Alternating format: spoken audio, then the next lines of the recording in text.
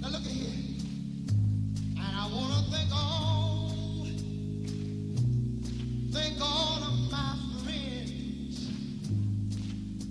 Now, the MGs, Booker T, and all the fellas, Steve, we want you to join us in a big old great big bottle of gin. I wonder, can you do that for me this evening? If you know what I'm talking about, do me a favor before I go. Do me a favor before I go. Do me a favor. Will you do me a favor? Yeah. Do me a favor. Yeah. Do me a favor. Yeah. Do me a favor. Yeah. Do me a favor. Yeah. Do me a favor. Stand on up. Stand on up. Hold on. Stand on up. Hold on. Stand on up. Hold on. Stand on up. Stand on up. Stand on up. Have a good time. Have a good time. Got to hold on.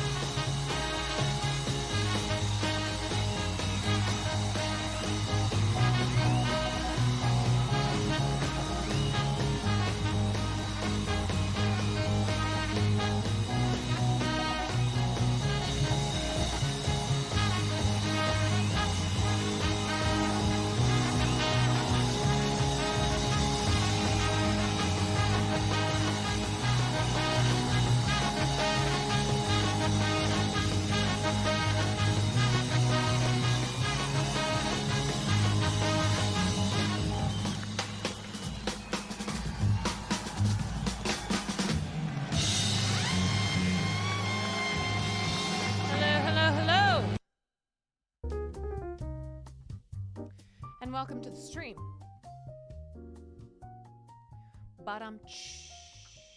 Happy Tuesday, everybody.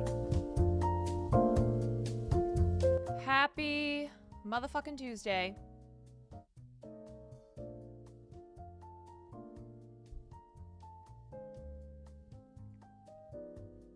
From my bedroom here in somewhat sunny Los Angeles. I am here.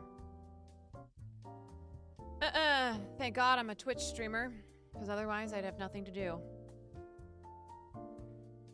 Seeing as we are on day one, officially, of the strike. Where are the VODs? The VODs are there. The one from when we did movie night, I had to turn into a highlight, because I had to delete it. She's still blurry, isn't she? No, you just need glasses. 4 eyes. Can you believe that was an insult back in the day?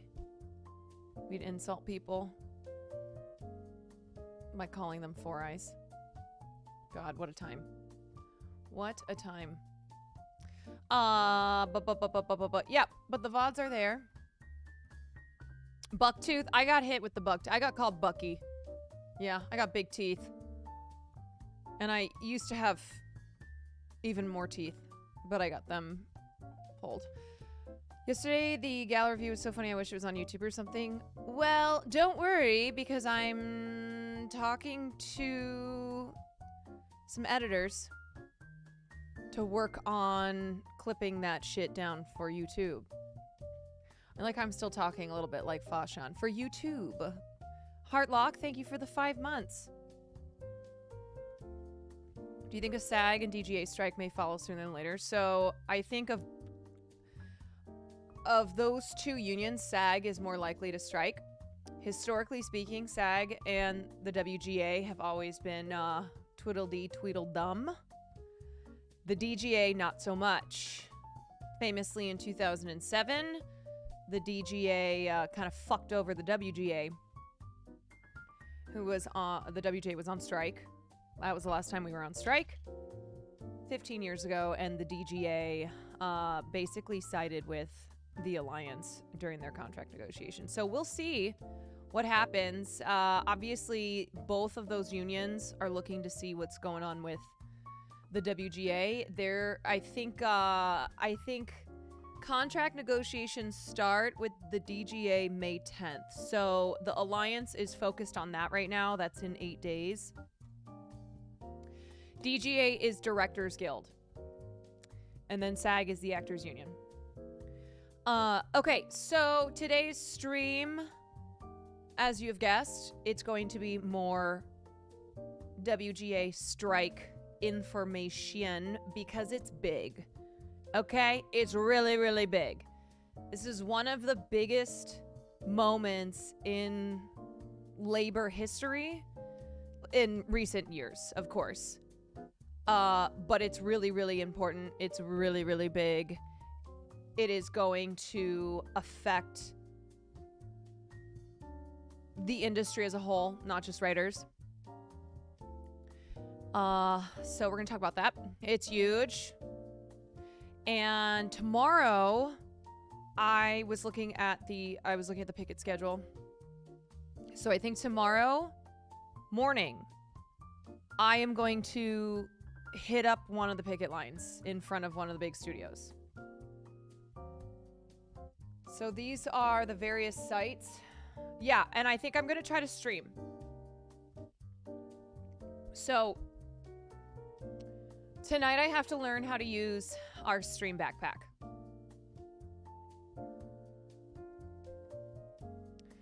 So Will has a stream backpack that's been collecting cobwebs, and I'm gonna try to bring it out tomorrow as I hit the picket line. So the ones, the WGA West location, WGA West picket line locations are outside of Amazon, CBS Radford, CBS TV City, Disney, Fox, Netflix, Paramount, Sony, Universal, Warner Brothers. Yeah. So the WGA negotiating committee has been going around from picket line to picket line talking with WGA members. There's also a number of actors who have shown up, which is great. Always love solidarity from people in other unions, particularly if they are celebrities, right? If they're big names. Julia Louis-Dreyfus famously was on the picket line day in, day out in 2007. So was Will the parasocial guest Miz said had to drop out? No. He's doing it tomorrow.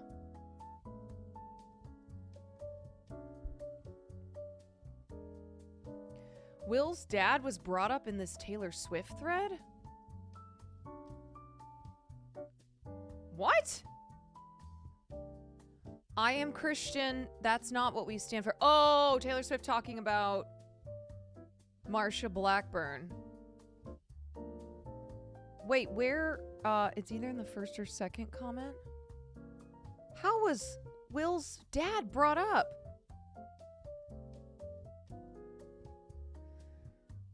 I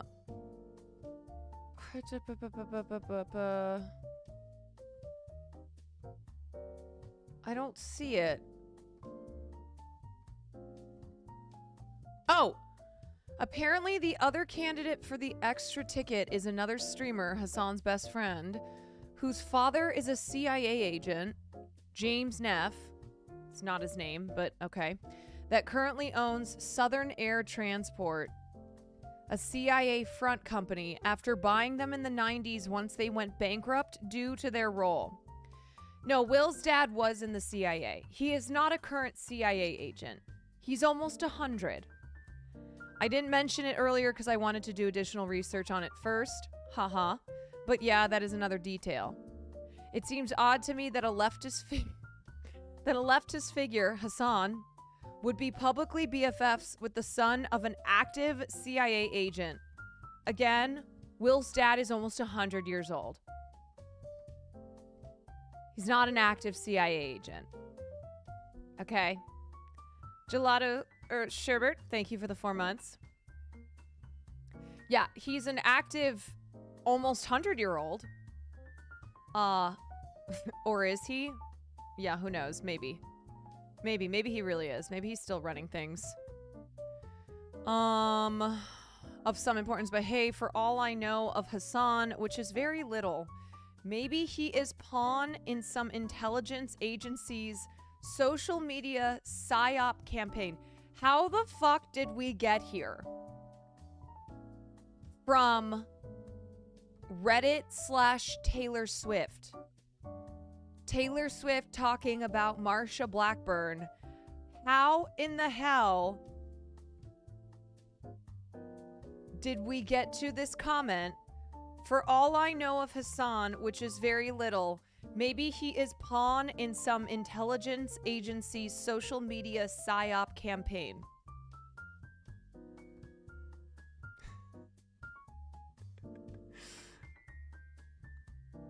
I don't understand. LOL, I don't think this is true. I can't find anything online about it. And anecdotal, you know what's so funny too? The person who first commented, Tiny Meat Gang, thank you for the 7 months. The person who first commented, this is very typical of people who are always trying to, I don't know, pull over a gotcha on Hassan. They know very little about him. They'll go, I don't even watch Hassan, but, and then launch into this insane conspiracy about him.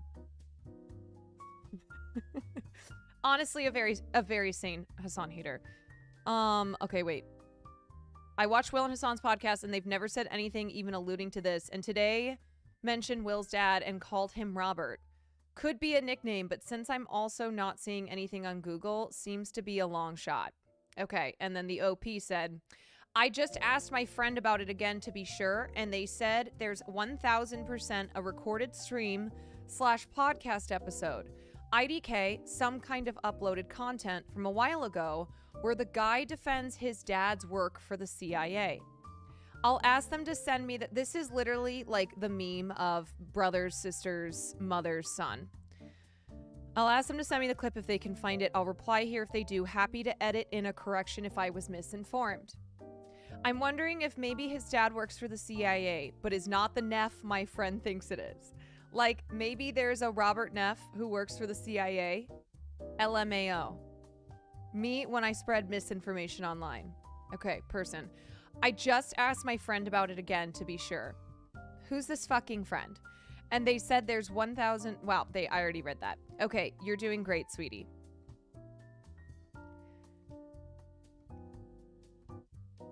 That is the funniest thing. What does Taylor Swift have to do with this? What does Hassan and Will's father, who's almost 100 years old, have to do with Taylor Swift?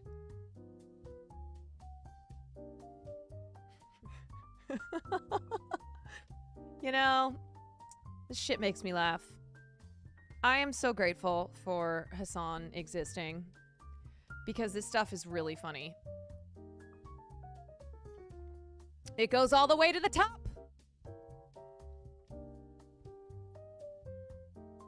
You know, you really could draw a map and take anything, literally anything in the world, okay? And then somehow connect it to Hassan Piker. Based on what people online have to say about him.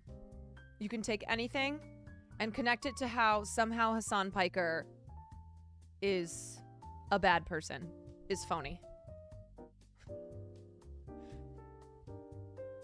They asked why the clip was going viral after 3 years, and someone said it was because Hassan tweeted about it, and then they started talking about Cutie and eventually got to Will's CIA dad. I mean, it makes perfect sense. You know? Yeah, Will's dad, I will report. I don't know if Will told you guys this, but he broke his leg. So he is currently recovering at home in the comfort of his home, having some lemonade, resting and recuperating.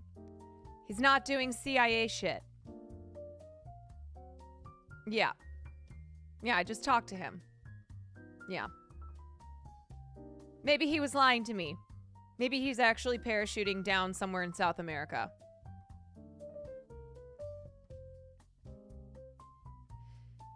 Sounds like a cover to me.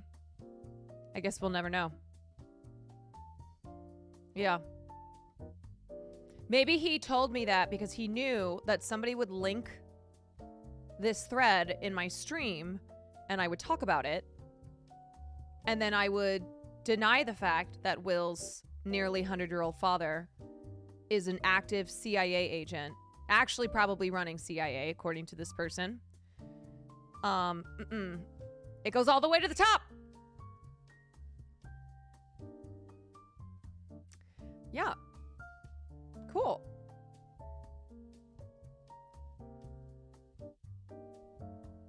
Great. I mean, what do I know, though? Good to be here. What do I know? Izzard, thank you for the 3 months. Okay, so anyway, we're going to look at some more WGA stuff today. I'm going to talk about the most annoying people online. And tomorrow morning, I am going to attempt to live stream from the picket line. What's on your hoodie?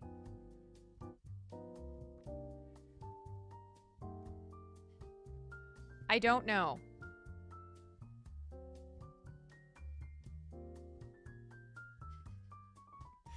It is not mine. It's not mine. And then tomorrow afternoon, I have the final episode of Cash App. An Austin show is actually going to be in person at my house. Believe it or not. At least I think so. And then normally I stream after Cash App, but tomorrow night there's a really big meeting. So the WGA West is hosting a big meeting for all of its members out here. And I am going to attend that. It starts at 7 o'clock Pacific time. So I don't think that I'll stream. So I'm going to really try to do a stream tomorrow morning. From the line. Me and Wanda Sykes.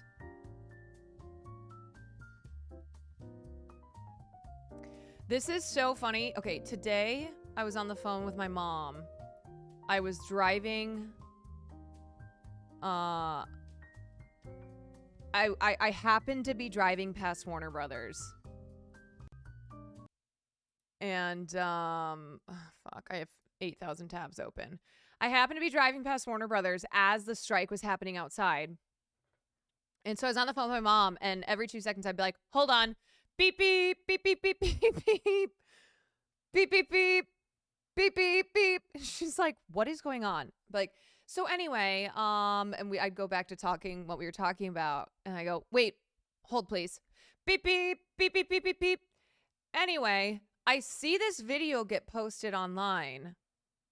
And I swear to God, my car is in this video because this video was posted right at the moment that and this is from Variety. Okay, hold on. This car right here. Wait, let me move this. I'm 99.9% sure that that is me. No. The license plate's not even on it. No, I'm not going to dox. You guys, I'm not doxing. That's all that shows. It's literally all that shows.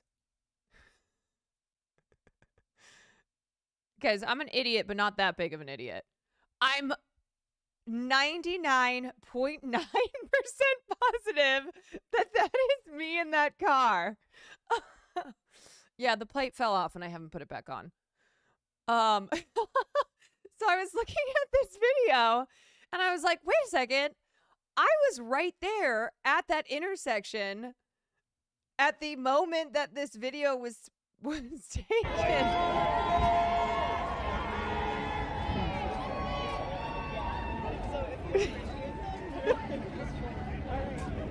Calling the police. Yeah. That was also me honking. Beep, beep, beep, beep, beep, beep, beep, beep, beep, beep. Beep, beep.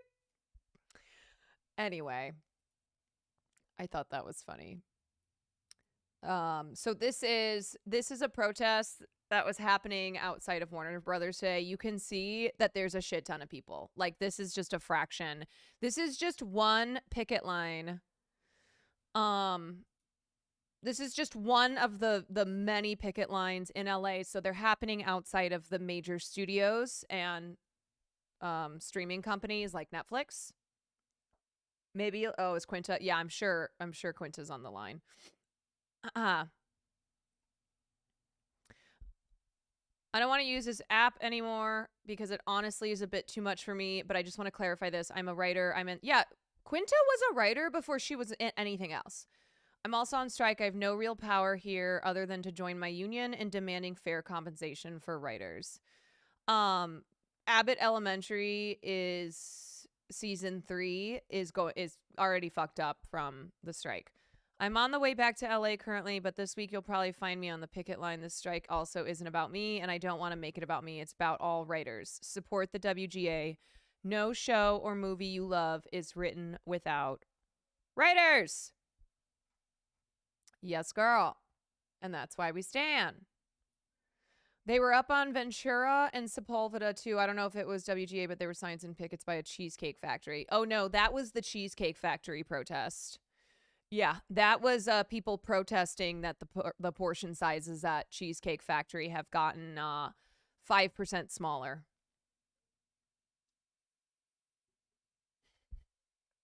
Okay, wait, Ventura and Sepulveda. I'm trying to think of if there's anything right there. I've been in that area a million times. I don't know. They could have been Ventura and Sepulveda.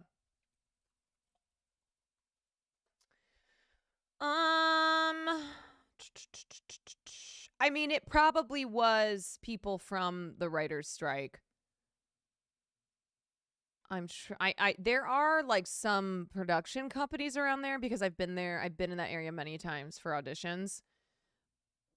But I can't think of any studios around there. So, I don't know. Maybe they were just going to Cheesecake Factory for a little lunch, you know? Strikers got to eat too. They got to eat too.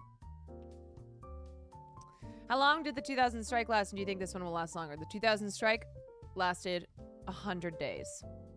Do I think this one will last longer? I don't think so. Word on the street is no. The guesstimate is 30 to 45 days, but, you know, it fucking depends. It depends on if the studios are going to stop dicking everyone around. I don't get it, though. They sit in front of a computer at home or in house and write some shit in Word. Okay, that's not it at all. But all right, I'll stay with ya. What the fuck are they striking for? Hard labor. Like, I get why paramedics strike, but writers, fuck out of here. They get paid more than enough for what they do.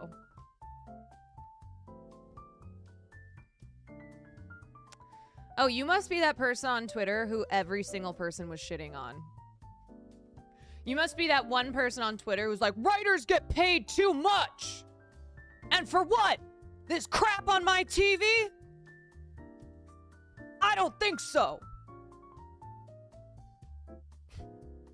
No, I'm not even answering that. That is not a good faith question. That is not a good faith question. If you don't understand that labor is labor, it doesn't matter if you work in a fucking mine or if you create the movies and TV shows that we all enjoy. Labor is labor. And if you are not being paid for the labor that you are producing, then there's a problem.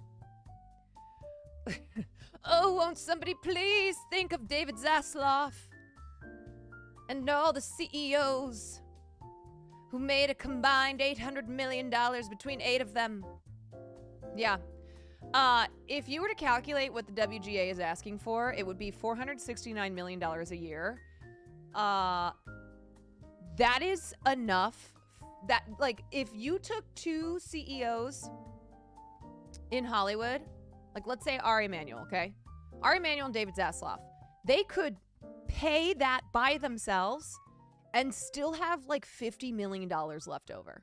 That is how much money that they make.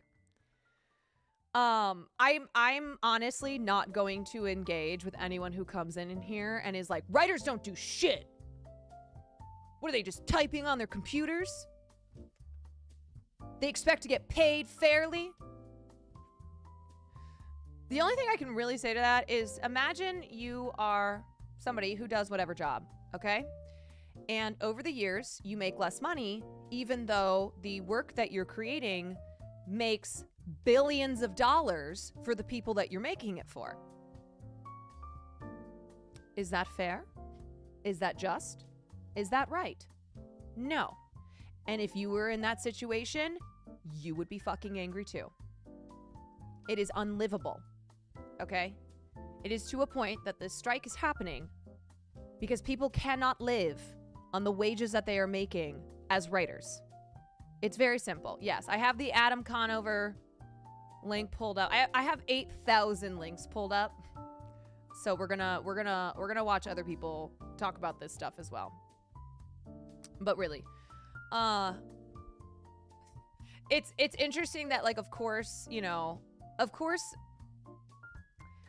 these right-wing fuckos like Ben Shapiro take any opportunity to look at something that they consider a Democrat's problem, right? A problem for the libs, and look at it as a W for themselves. Vilified Peanut, thank you for the tier 1. Ben Shapiro, yes. Ben Shapiro tweeted something about how for the first time he believes in a strike. And in fact, he hopes that the WGA strikes for forever. And all I can think is the fact that Ben Shapiro is a failed writer. And maybe he thinks this is his opportunity to get in there. Maybe he thinks this is finally his chance to be the screenwriter he always wanted to be but never could because he fucking sucks.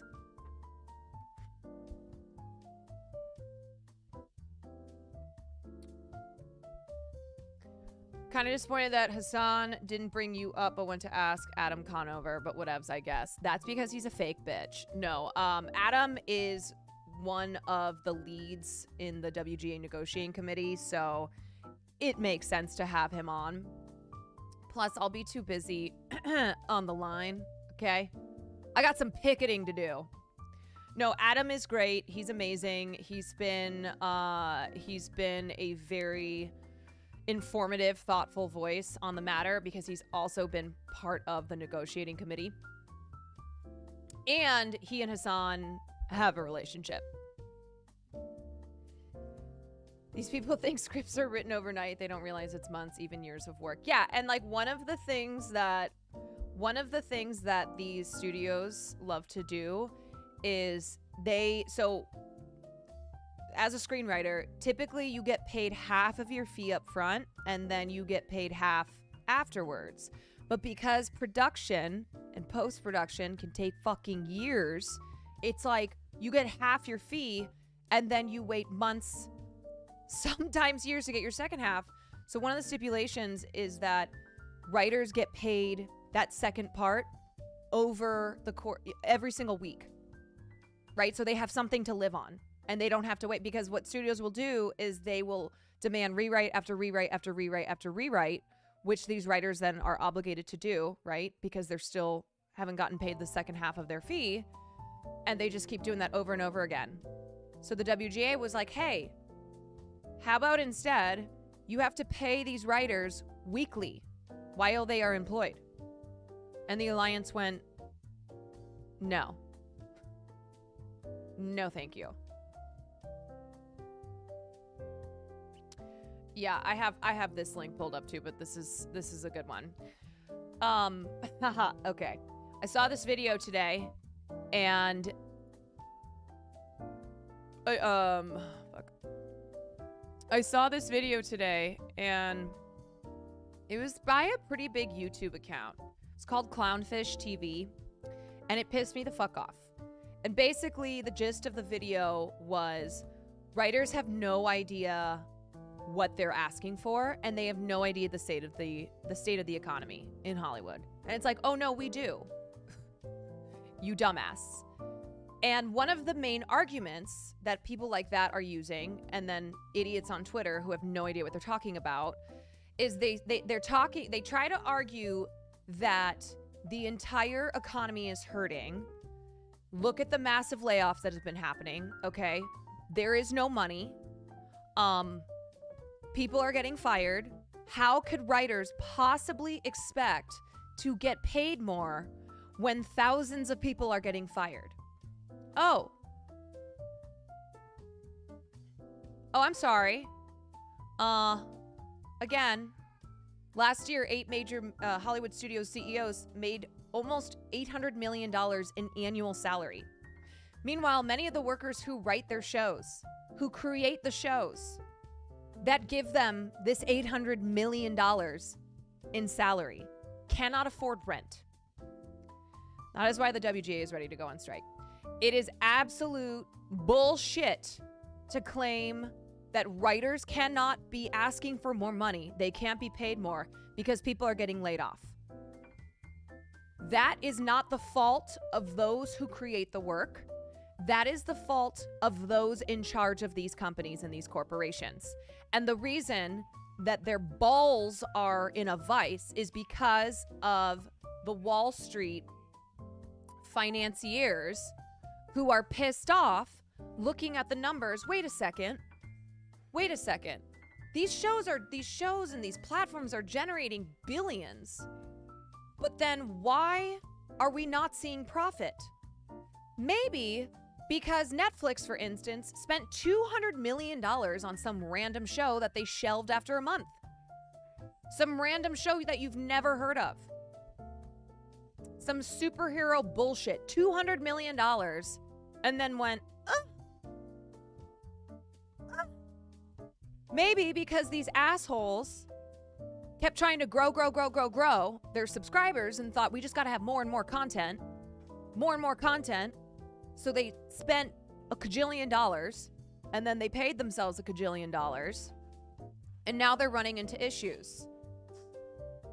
And now they're using this as an excuse to say, whoa, writers, listen, we value you. We just can't pay you anymore. You're lucky that you have a job. It's hard times out here. People are losing their jobs. We just fired 5,000 people. You're lucky that you still have work. Work's work, baby.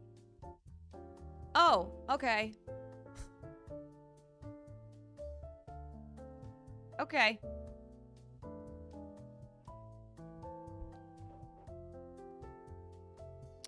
CEOs need to find a way to please writers in Wall Street, and they can't do it without taking massive hits themselves. And here's the thing, like, this is not just the WGA. This is not just writers who are affected by these giant tech corporations, right, that have gotten into the industry and have made so much money and are a massive part of the industry and are trying to squeeze labor from those who create the work that they rely on. They're trying to squeeze the labor out of them for pennies.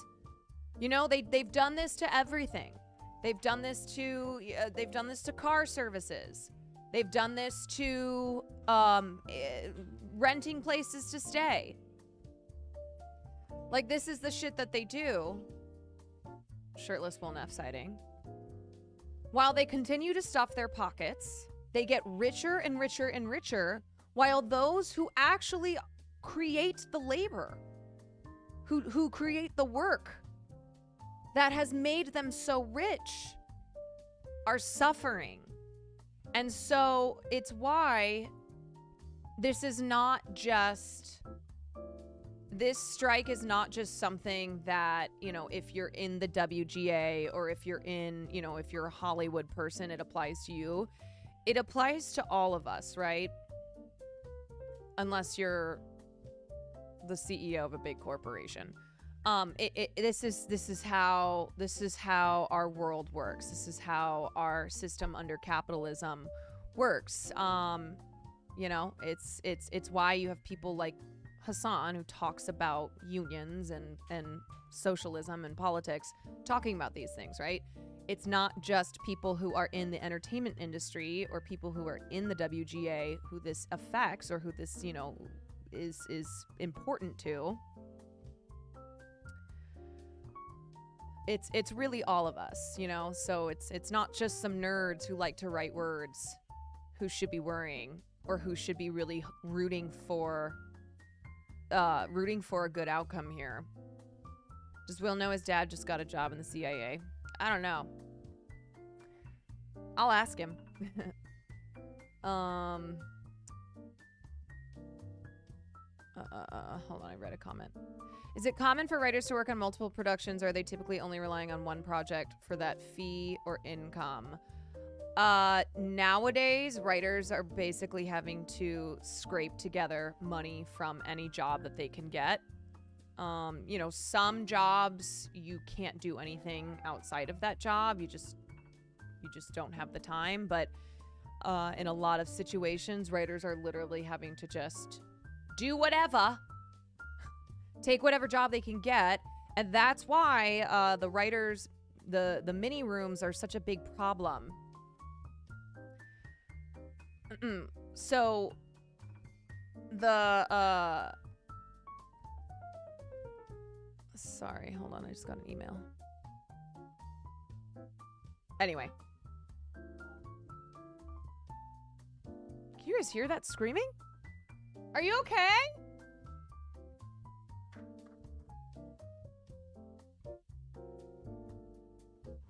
Are you okay?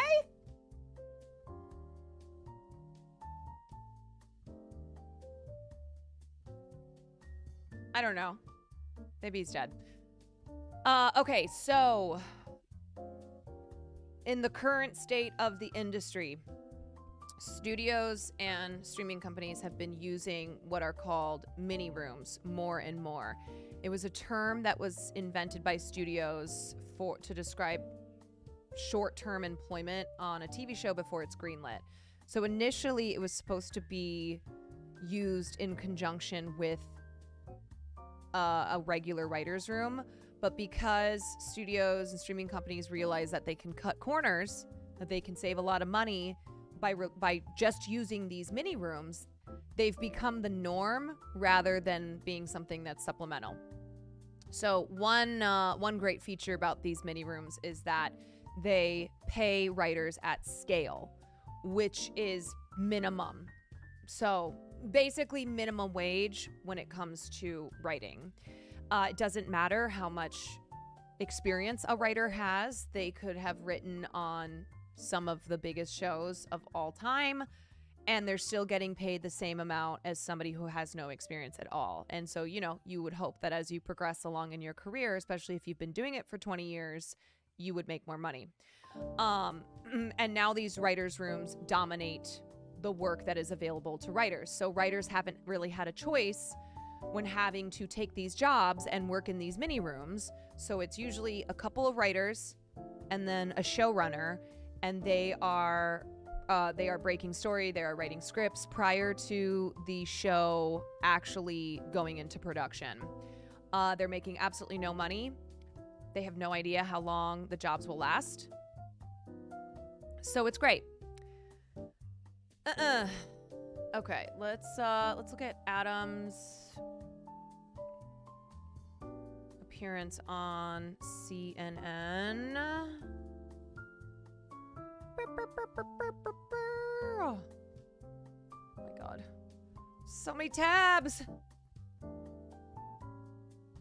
So many tabs. So many tabs, so little time. Okay. All right. So Adam went on CNN today and he called out my favorite person, David Zaslav, who is the CEO of the parent company of CNN. So As of this morning, more than you gotta hand it to him. He went on CNN and basically said, fuck the CEO.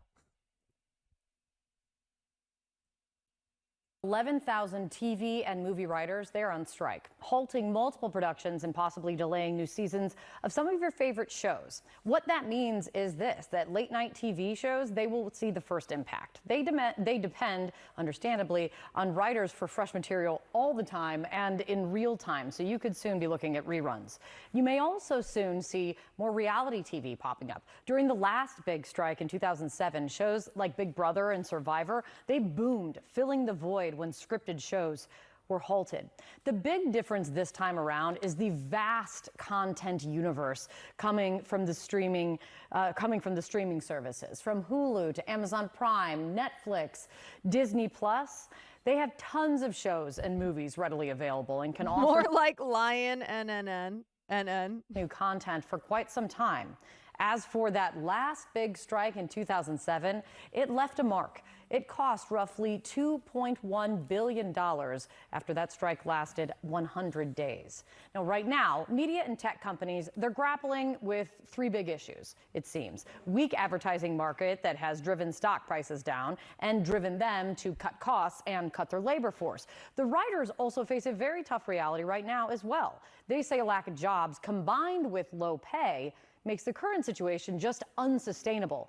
Last month, 98% of the members of the Writers Guild voted in favor of this strike. Sarah? All right, thank you. As a member of Local 52 and NYC, where are our residuals? The writers are being so greedy. So many people are scared about work. This impacts so many more people than everyone seems to realize. This is such a frustrating point of view because this is about the current situation, but also the future of the industry. Right now, wages are not equal to a viable livelihood.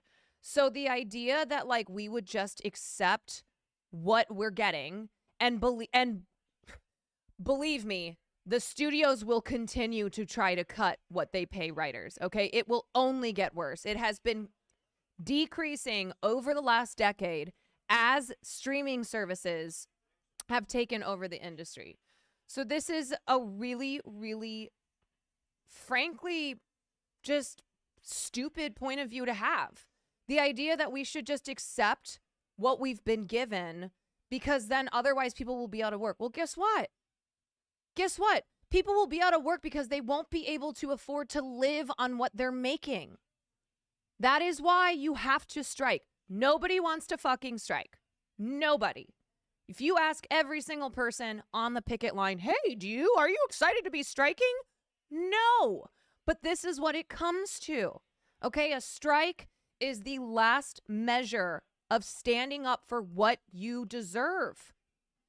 Yes, and yes, Mike is exactly correct. If you want to be mad at the corporations. Be mad at the CEOs who pocketed almost $1 billion between 8 of them last year. Okay, don't be mad at writers. Don't be mad at people who can't pay their fucking rent.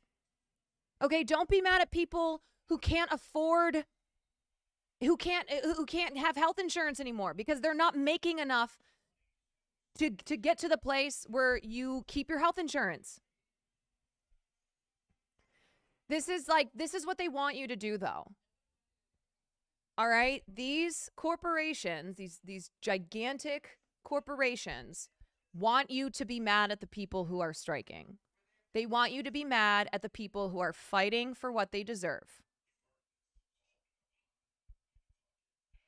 And the idea that writers are being greedy, the idea that writers are like sitting on these gold thrones up in their houses is just bullshit. It's the narrative that these corporations want you to believe. Yeah. Corporations are, the studios and the corporations that own these streaming services have made billions of dollars in profit. And yet the people who are creating the work that has led to these billions in profit are not getting a cut of it. Anyway. Thank you, Kate. Joining me now is television writer, showrunner, and host of Adam Ruins Everything, Adam Conover. Since you're known for ruining everything, is this your fault? I mean, I'm off the clock right now. We're on strike, so I'm not ruining anything for the time being, except maybe the profits of the companies. All right. Explain why you feel that it is so important that this strike goes forward, that this has to happen now. So the studios and the streamers have tried to turn television writing from a career into a gig job. Writer pay has fallen by 23% over the past 10 years. Even though the company profits have gone up by 50%, they're spending more money than ever. Okay, right then and there, it's simple. All right, this is not complicated. If you don't understand why that's fucked up, why that is the reason why writers are striking, then there's really nothing else to say. Ever on making these shows. They're making more profit from them than ever. But writers are making less money. They're employing us for less time. And if you look at the proposals that they rejected that caused us to go on strike, they're proposals that would have protected writers, that would have made sure that when we're not just employed by the day, but by the week and by the month, that we can build a stable life in Los Angeles or New York where we live. That will prevent us from living in precarity. Writers are really facing struggle right now, and we are fighting for a stable life like all workers.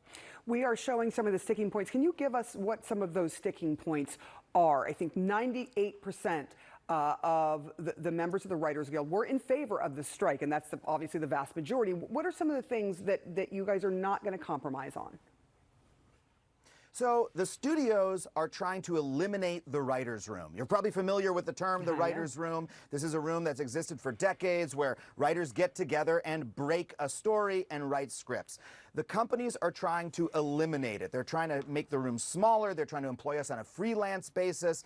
They'd rather we just stay home and email scripts in, and they pay us a fee every once in a while. And we can't make a living that way. And so our proposals are to ensure that there's a writer's room on every single show, and they have refused to even discuss that proposal with us. Another sticking point is that we want to make sure that writers are paid the same in streaming as they are on television. My first show was for True TV. My second show was for Netflix. The show had the exact same format, but on Netflix, we had no minimums, we had no protections, we were paid less. The residuals are literally 1% of what they were under broadcast. And that's true for everybody in late night. That's true for screenwriters. It's true across all of our work areas. What do you say? The other thing is, remember I talked about this. It doesn't matter if 5 million people watch the show versus one person. You get paid the same amount. Residuals are a flat fee. So Brittany Nichols talked about this with Abbott Elementary, which is one of the most popular shows on television. And this is one of the reasons why these streaming companies do not release their data, because they don't want to give writers and their teams any ammunition to argue for more pay. Brittany Nichols was like, I make the same amount on residuals no matter how many people watch the show. And Abbott is a very popular show, so a lot of people are watching it. To those that run this industry that say, look, times are changing. We are not making as much money as we once did. This is not the golden era of television, although some of us would argue the shows are great. What do you say to them? So I'd point out the fact that David Zaslav, the CEO of Warner Brothers Discovery, which is, the parent company of the network I'm talking to you on right now, was paid $250 million last year, $250 million. That's about the same level as what 10,000 writers are asking him to pay all of us collectively, all right? So I would say if you're being paid $250 million, Ted Sarandos made about $50 million last year. These companies are making enormous amounts of money. Their profits are going up. It's ridiculous for them to plead poverty when the writers who are making their shows, some of them are not able to pay their rent or their mortgages. I literally know writers who have had to go on assistance because they have not been able to make their year. If you look at these companies, they're making more money than ever. It's the people who make the shows for them that are making less. Adam Conover, Yes. thank you so much for coming. Yeah. So again, writers are not like sitting up in their mansions in the hills, okay? I made this joke before, but back in 2007, when the strike happened, the worry was, how am I going to pay my mortgage on my house? Nowadays, we don't have to worry about that because we don't have fucking houses, because writers cannot afford houses. They can't even afford rent on their apartments. Coming on because you ruined everything. You may have just ruined my career, but I don't mind. Appreciate you coming on and honest and being very honest and candid with me. I should be in the writer's room, I think, oh, John. Fuck. Yeah. The 2023 Met Gala was unbelievably boring. Okay, here's another great example. So this is from an article in the New Yorker. Why are TV writers so miserable? Okay, Sandy Vag, you're putting out numbers like you're some mathematician, but you're not going to win this year. I don't know what to tell you. Good luck. I hope you and those numbers are comforted while writers go on strike. Okay? I truly do not know what you are attempting to do here other than act like a goddamn fool. All right, so you guys know the show The Bear. The Bear was an insanely popular show. It won the WGA award for comedy series. And here's just something to I would literally ban that chatter here. I'm gonna add you as a mod too. Okay, so The Bear won the WGA award for comedy series, blah blah blah. Alex O'Keefe, who is one of the writers on the show, he's 28 years old. And he grew up poor in Florida. He worked as a speechwriter.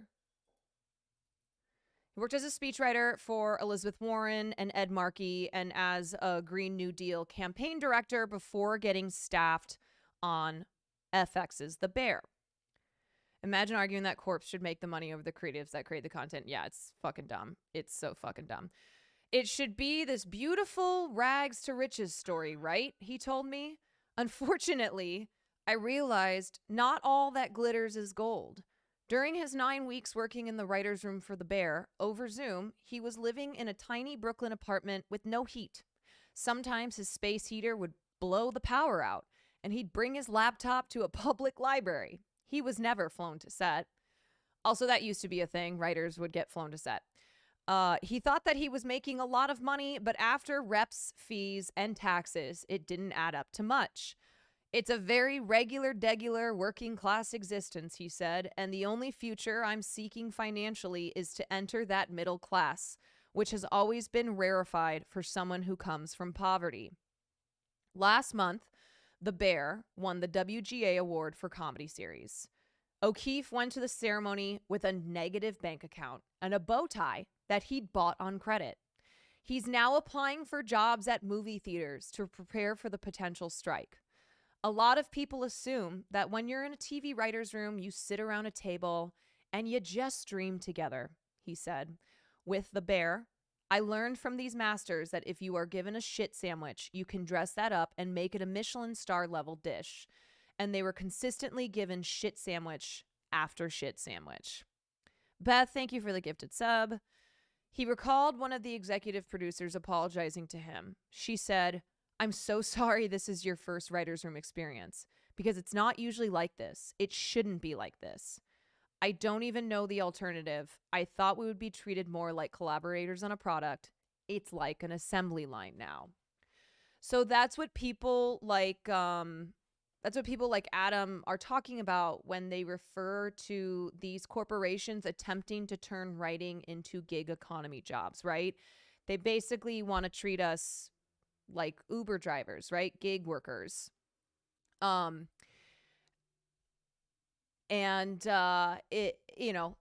It is squeezing out the middle class of writers, which is the majority of who's in the WGA. Okay. Most people are not Ryan Murphy. Okay. Most people are not, what's his name, who did Glass Onion, or Shonda Rhimes. That is a very, very small amount. People at the top. Most people in the WGA are middle class. And then you have, you've got the poor writers. And what's been happening is that the middle class of TV writers is getting squeezed, getting to the point that it is not a viable career anymore. You cannot survive based on the wages that you are paid working in TV. So much innovation and screwing workers over. Yeah. Yes. Yeah, that's just how things go. These are the people creating the best TV right now. Yeah, that's what's like so dumb. Every time I see people online going, well, it seems like the writers have been on a strike anyway because everything sucks now. All this content sucks. And here's the thing. There's a lot of shitty content out there. That's because these streaming platforms wanted quantity over quality. But there's also a lot of amazing content, right? And either way, it doesn't fucking matter. It doesn't matter if every TV show or movie that you watch isn't God tier level good. It doesn't matter.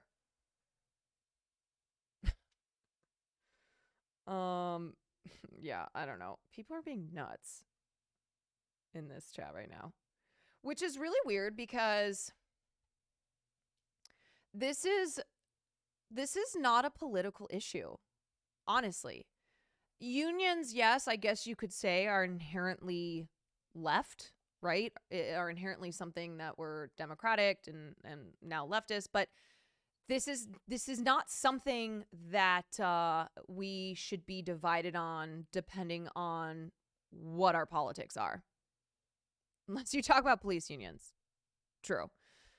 I mean, really, this is something that everyone should understand and be on the same side on, right? The people who are creating the work, those who are writing the TV shows and the movies that we all enjoy and that are generating billions of dollars of profit, should be compensated fairly for that. Overall, we're asking for a 2% raise. 2%!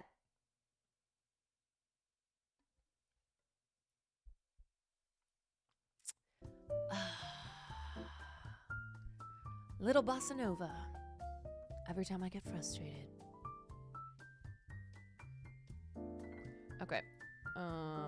Let's look at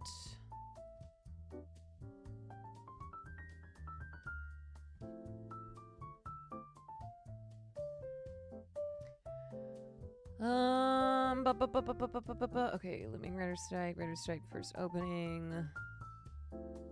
Here's how this affects you. All right, where is the... Oh my God. Okay. So here are some celebrities at the Met Gala last night being asked about the writer's strike. And I just want to start off with Jimmy Fallon, okay? Because fuck this guy. I couldn't do the show without them, and I support. Now, fuck this guy from this clip? No, but I'll tell you why in a second. I wouldn't have a show if it wasn't for my writers, and I support them all the way. They got to have a fair contract, and they got a lot of stuff to iron out, and hopefully they get it done. If there is a strike, do you go dark? If there's a strike, yeah, I think we will. Yeah, I think we'll go dark. Whatever I can do to support the guild. I am actually in the Writers Guild as well, so yeah, I couldn't do the show without them, and I support my whole staff. I wouldn't have a show if it wasn't for my writers, and I support them all the way. Did you hear about the Jon Stewart scabbing at the last writer's strike? Like, Jon Stewart was a scab and crossed the picket line? I did not. Okay, here's why fuck Jimmy Fallon. So this is a Twitter thread from Sarah Kobos, who works at NBC. At a meeting Jimmy wasn't even at. So Jimmy Fallon was not at this very important meeting. They were told by NBC, they were told that NBC decided to stop paying after this week and end health insurance after this month if the strike is ongoing. They won't even tell us if we will technically be furloughed, just active employees who aren't paid, and that we shouldn't vent to coworkers. I should note that I am non-union and not a striking worker. This was to the rest of the staff and the crew. Rubber Duck, thank you for the tier 1. I'm told that Seth Meyers was in their Zoom production meeting and that he is going to try and take care of his staff and crew after NBC stops paying. Steve Higgins is on the picket line with us. Dan, thank you for that gifted sub. So she works on The Tonight Show, but she is not in the WGA. And basically, this seems like retaliation from NBC. And last strike in 2007, Conan O'Brien famously paid the salaries of like 80 staff and crew members on his show, who obviously, when the show went dark, they weren't getting paid. Yeah, I mean, this is just a perfect example of like why health insurance shouldn't be tied to our jobs. It's like, oh, there's a strike going on. You're going to lose your health insurance. Yeah, Higgins picketing, but not Fallon. Who knows? Maybe Fallon will see that he's getting cooked online and he'll show up for 2 seconds to take a photo at one of the picket lines. My aunt worked with Jimmy Fallon, can confirm he sucks. I've heard from many sources that he sucks. So not really shocking. I mean, I guess it's nice that when he was asked about the writer's strike at the Met Gala, which is probably the most elite event of the year, he said that he supports the writers, but he ain't showing up like Seth Meyers, and he ain't showing up like Steve Higgins. Maybe he'll even pick up a sign. Maybe. Gee whiz, you think so? Conan paid his whole staff. Yes, Conan paid his staff out of his pocket during previous strikes. Yeah. So it seems as if Seth Meyers is going to be following in his footsteps with that. Is there a reason a writer wouldn't be a part of the WGA? It would be if they had not either sold scripts or been hired to work on projects that are contracted with any of the studios or producers in the alliance. So there are writers who who do non-union work because they're not in the union. I don't think Sarah's a writer. I think let's see. Let's click on her profile. She's a senior she's a photo research coordinator. So she's not one of the writers on Fallon. So she's not in the WGA. Is WGA by invitation? Yeah, basically you have to qualify to be in the union based on the work that you've done. That goes with any of the of the various entertainment unions. So for instance, when I first joined SAG-AFTRA, that's the actors union, I was eligible to join in 2016, I think. And I had already done one or two TV spots that got me into consideration for the union. So basically I was something called Taft-Hartley, which means that you are qualified for the union, but you don't have to join the union. And then I booked another project and they were like, you can't do this show until you've joined SAG-AFTRA. So getting into the union is a really big deal, whether it's the WGA or SAG-AFTRA, or, the DGA. You want to be in the union. It's a good thing. It means better protections. It means, you hopefully your career is happening. So she's just not getting paid. The fuck? That's insane. Yeah. Apparently, there was Steve Higgins, I think. Steve Higgins said that NBC is now going to pay through the end of the month, and then people can apply for unemployment. So, I mean, not great, but you're in the WGA. Yeah. Yeah. I joined the WGA 2 years ago. Year and a half. I don't remember. I just paid my dues today. Okay, so here is Quinta is talking about member it. of WGA and support WGA and them getting. Concerned about the writing strike. We all are, but I support I'm a member of WGA and support WGA. I don't know why, but there's something just really funny about asking people at the Met Gala. Like pulling aside celebrities at the bougiest night of the year and being like, what do you think of the strike?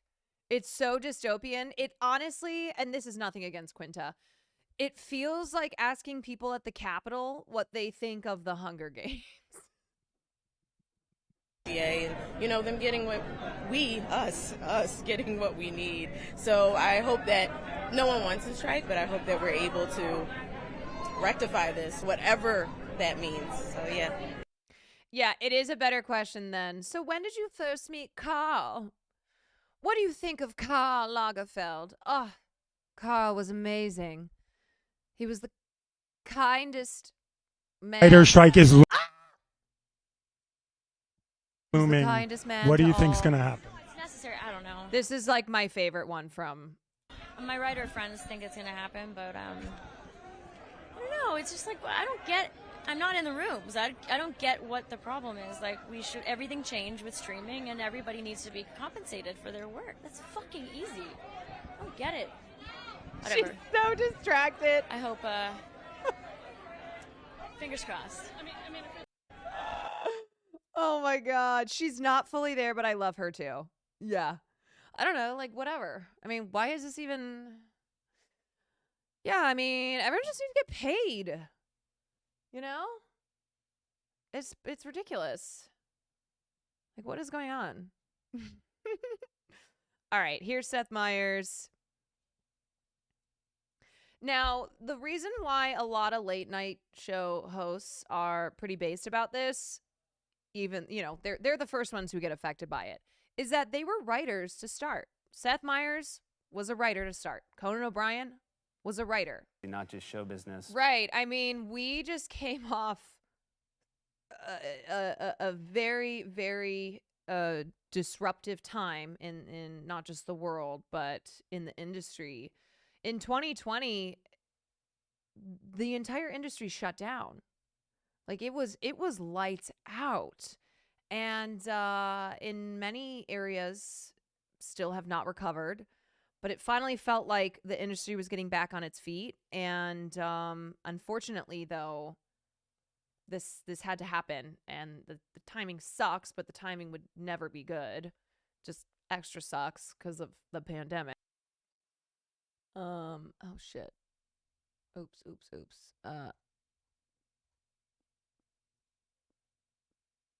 Damn it. Where did... Shit. I accidentally clicked out. I think it's More Perfect Union. They had the list of it. Fuck.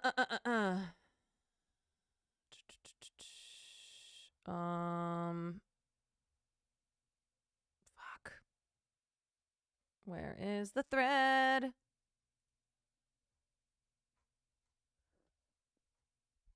Damn it. Damn it. My stupid little fingers. Oh, here we go. You can right click on the tab bar and reopen close tab. Don't worry, I already got it back. Here is this picture made me laugh so hard last night. Wanda Sykes. Here we go again. Like I can just hear her voice in this photo. Here we go again.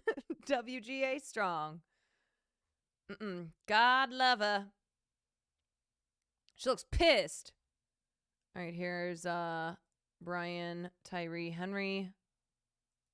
Let me ask you, how worried are you about the writer's strike?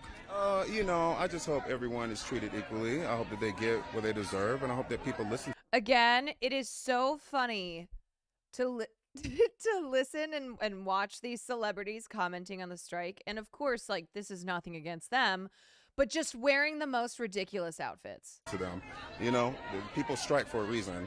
So, I just really hope that people are listening.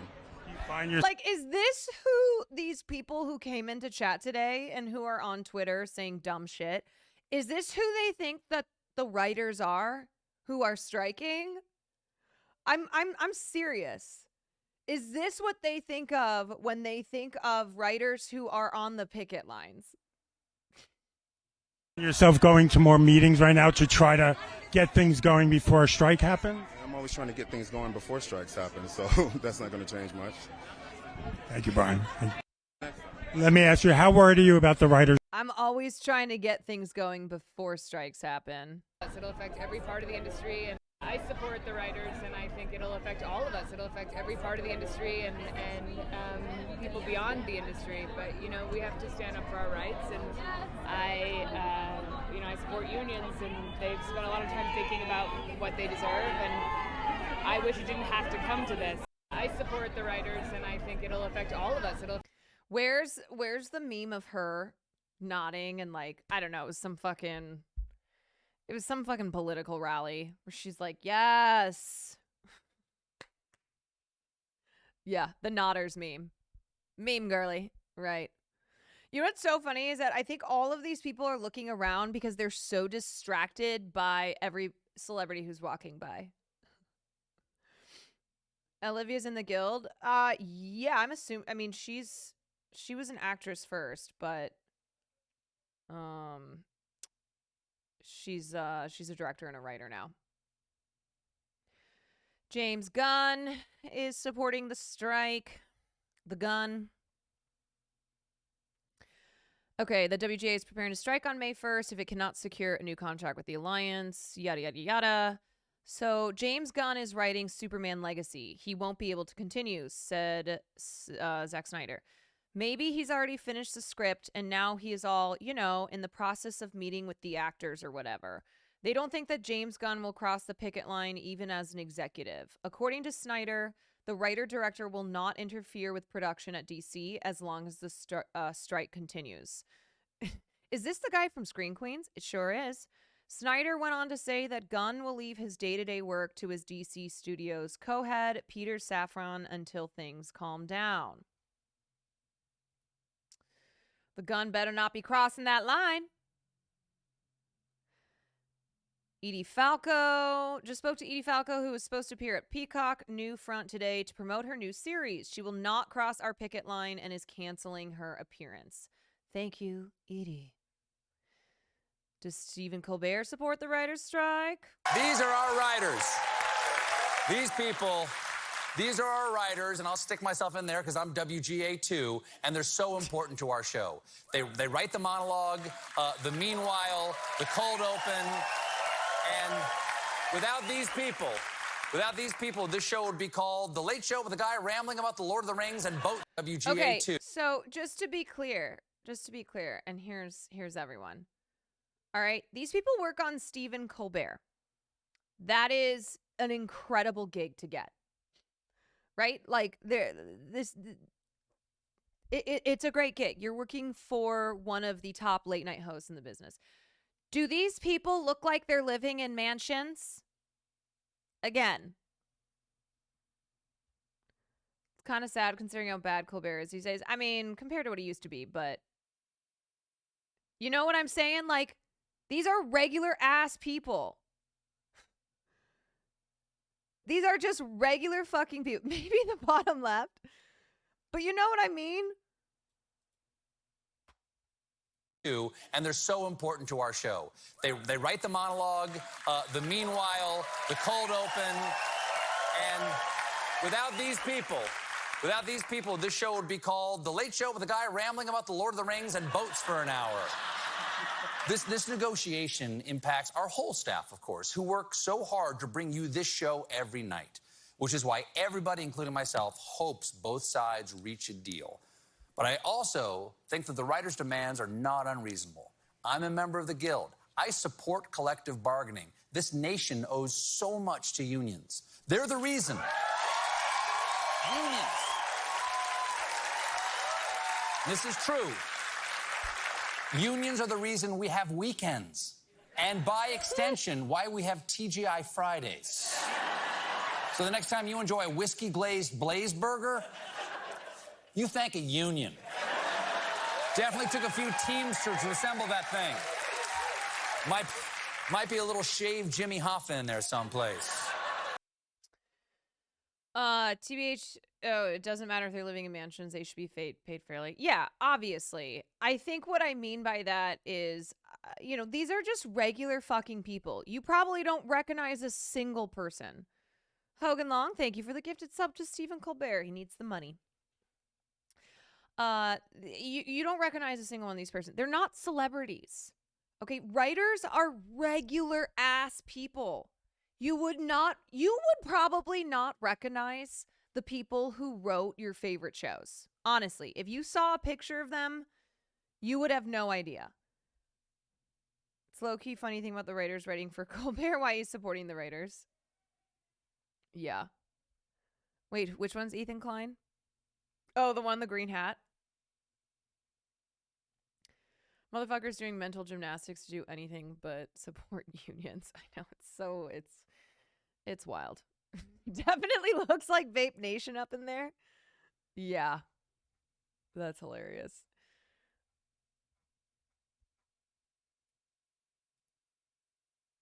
Here's Rob Lowe. John Owen, who I've created over Netflix. Rob Lowe was on the picket line today. In solidarity of so many people. Mike Schur, who I've loved working with. My son, John Owen, who I've created over Netflix with. We're only as good as the writing we get. We're only as good as the writing we get. Mike Schur, who I've loved. I mean, that's the thing, okay?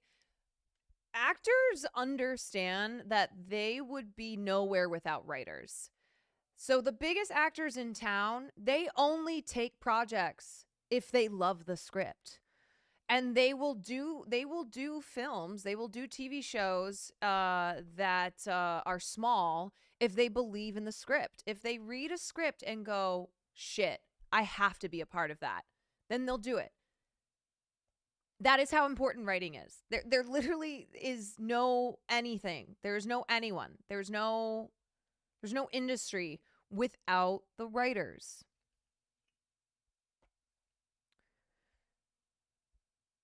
Wait, Rob Lowe does look 40. He looks pretty good. Now this is kind of blurry. And maybe he looks good because he's out there on the picket line, but he still looks good. He's still got it. Yeah, there's a lot of there are a lot of A-list actors who will go and do small films because they love the script so much. Or actors who really fight for a role. They get their hands on a script and they go, fuck, I have to do this. I have to do this film. I have to do this show. Boots Riley posting good shit. Boots Riley always posting good shit. He's fucking whack and I love it. Let's see. Francesca Ramsey is really great too. I've been retweeting some of her stuff. Yeah, so I think this is a good point. If you guys are wondering, like, how do we as consumers support the writers and support the WGA, we're not asking you, as Francesca says, to boycott any streaming platforms, okay? You getting rid of your Netflix subscription, that's up to you, right? You don't like Netflix, you can get rid of it. But otherwise, the most important thing is just supporting the WGA, making sure that misinformation and disinformation isn't being spread. The focus that we as the writers have is on an effective strike that stops all writing and shows the studios that they cannot function with us. For more information on the WGA strike, you can visit the Strike Hub at wgacontract2023.org. It's the best place to get info on picketing locations, what's at stake, and any other FAQs about the strike. Be careful to avoid misinformation from non-union members and even the trades. So yeah, like there are places that you can donate to that will, make sure strikers have food and et cetera, et cetera. But damn, I really wanted to set some consumer goods on fire like conservatives. Yeah, I mean, I guess I can tell you to smash your TV. Take that, pick up that baseball bat and turn on Netflix and beat the shit out of it, okay? Do what they did with the Keurigs on Fox News. Pick up a weapon, turn on a streaming service, all right, on your television, and then kill it. Absolutely destroy it. Go fucking ape shit. Okay, be like Beyonce in Lemonade. Doodle Burp, thank you for the 2 months. I will aggressively uninstall my streaming apps from my Apple TV. Yes. Yes, take your DVDs and burn them.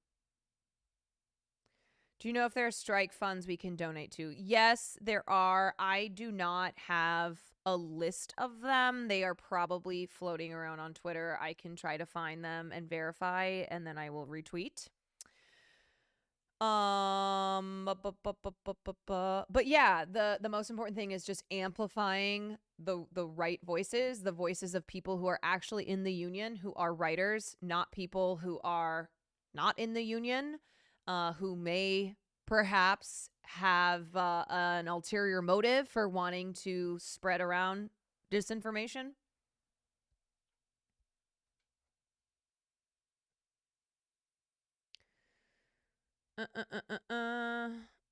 We've all seen these critiques, but in a system driven by profit derived from labor, leaders of industry won't magically do the right thing. The only thing that can change, that is labor shutting them down to force their hand.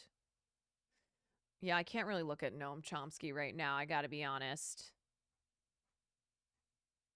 I have not written on TV yet. I do features.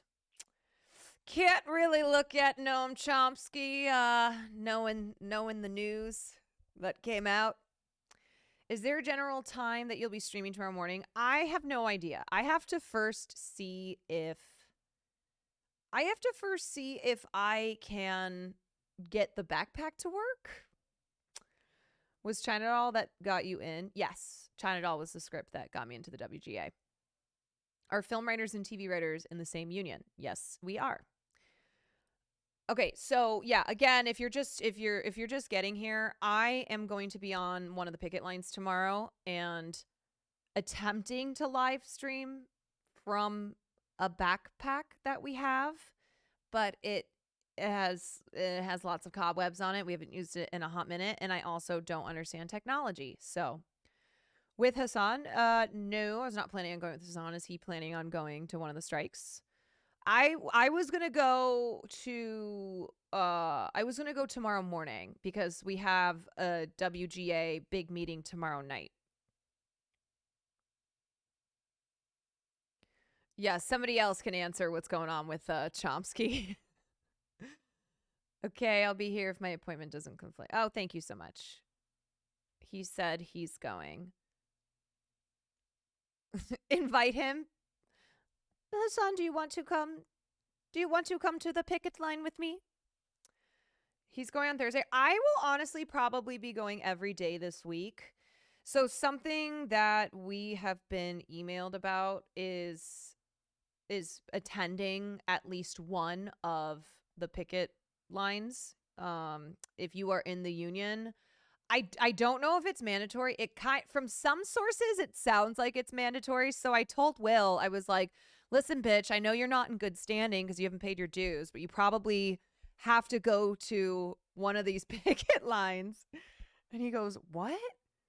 It's like, "What's going on?" I'm like, "Good Lord, man." Yeah, he's not really involved in that stuff like I am. But I have heard from a couple of sources that, you know, being on the picket line is mandatory as a union member.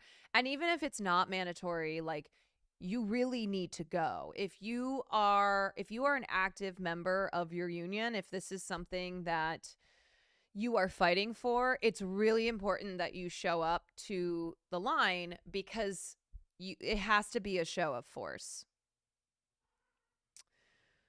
Striking is a good couples date. Yeah, if I were to tell him, "Hey, by the way, I'm getting up at 9 a.m. tomorrow." Did not know about that. I knew Chomsky had ties to, yeah. Oh, yeah. The Jeffrey Epstein, which he pled the fifth on. I was going to ask, what if they have to go to work? But yeah. Yeah, I think you answered your own question there. What about work?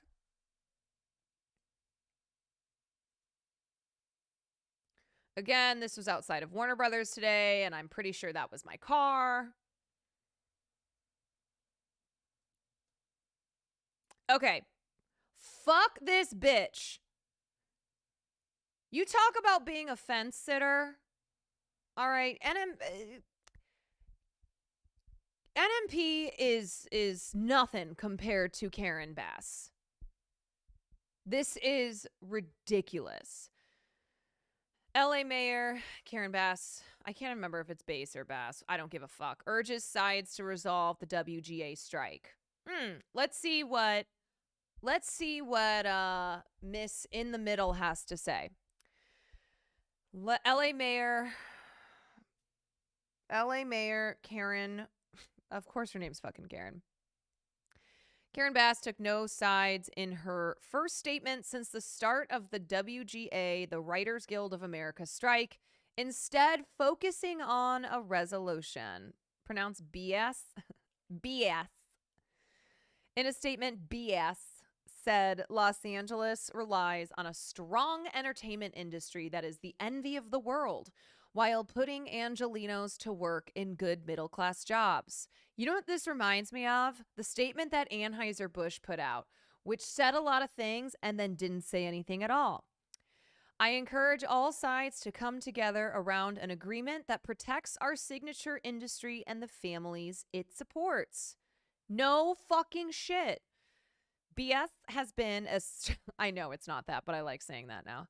Has been a strong supporter of labor, but she also campaigned on her role in politics as a consensus builder.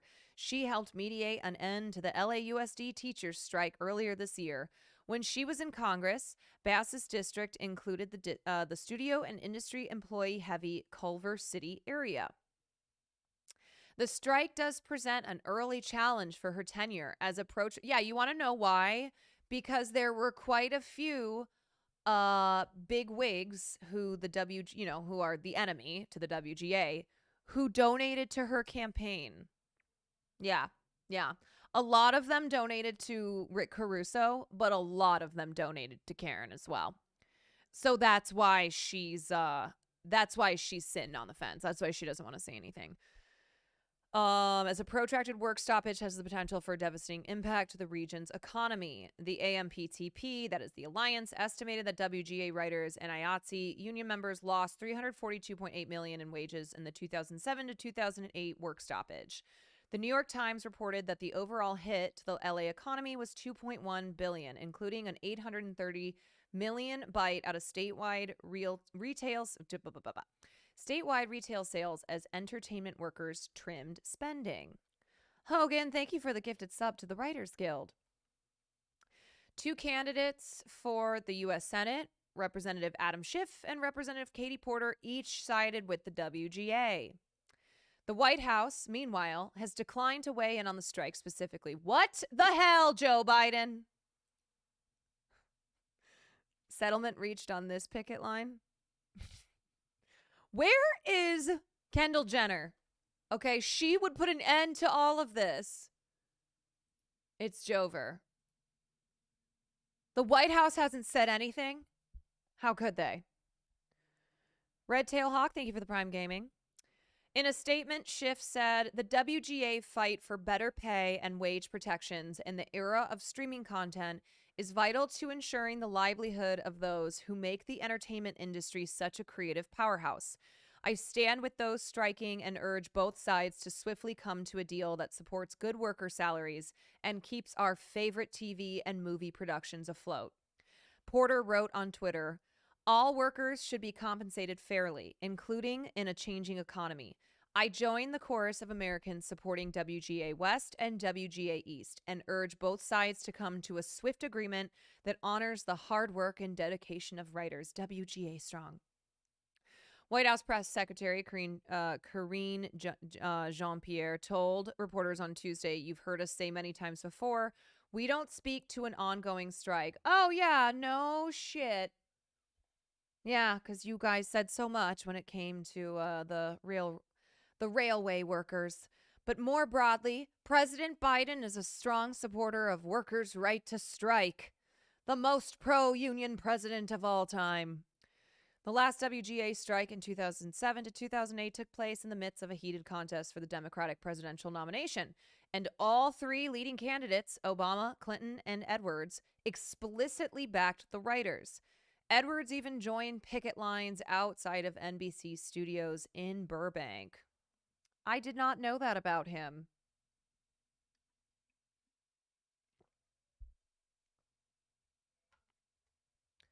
They can start a strike and just can't finish one. Thank you so much, Mayor Karen, for doing absolutely nothing because you are afraid of your donors.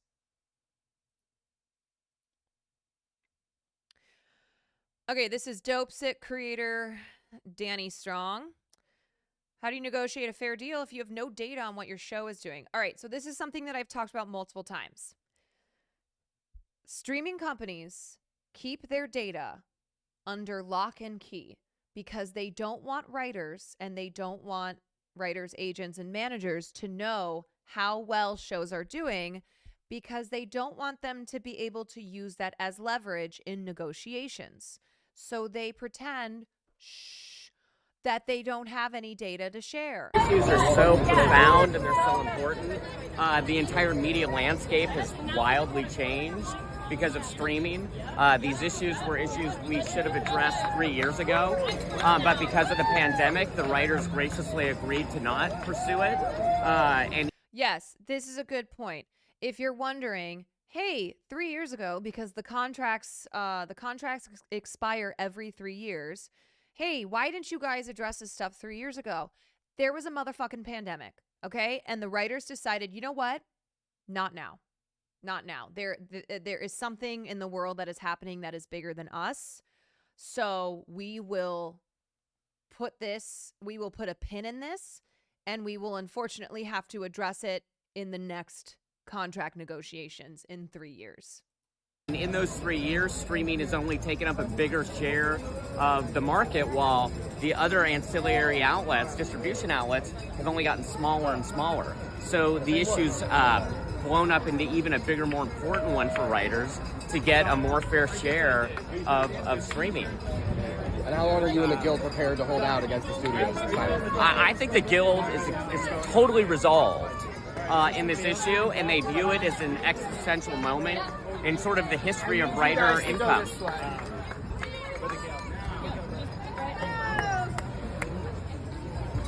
So never a dull moment on the picket line. Pardon? Never a dull moment on the picket line. Yeah, no, this is amazing how many people are here. It's very exciting. So, is that it? No, yeah, and then so given the WGA put out last night about the studios holding out, particularly on issues regarding mini rooms, what do you think it is about that the studios are holding so fast about? I don't know. I don't really know. to be honest with you. Why do you think it's so important to the Guild, though, to change the way these mini rooms and things have sprung up so much in the last few years? Why is that Well, they've been doing mini rooms, particularly pre-greenlight mini rooms, they get all this work done cheaper with fewer people, so that when the room is actually ordered, there's less work to be done, and writers are making even less on that. So it's a situation that's just sort of fundamentally unfair. And then what do you think about writers like Taylor Sheridan or Mike? As someone who is short, I feel for this man on an emotional and physical level. So again, you guys, he is talking about the mini rooms. This is something that was not a problem back in 2007, the last time that there was a strike, but it is one of the biggest problems that writers face now. It is something that was created, and I'm sorry if you've been here for every one of these WGA speeches, you're going to be hearing, or info sessions, you're going to be hearing a lot of information repeated. This was something that was created to supplement writer rooms, and studios realize that they can save a bunch of money by implementing these as the norm. And so they are extremely detrimental to the livelihoods of writers. They are done in order to, again, save a bunch of money while making writers work even more for less. Do all writers dress like Larry David? No. Right, guys. I'm still unsure how they save money using them. Okay, so here's how they save money using them. They get a very, very small. So typically, let's say a writer's room would be 10 writers plus a showrunner plus your writer's assistants. The way a mini room works is that they'll have 3 writers, maybe 4, and a showrunner. Let's say 3 writers and a showrunner. So they task these writers with doing all of this development work on scripts for a show that has not yet been greenlit. So for a show that has not yet been given the A-OK to start production, right? Studios want to see the scripts. They want to, they just really want to make sure before they go ahead and spend a bunch of money making the show. But what they're doing is they are paying these writers who work in these mini rooms at scale. And scale is the lowest possible amount per, the WGA contract rules that you can get paid. So they're paying these writers jack shit. They're paying them horse shit. It doesn't matter how much experience they have. And there's less writers, so they don't have as many writers to pay. So by the time, if the show then is greenlit and then they have their writer's room, a lot of the work has already been done by a handful of writers who are making very little money. So, these writers who are already being hurt by the fact that TV shows no longer are 22 to 24 episodes, but our limited series are, many times less than 10 episodes. One, they just don't, so they don't have that many episodes. They don't have the job security. And now a lot of the work has already been done by these mini rooms. And mini rooms are becoming so normal. They are everywhere now. So writers have no choice but to take these jobs in these mini rooms. So basically, I kind of got offered something like this once to work in a mini room, and it was right when I decided to stream, and the pay was shit. I didn't like the project, and so I decided not to do it. But this is just, again, become something that writers have no choice but to accept these jobs that pay very little money, that are squeezing labor out of writers by paying them very little, and also just are bad for writers in general. But it's like this is what there is. So anyway, that's why this is one of, it's the gig. This is why we're talking about this becoming a gig economy rather than an actual career. Mini room sounds like a pretty ominous and problematic working environment. Yeah. As you very famously, write everything themselves with WGA, you think you're willing to make sort of an exception in those cases? I think it's a complicated issue, and I'm not ready to comment on that right now. Sure, no problem. And then a big issue we've seen with this sort of thing is the idea of transparency with data, as we're moving more and more toward an AVOD.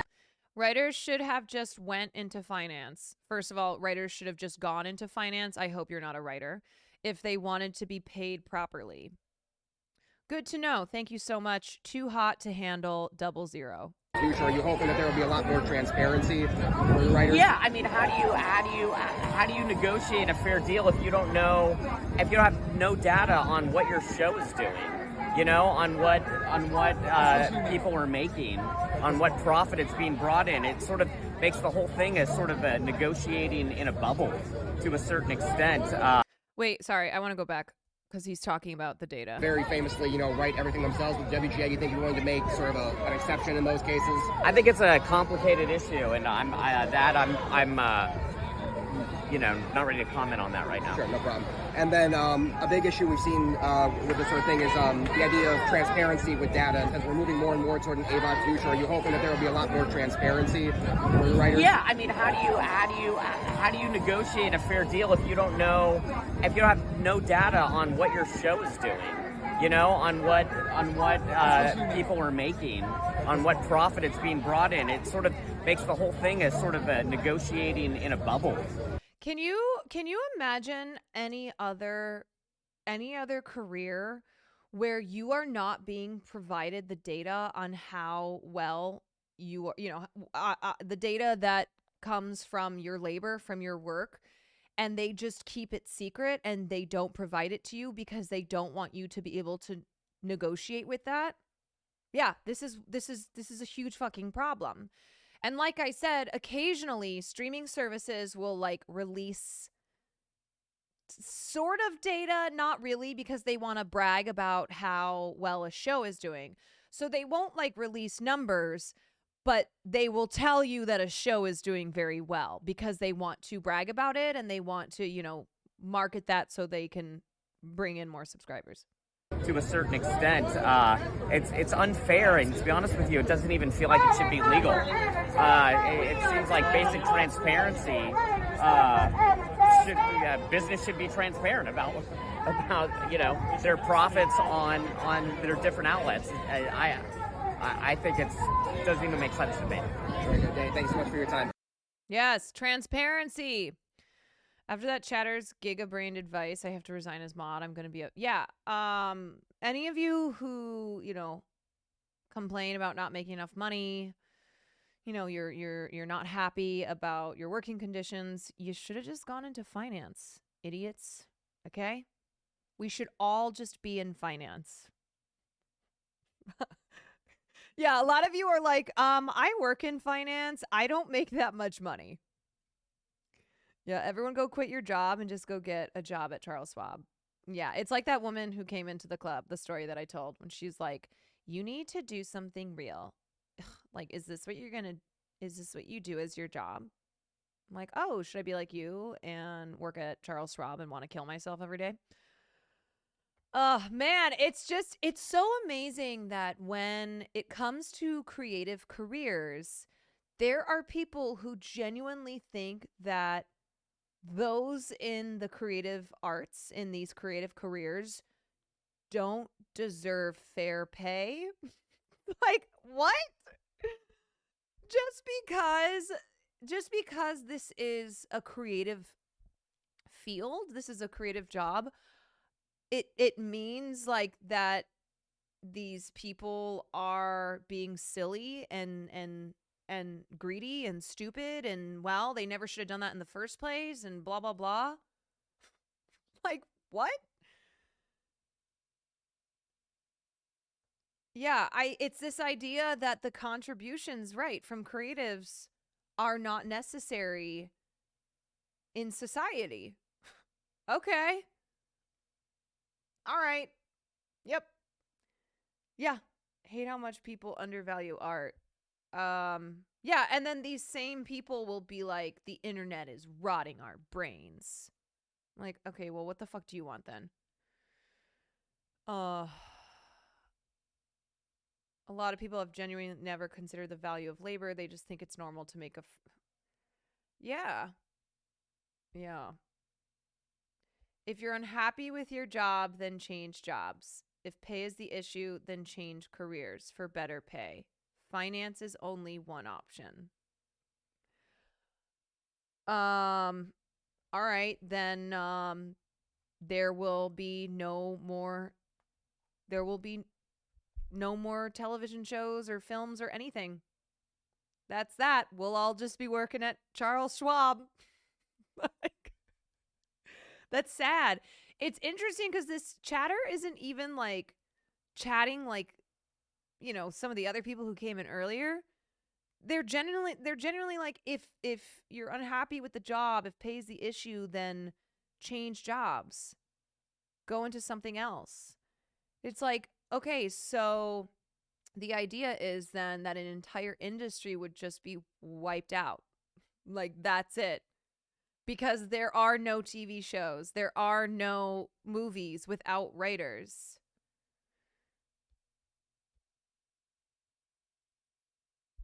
No, it would create more demand for those jobs and would require the employers to pay more. So, brother, I have to tell you, that's the idea behind a strike. Okay? That is the idea behind a strike, is that you stop working, production shuts down, okay? And it shows the big bosses what life is like when you don't have writers. That's what's going on here. I know, it's pretty wild. It's pretty wild. But that is how it works.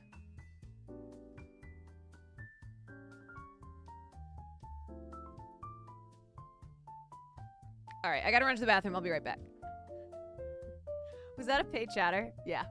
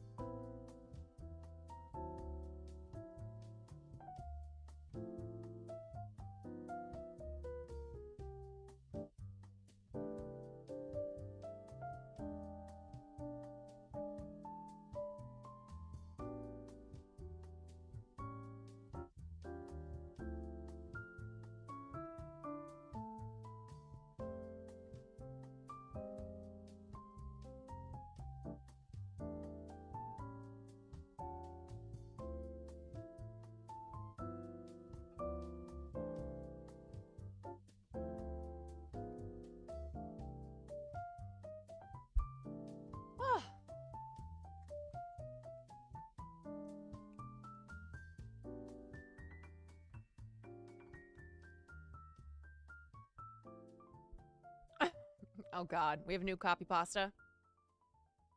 The WGA strike is immoral. These writers should continue working to provide access to the mental health outlet of millions of Americans. People will commit suicide because of this, and these writers will be morally culpable. 6-month subscriber. Yeah. Clip that and send it to the WGA. Angela Bassett did the thing. The WGA strike is immoral. These writers should continue working to provide access to the mental health outlet of millions of Americans. People will commit suicide because of this, and these writers will be morally culpable.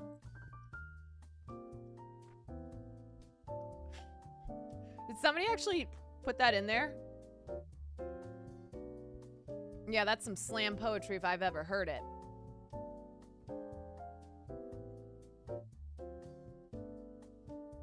That was real? Oh, that was a tweet? Nice.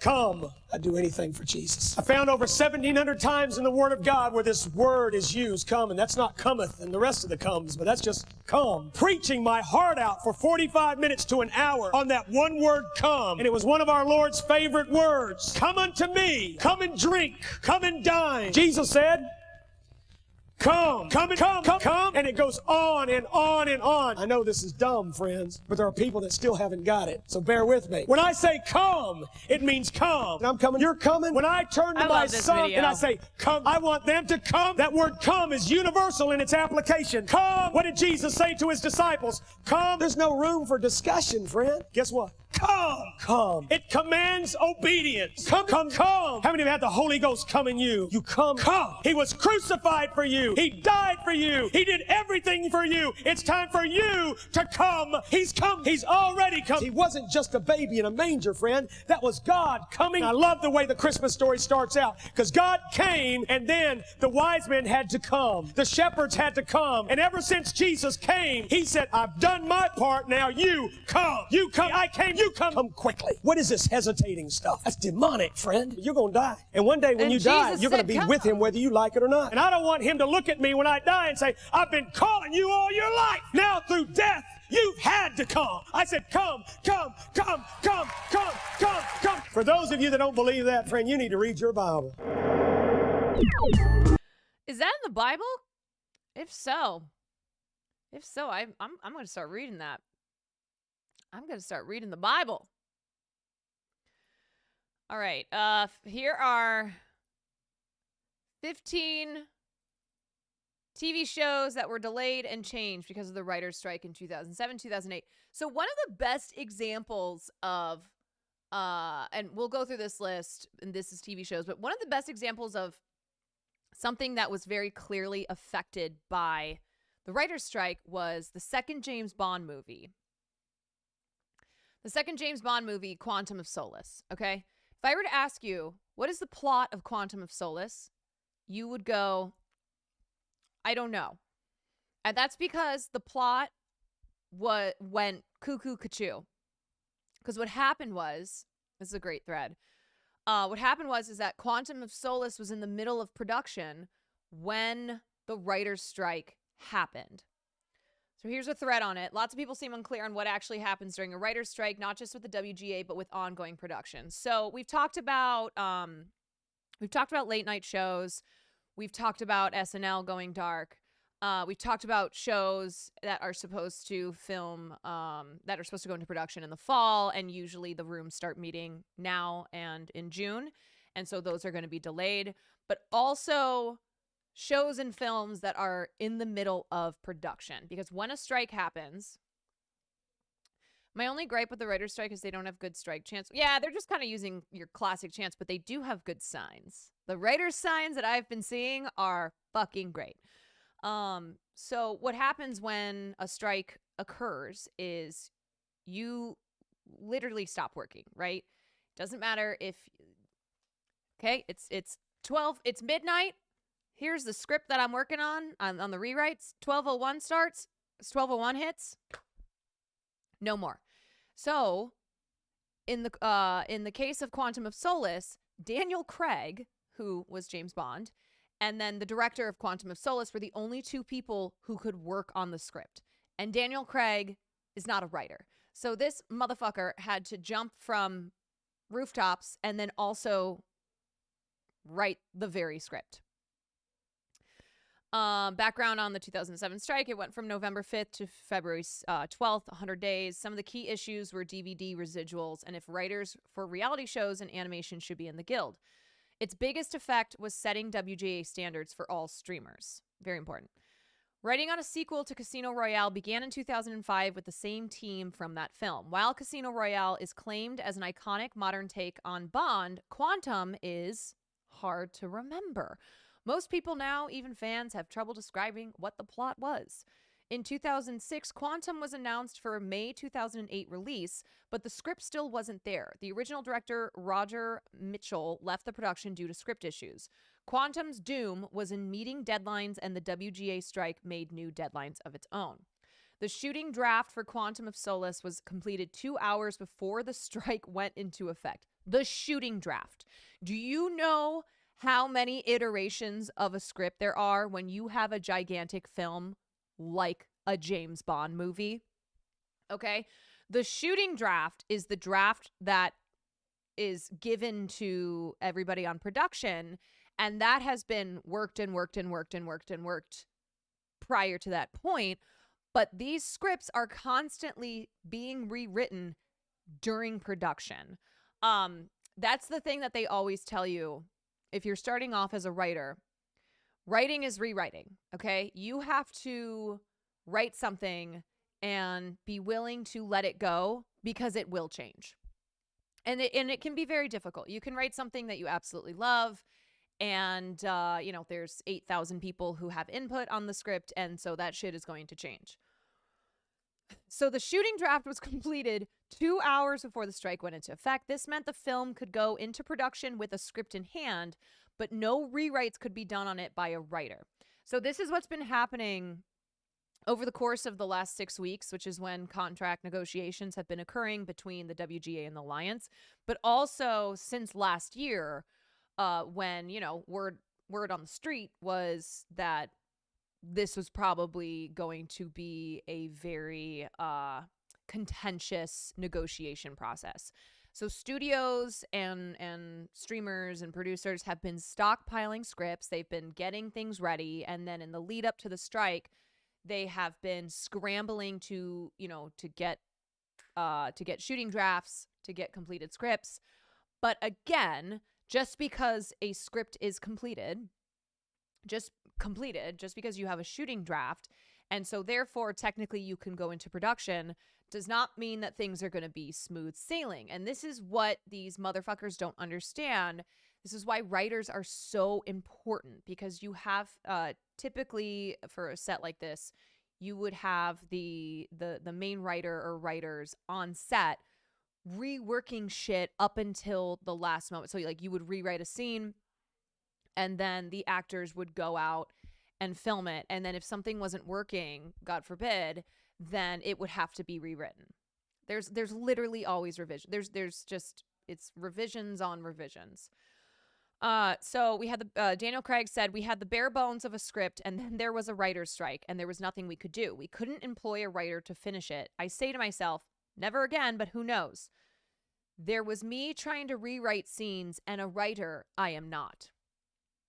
The Quantum script was never as far along as it needed to be, and the original hope before the strike was likely that it would find itself during production. Oh, that's cute. Find itself during production. You know how scripts find themselves during production.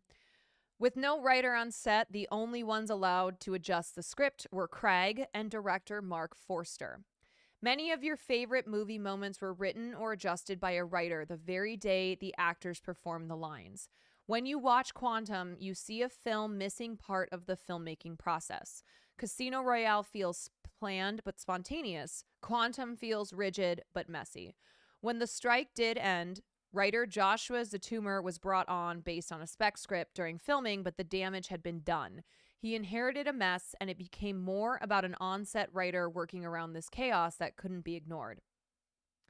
Quantum of Solace is ambitious, but has some great Bond moments, but still the plot is lost on even the biggest Bond fan. So what could have happened differently? It's easy enough to say delay, but that's up to the studio, and it was already delayed half a year. A lot of writers take joy in exploring, here's what I would have done differently with this troubled production. But there's no advice for Quantum. The studio was not going to delay that movie. There needed to be a writer present to guide the story, and that happened too late. It serves as a cautionary tale on the importance of having a writer every step of the way. That strike is long done, and a new one begins now, but Bond fans will forever watch Quantum of Solace and say, something is missing. Writers cannot afford to be missed. holding up a picket sign that reads "Quantum of so low pay" at a rally and verbally explaining the joke to every person who makes eye contact. That's fucking great. How it feels reading people say now AI could... Okay, all right. I want to talk about this. How it feels reading people say now AI could be used to fix the script. Let me tell you about the current situation of using AI in film and television. So what happens is that studios use AI. Studios and producers are using AI to generate the original script. And then guess what? It sucks donkey dick because it's AI. So they hire a writer to work with the AI generated script and fix things up, you know, just like put that human touch on it. But the problem is that the scripts are so bad that pretty much every single time a writer is faced with having to fix an AI script, they go, honestly, it would be easier just to scrap the whole thing. Because AI cannot write good scripts. Yeah, literally probably easier to get an original script. Absolutely. So this is already, you know, a way that these studios are trying to, well, you know, trying to use AI, but also further cut costs. And then it ends up that the human writer just has to redo the whole thing. You know, it's like trying to fix a house that's been built on popsicle sticks. You just have to start all over. This video is traumatizing me. Yeah, I like that it was just stuck on that. So again, Quantum of Solace is a prime example of a film that was in the middle of, or not in the middle. It was about to start production. They managed to get a shooting draft 2 hours before the strike started. But of course, because there were no writers during the process, it was quite wonky. All right, 15 TV shows delayed and changed because of the writer's strike. In 2007, The Office. Originally, NBC ordered season 4 to consist of 30 episodes. After 12 episodes were filmed, production was suspended due to the 2007-2008 Writers Guild of America strike. The strike resulted in a script of Christmas-themed episode being thrown out.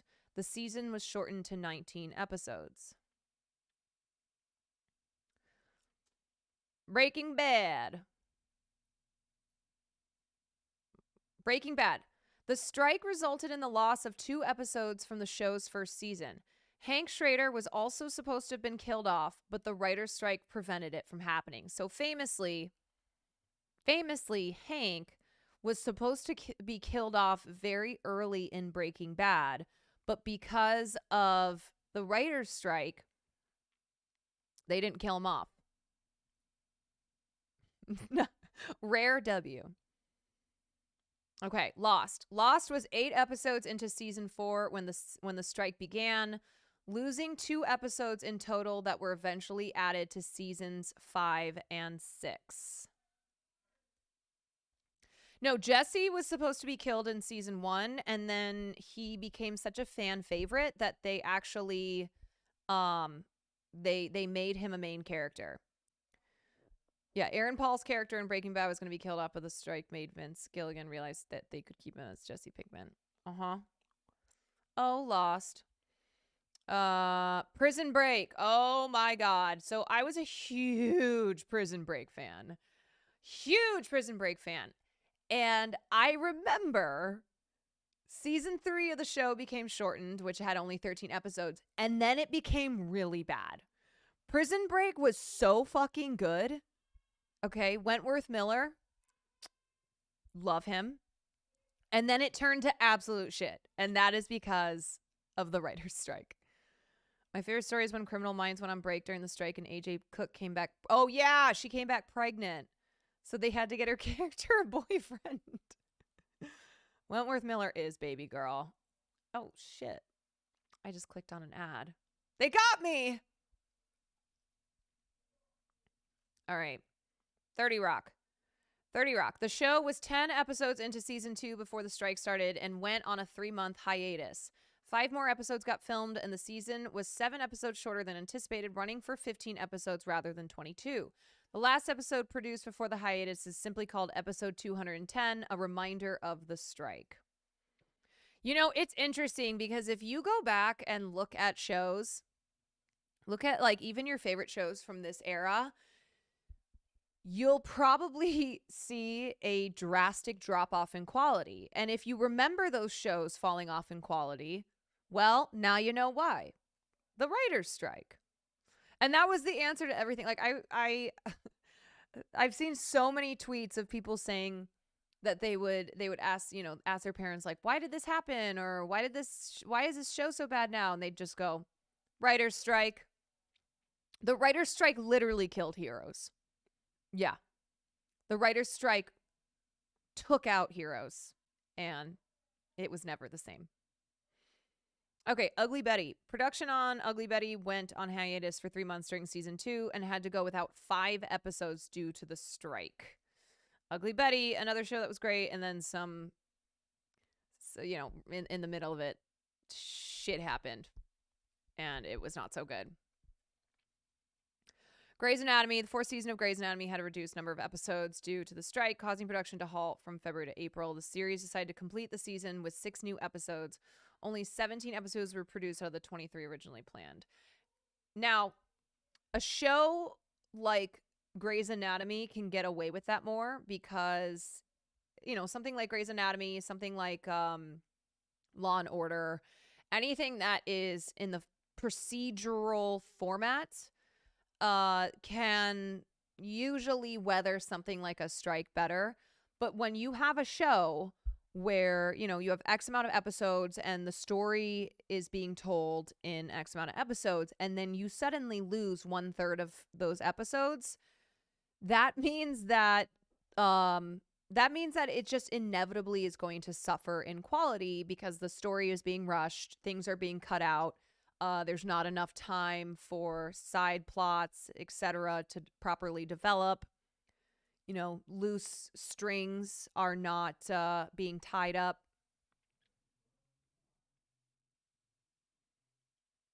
My dad's in the industry, and during that strike at a younger age, if I was annoying or begging for something they had to say no to, no matter what it was, he'd blame the strike. Yo, your dad is based. I would totally do that as a parent. If my kid wanted something and I didn't want to give it to them, I'd be like, the strike. Okay, Heroes. The 2nd season was set to contain 3 volumes called Generations, Exodus, and Villains. Exodus was scrapped due to the strike, and Villains carried over to the show's 3rd season. Season 2 consisted of only 11 episodes, 13 fewer than originally ordered. Yeah. Yikes. Who was doing the writing on those shows? Well, what was happening is that basically they got up to a certain, in many of these cases, they got up to a certain number of episodes and then the strike happened. So then that was it. And then they would go on break. And so for many of these shows, these seasons, which were, this was back in the day when TV was 20 plus episodes, suddenly season 2 was only 13 episodes because that was all that they got done before the strike happened. Sky Eva, thank you for the 8 months. Will the strike impact our sub, baby? No, it will not. You are safe. Can you explain more about why rewrites are required? Rewrites are required because the creation of TV and film is constantly in flux. It is never something that is set in stone. One of the reasons why is because you have a lot of people working on one particular production who all have their ideas. So even though you have the writers and even though you have the showrunner, you have producers, you have the big wigs who get to call the shots. So either they're the head of the studio on a big film or whatever, and they might not like something. They might want to add something in. Depending on what's playing with audiences, they might want to change things up. There are honestly a million reasons why rewrites are needed, but that is, it really just is the way that this industry works. When you are creating something, like this, it is constantly changing, and basically a script serves as the blueprint for the final product.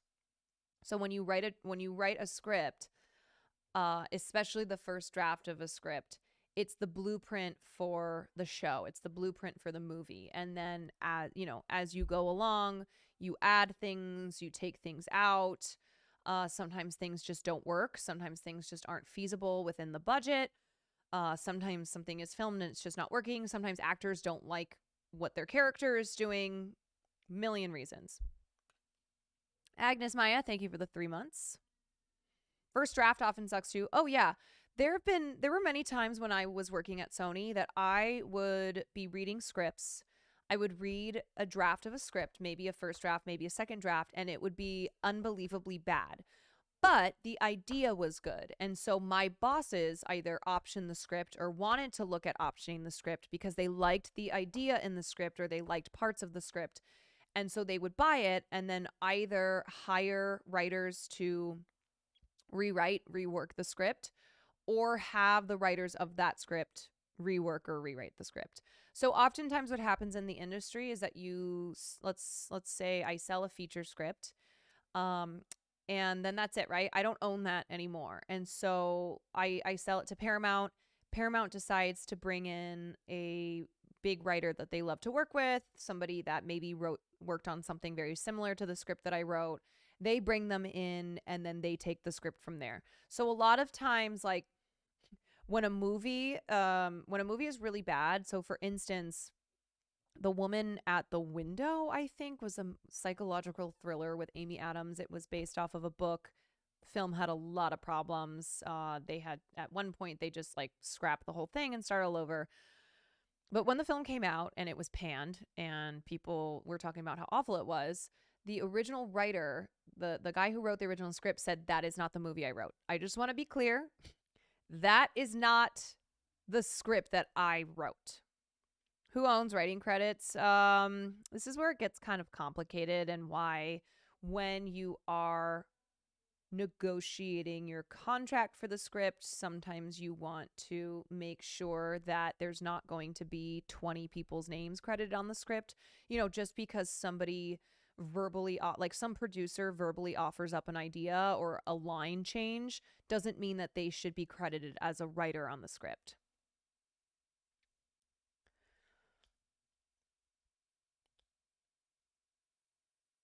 A funky example, but Glee did their school shooting episode, and near its release, there was a massive shooting, and they had to, yes, I remember this. They had to rewrite the script of the part 2 episode due to it. Absolutely. A lot of shows will respond to what is happening in society, and either, they'll either adopt something that's going on, something that's trendy or whatnot, or they will make sure if they have something in the script that is exactly identical to something that just happened IRL, they'll take it out. Also, wasn't that new show with The Weeknd? Wasn't that new show with The Weeknd do an entire The Idol? Yes. So, Amy Seimetz was the original director on The Idol, and then The Weeknd didn't like that his character was not the main character, even though this was supposed to be a story told from the perspective of Lily Rose Depp's character, who is a blossoming musician in a very seedy industry and like basically joins a cult. So The Weeknd didn't like that his character was not the main character, so they pretty much, I don't know if Amy was technically fired, but they brought in Sam Levinson from Euphoria and just redid the entire show. Yeah, total waste of money. New Amsterdam addressing doctors getting hate during. Yeah, and so for instance, like when I've been an actor on TV shows that are filming weekly, right? Basically the way that it works. So for instance, when I was on Lucifer, so I went in on like a Sunday after they had wrapped No. They were still in the middle of filming the previous episode. Went in on a Sunday, did a table read of the next episode script. So the entire cast, everyone who's in that episode, plus the director, sits around a table and does a read through of the script, and the writers are sitting there as well. So because sometimes the writers need to hear how things sound in the actors' voices. And like I would look over and they would be editing things, taking notes as they went along. Like if something didn't work, or if something, if they just thought of something else that they wanted to add in. So you do a read through of the script, and then the previous episode wraps up, and then you go right into filming that next episode. So sometimes I would like have a script read through on a Sunday, and then for whatever scenes I was in, let's say that I was set to film it on Wednesday, that entire week they are filming that episode.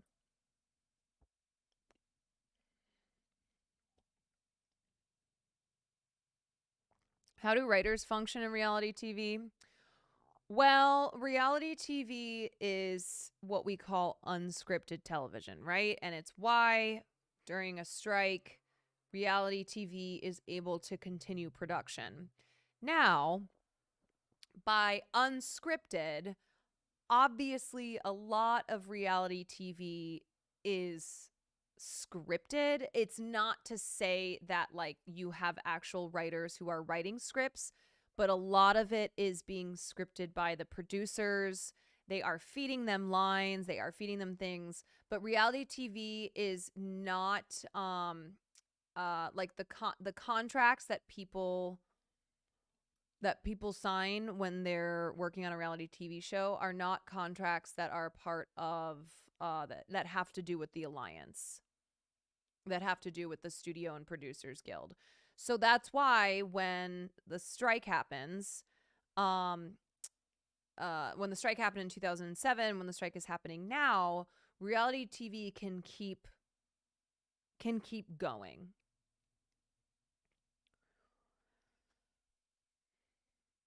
Would you say that reality TV has handlers instead of writers? Yes. I mean, it honestly probably depends on the show. They might have writers, but they're not writers in the guild necessarily. Like they might have some people sketching out some plot points, for drama's sake. Like they kind of suggest things. Yeah, I mean there are people who've been on reality shows who straight up will, when they do like an AMA, will say, "Oh yeah, the producer gave me a line to say." Like they told me to say this, or, they will cook up the drama. It's just not necessarily scripted.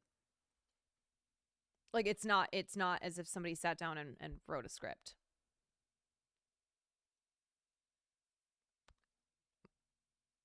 Yeah. Okay. I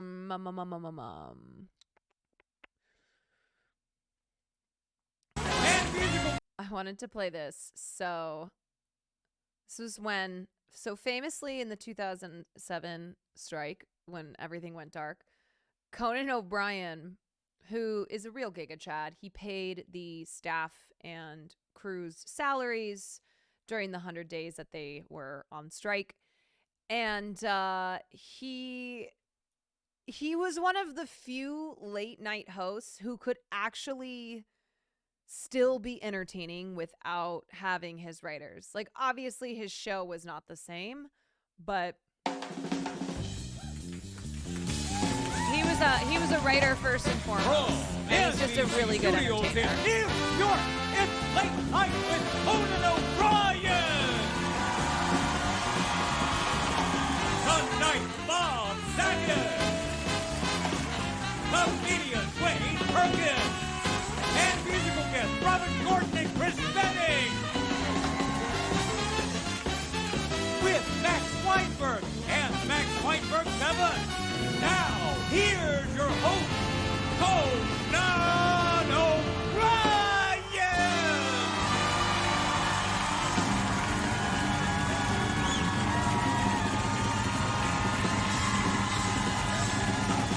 also grew out a beard. He grew out a strike beard.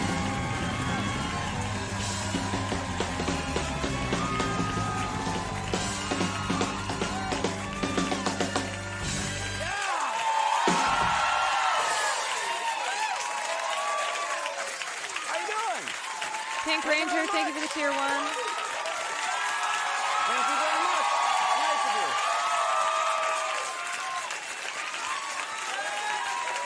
Yeah, Jay Leno stole his spot back. Thank you very much. Yeah. That's an old trick of mine, pretending to recognize people in the crowd. Hey, you made it. Hey, all right. I love you too, sir. Always the men, never the ladies. Not funny, really. Welcome to our show tonight. It's been a long time. You look great. You look just as I remember you. Thank you for being here. Let's talk for a minute about the situation we find ourselves in. As you all know, 2 months ago, the Writers Guild of America went out on strike, and we took our show, Late Night with Conan O'Brien, off the air in support of the writers.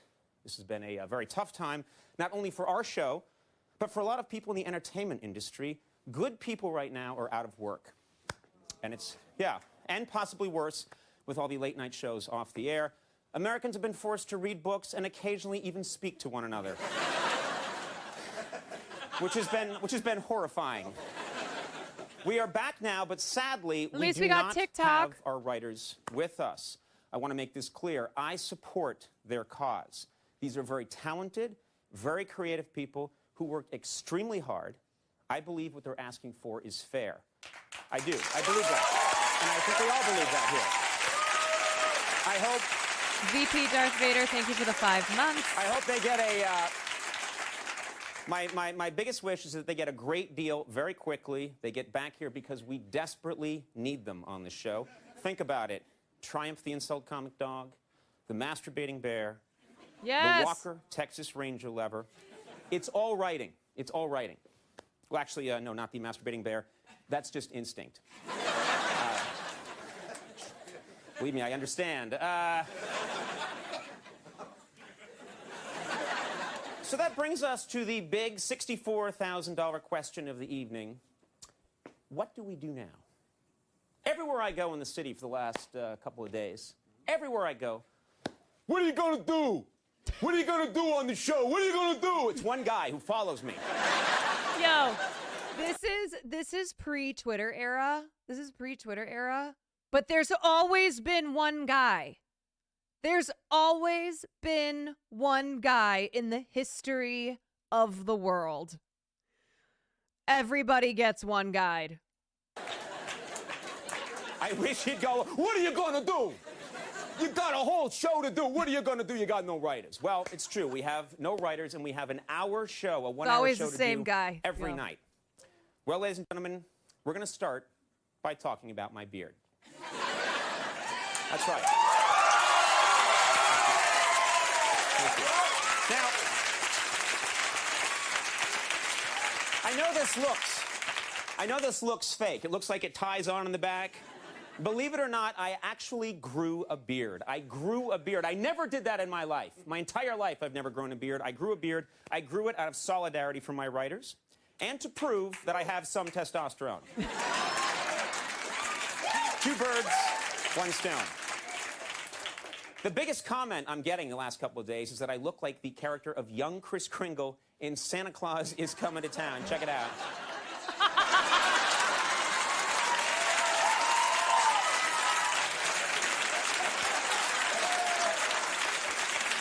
That is so funny. What time am I going to the picket line? Sometime in the morning. I've been taking a lot of flack for this beard, but I think you'll find that if you look closely at this beard, it's actually quite amazing.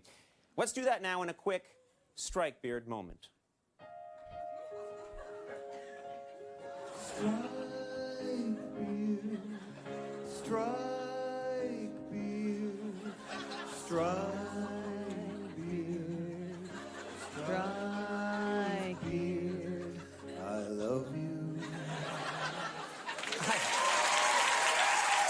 I love you? that all about? It's beautiful. I was sort of okay with the song until I Love You.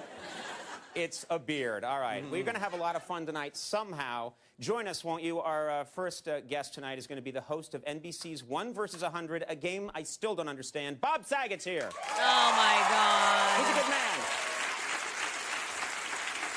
Bro. Full House. Full House lives on. Comedian, very funny comedian, Dwayne Perkins is on the show. We can entertain you. Very funny. And then, musical guests tonight, Robert Gordon and Chris Spedding will prove the king is alive and well and here in 6A. That is so cool. Did you hear him at rehearsal?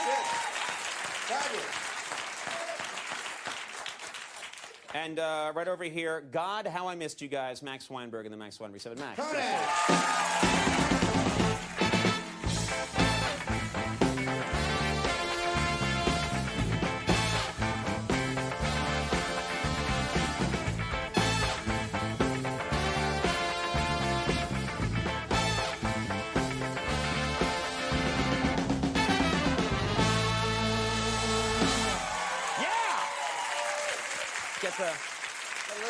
I'm telling you, I talked about this idea many times over the years, but with this strike going on, I think we should finally do it one night. I think one night I should list who's on the show, I should throw to Max Weinberg and the Max Weinberg 7, you guys start playing some funky song, and you keep going for an hour. And I start to freak out and bust out some classic Conan moves. The audience joins me. There's nudity, and it's dancing for a full hour. You guys are dancing. I'm moving.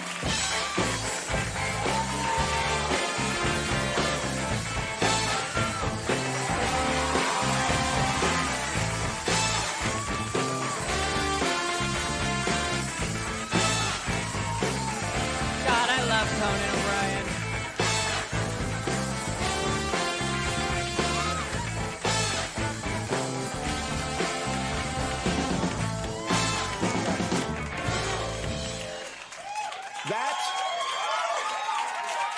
He moves like a bird. Nothing would end this strike faster.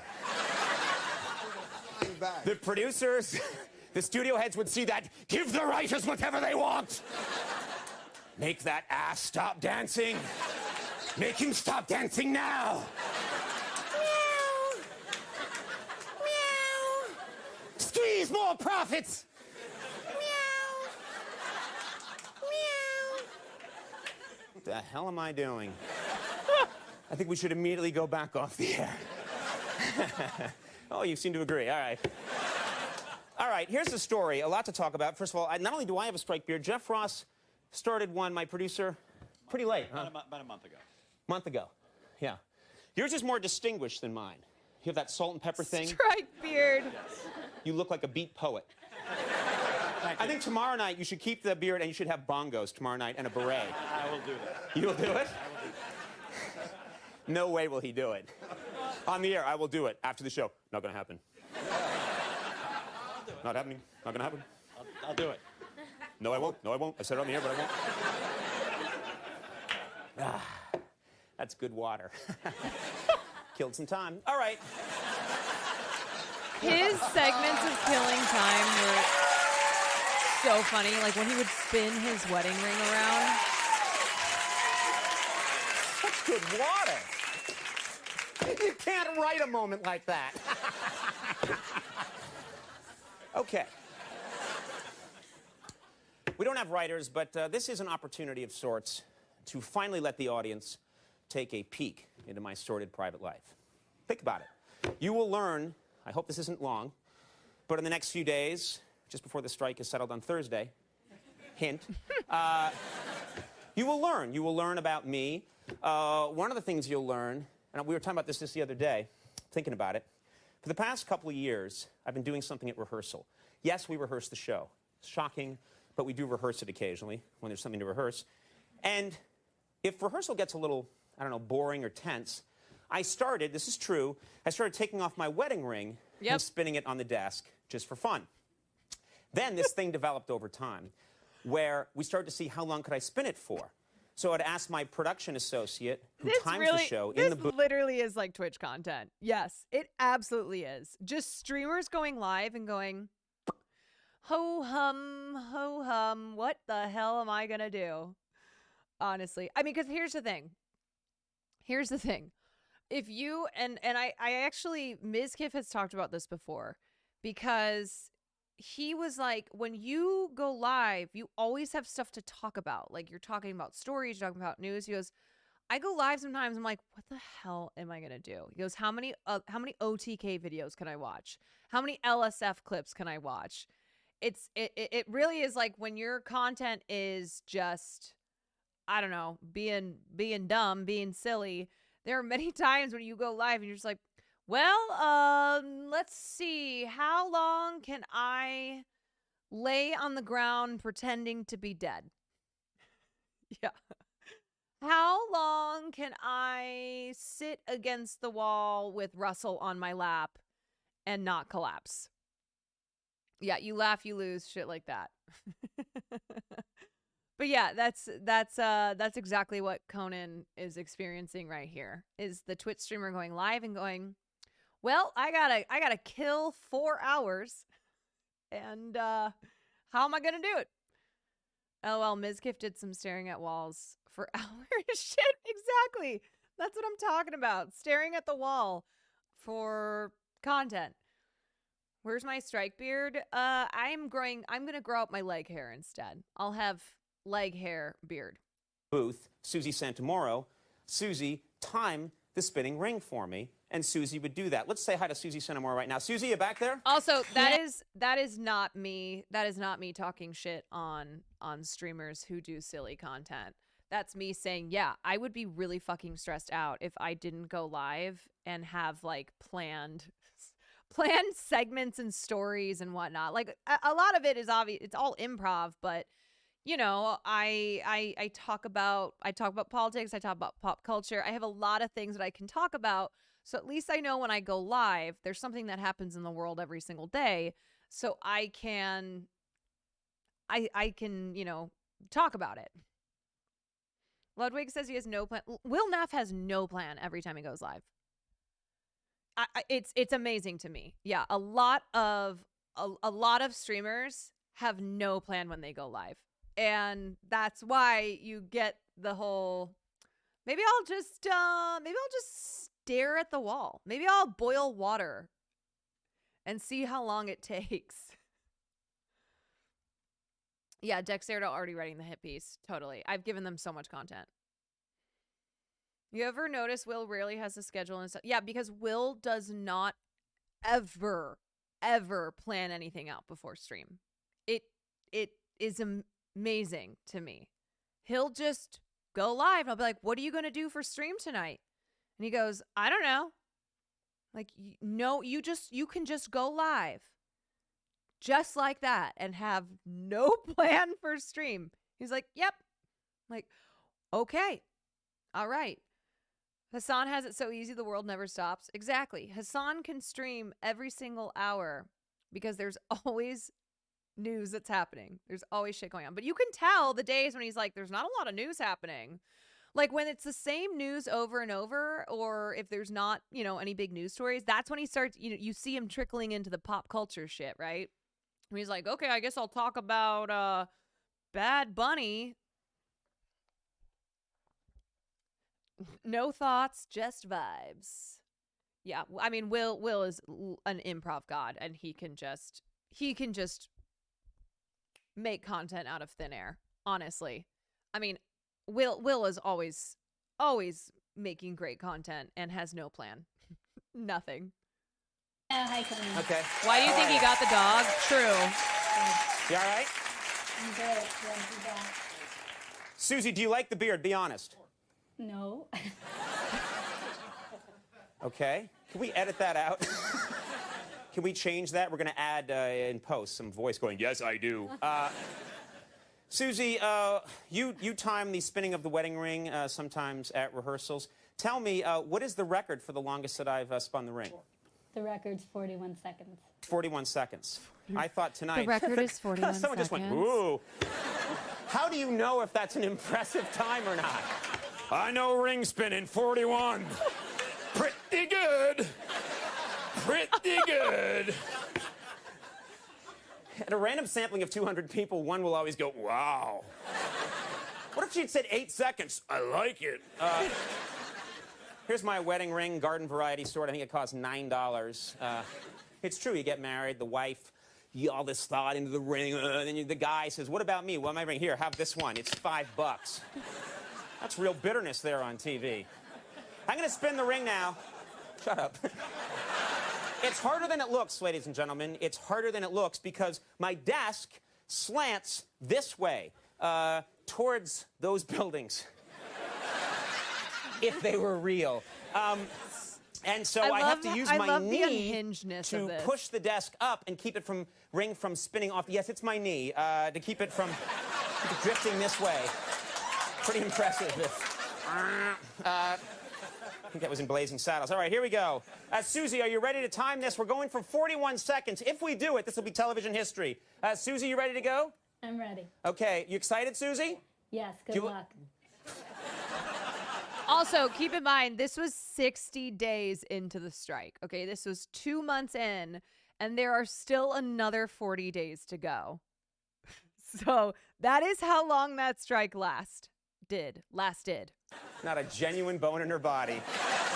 We're going to try and get a good spin. If I don't, I'll start all over again. Band, I hope you're ready. Here we go. And that's a good spin. That's a good spin. Oh, yeah. Oh, yeah.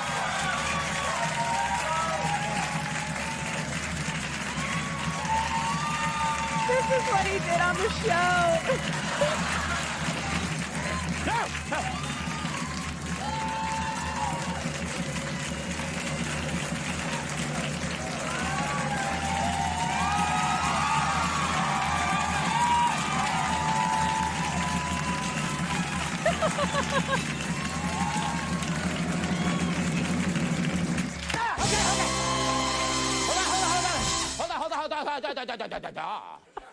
Susie Who needs Santamora, writers, what was am I the time right? on that spin? That looked like a good spin to me. 36 seconds.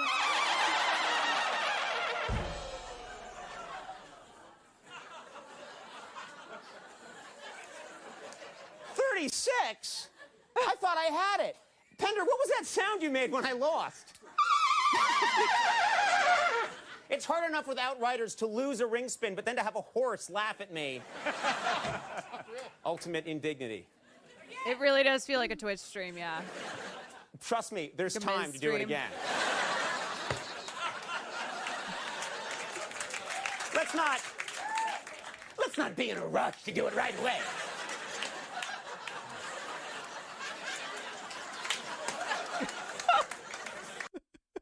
I support my writers. Let's not be in a rush to do it right away.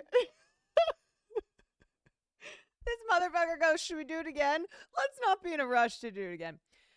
So I have a conspiracy theory. My conspiracy theory is that the James Corden show ended when it did prior to the writer's strike because they knew that James Corden would be so much worse. I mean, he already is terrible. He is not funny. But him having to do his show without writers would have been such a disaster that and the content would have been so bad and everyone would have cringed so hard that the strike would have ended. So I think that the James Corden show ended prior to the strike, so no one had to be subjected to that. Yeah, it was for the mental health of the country to end it before the strike. You saw that theory on Twitter? Damn, maybe it's not a conspiracy theory then. If many of us believe it, maybe it's just true. Jiff D, thank you for the 7 months. I support my writers. And musical guest, Robert. Maybe that's just the case.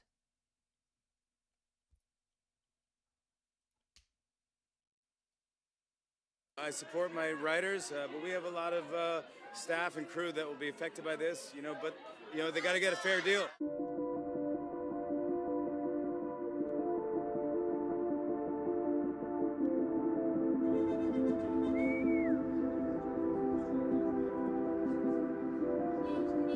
and it could mean that all of your favorite television shows will go away. This could be your last look at me and Paul. Goodbye. 2 months off the air. People want to know what I've been doing. The truth is, for the past 2 months, this is true, I've been in my office with my production staff. We've pretty much been camped out. Littlest Sharpie, thank you for continuing to gifted sub.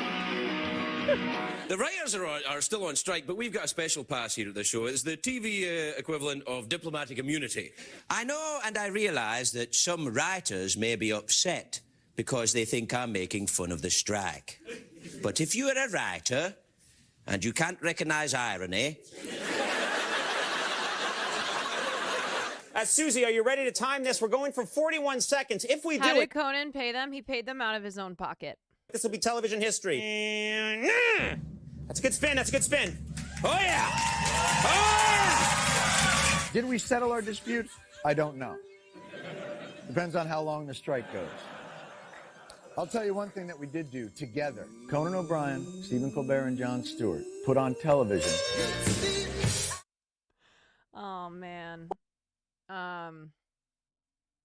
Yeah, wait. I want to find Craig Ferguson's whole Craig Ferguson writer's strike. I forgot about the Jon Stewart Colbert Conan fight. I know. I want to find that too. Wait. So here is Craig Ferguson returns, and then let me pull up.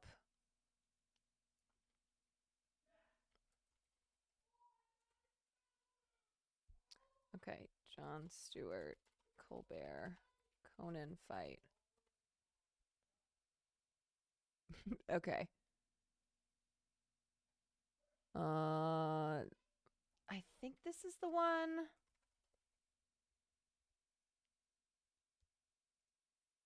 If I had that hat, I could go far. Yeah. All right, we're glad to have you here, Sean. Thanks for helping us out. And I like to be upbeat on this show, mostly. I like to talk about happy things. I have to, out of necessity, talk about something that's not so happy. As you may have heard, I've had an ongoing feud with Stephen Colbert. Colbert is, of course, the temporary host of the Colbert Report. I think this is it, yeah. They'll get someone It looks like he shaved the beard. Ashley, thank you for the 7 months. soon. And what happened is, I don't know, a month or so ago, I took credit for the success of Mike Huckabee. I said it was all due to me. It's a long story, but I said I did it. Stephen Colbert also took credit for Huckabee's success. We quarreled a little bit, and then I thought we'd let it go. Then a couple of weeks ago, Colbert made it personal. When he started yelling at me on his show, he looked into camera and started yelling directly at me. It was ugly. Take a look. So back off of Mike Huckabee, or I will kick your translucent white ass. You got that, Irish?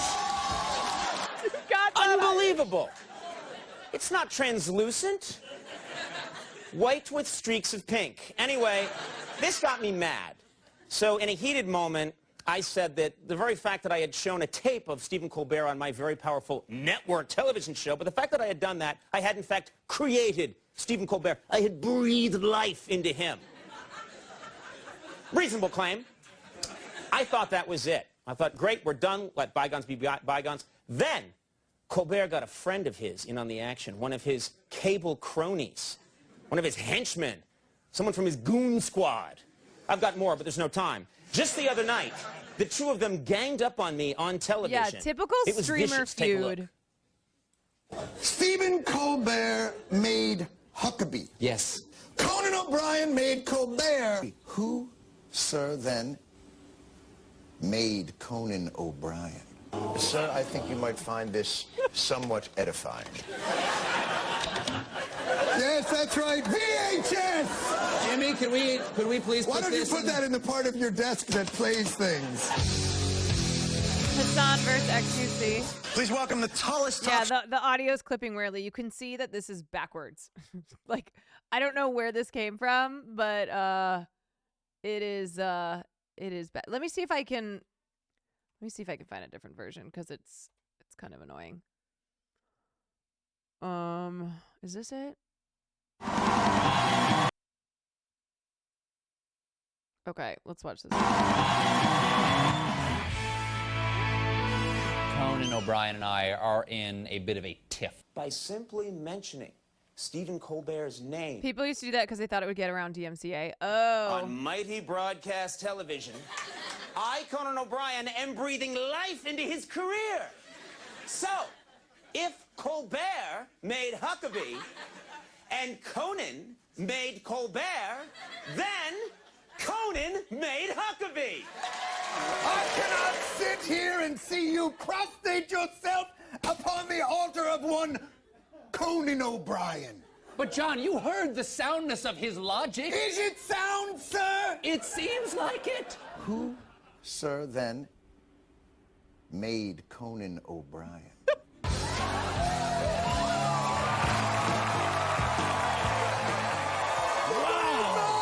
Wow. Can I tell you why I did it? I would love to, because nobody puts baby in a corner. Yo, That's right.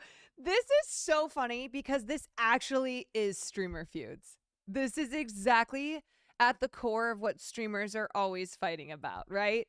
Like who stole whose shit, who made who, etc., etc. That's exactly what this is. Yeah. So who made Twitch? Right. I gotta say, Is there more to this story? There is more to this story. I was the doctor who delivered Jon Stewart and Stephen Colbert. If either Stewart or Colbert mentions this again in any way, I'm going over to their tiny little studio and I'm kicking some Comedy Central ass. He said he was going to kick our asses. Why did you come and talk about this? He's going to hear about this. Even if Conan O'Brien were to ever make a move on either one of these, I don't think we should be talking about this. I put baby in a corner. How do you want to settle this? I want to settle this a civilized way with violence. Violence, ladies and gentlemen. I have to finish my program. We will be in the hall and then let the ass kicking commence. Oh yeah. All right. You and me and this guy. All right, let's do it.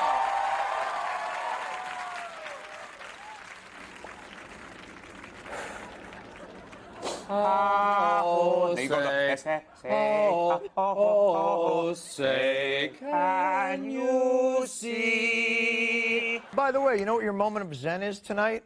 Me going outside to kick some gangly Irish ass. All right. XOXO Mud Pie, thank you for the 7 months. I will rip your face from your head. Yes, and then I will probably get a lot of blood on your... Where's Steven? Stephen had to tape his show. He had to, yeah. All right, well, let's... We should get him. All right, probably, let's and get then- him. And then, boom! He was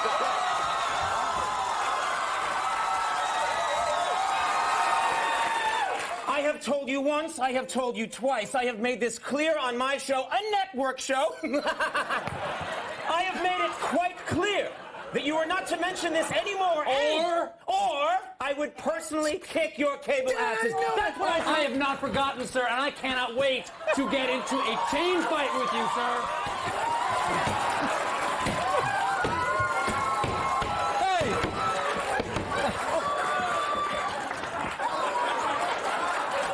I cannot wait to get to this, guys, but I just remembered. Let's do this! I know, I'd love to. I gotta finish my show first. Finish this show first. Yeah, I gotta finish the show. You know what, though? We're waiting outside. We're going to kick everybody All right. out. We're gonna wait outside. We'll catch up. I am actually a little frightened. That guy's big. I'm tall, but I'm skinny, and I have weak legs. So I think low. get the leg, and I go over like a tower in Huff Troop. Anything in the face, and I will cry like a 7-year-old. No. You're a good-looking guy. I will not attack your face. Appreciate it. I feel like there's something I'm forgetting. Oh, that's right. Kicking Conan O'Brien's ass. Let's do it! Oh, there will be blood. Where's Irish? It is go time. Yes, he actually had to run and go do his show, so. He's not on for another half hour. Well, we can get over there if you want, and just put it out there. Just say go time. Just go right to his set and just boom. You know. Let's do it. Let's do it. God, it's just. Should we knock?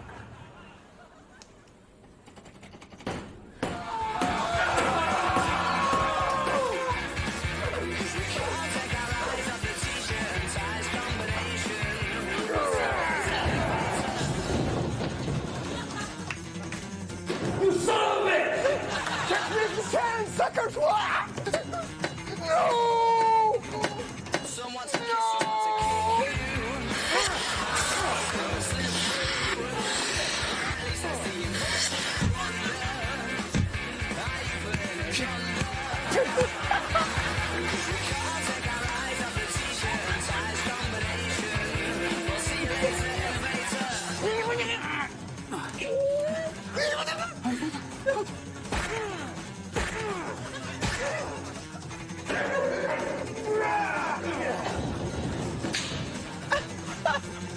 You okay? It's great. Someone's a kiss, someone's a kick. Yes, the movie is over.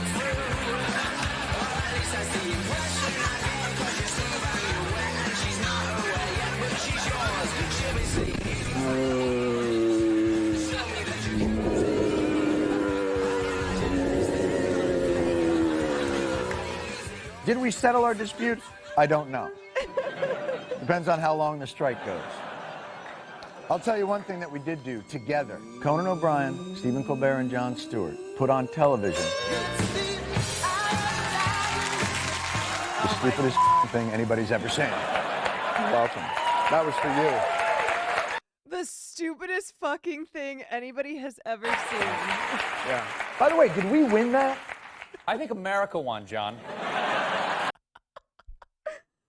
And I saw some of you saying that Will, Sear, and Myth need to reenact this. It's so dumb, but it's so funny. It really is streamer content. It's just, you're just brain rotted. Oh my God.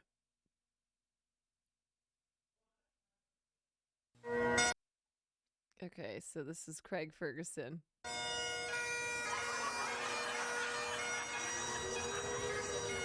Yeah, Nick they've all beat the shit out of each other, and Nick comes in, he's like, I mean, guys, I did it first anyway. Like, they're all lying dead, dying on the ground, and Nick steps over them. It's like the wind's dying down, Dolly. Come on, eat that grass. It's not going to eat itself, you know. You know, before this writer's strike, I used to have my own TV show in America. Sure you did. You know, sarcasm is ugly, even in one as beautiful as yourself. What's that? Look, Dolly, an eagle grab from America. Thank you. RS Boy, thank you for the tier 1. It's back on the air! Quick!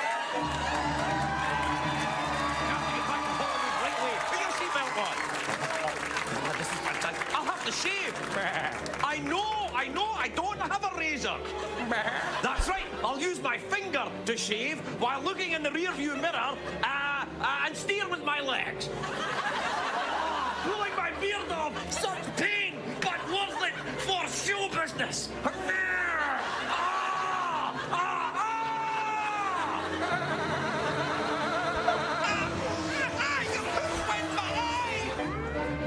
You'll never stop me, Hollywood producers!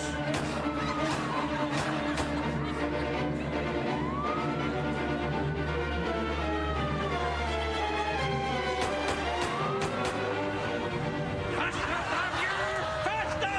On, Dolly! On! We always knew this day would come. I'll send for you as soon as I can get a visa or some kind of livestock certificate. Till then, wear this to remember me.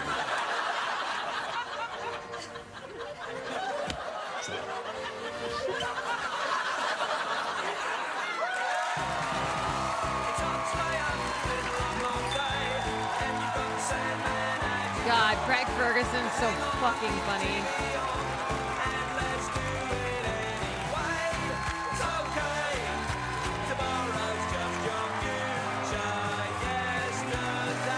Ladies and gentlemen, Craig Ferguson. So he was a stand-up, and then he had a late night show.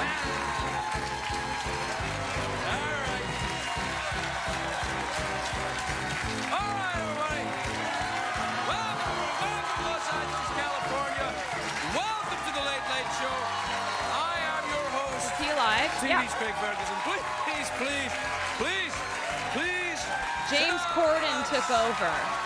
Thank you.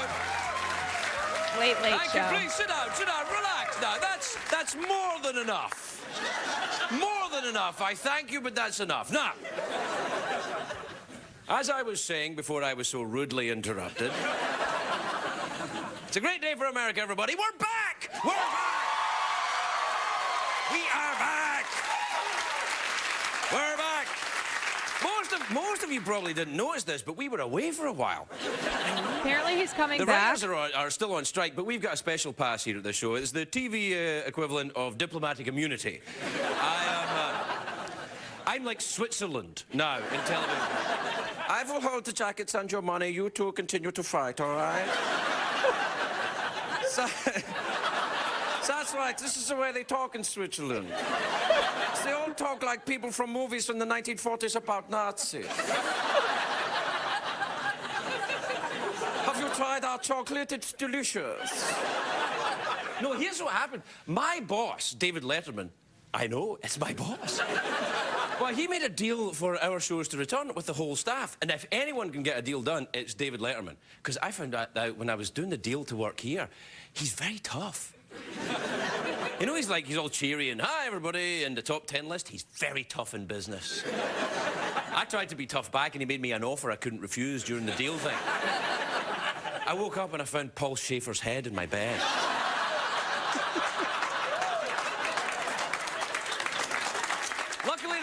Luckily, it was still attached to Paul. Oh, we made music together. You got some music for this, Paul? Yeah. I am so fired on my first show back. It was very tough for me not having an outlet, though, for my, you know, whatever this is. I would go into Starbucks every morning, do a little monologue for the people behind the baristas. Great day for America. Give me a tall, frothy latte and 2 sticky buns. Tall, frothy, sticky buns. Remind you of anyone? God, he was such a character. Do you know what I did do? Do you know what I did do during the strike? I learned to ski. I know! That's what everybody else said. No, you didn't. Yes, I did. I learned to ski. I tried to learn to ski. I fell down a lot. But I fell down, you know, I really hurt my hip. Just in the parking lot. I was getting out of the car. I don't like strikes, though. I don't. I mean, I grew up in an environment of strikes. Britain in the 1970s, there was strikes all the time. The coal miners went on strike. The postal workers went on strike. The dentists went on strike. I will never forget the British dental strike of 1979. It's still going. They never resolved it.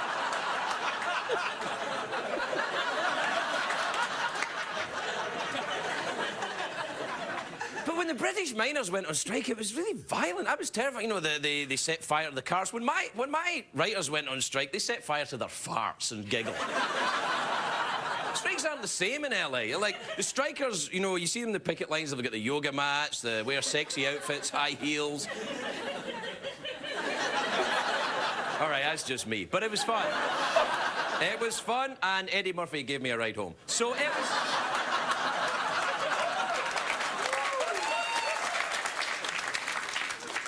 I might have made that up myself, I don't know. You got to be careful during a strike, though, because emotions run very high. I was, you know, glad the writers did a lot of things to lighten the mood. You know, some of the picket lines had different themes. You know, they had different dress, like, I saw a science fiction-themed picket line. People were all dressed like characters from Star Trek. I was amazed. Who would have thought a television writer would have his own Star Trek costume? What a surprise! It's like saying Donald Trump owns a wig. It's ridiculous.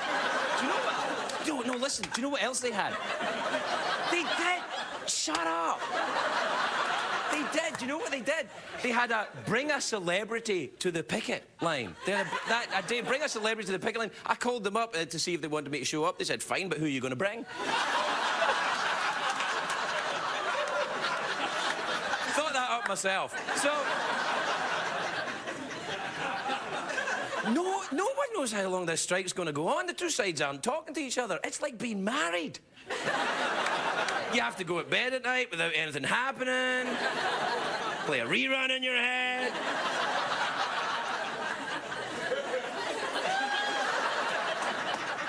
Have I seen 4 out Anyway, of 10 it's good to be back, but it's not really business as usual. We're going to have no guests tonight. None. Yeah, don't you owe me. You're meant to go, oh, what a great idea. That's what you meant. Oh, what a great idea. You'll get your money. Tonight it is all comedy. We use that term loosely here, but it's all whatever the hell we do, drama and funny costumes. And we've got it all going on. We'll take a break. We'll be right back. God, it's good to see you. God. He was so charming. Welcome back. Welcome back, everyone.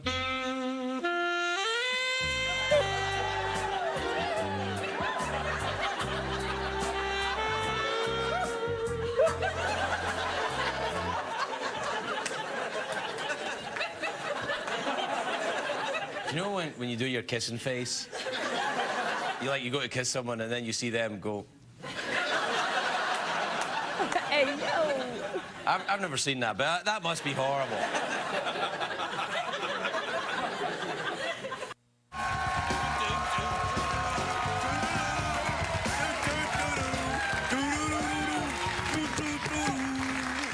Imagine doing my stream with a live audience. I am so happy to be back, I can't tell you. Not just from that commercial break, although I'm happy to be back from that. But just to be back, you know, just when it's us, I've missed our time together. I mean it! Because, you know, during the strike, you know, CBS, in their infinite wisdom, ran reruns of the, you know, this show for the, you know, and it was the past couple of months they showed reruns from that, and then they started going into really old ones.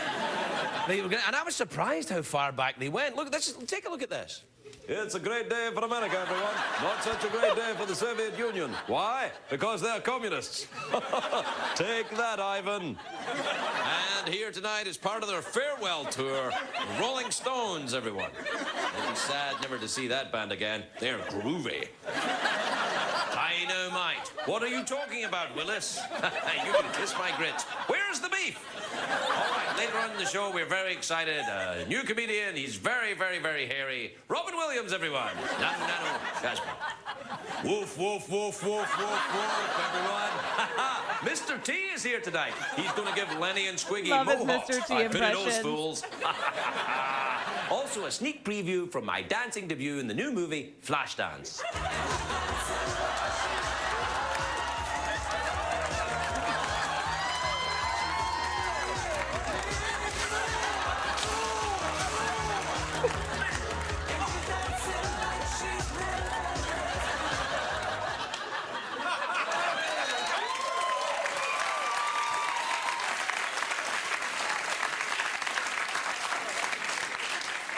I've been doing a lot of squats since the 80s.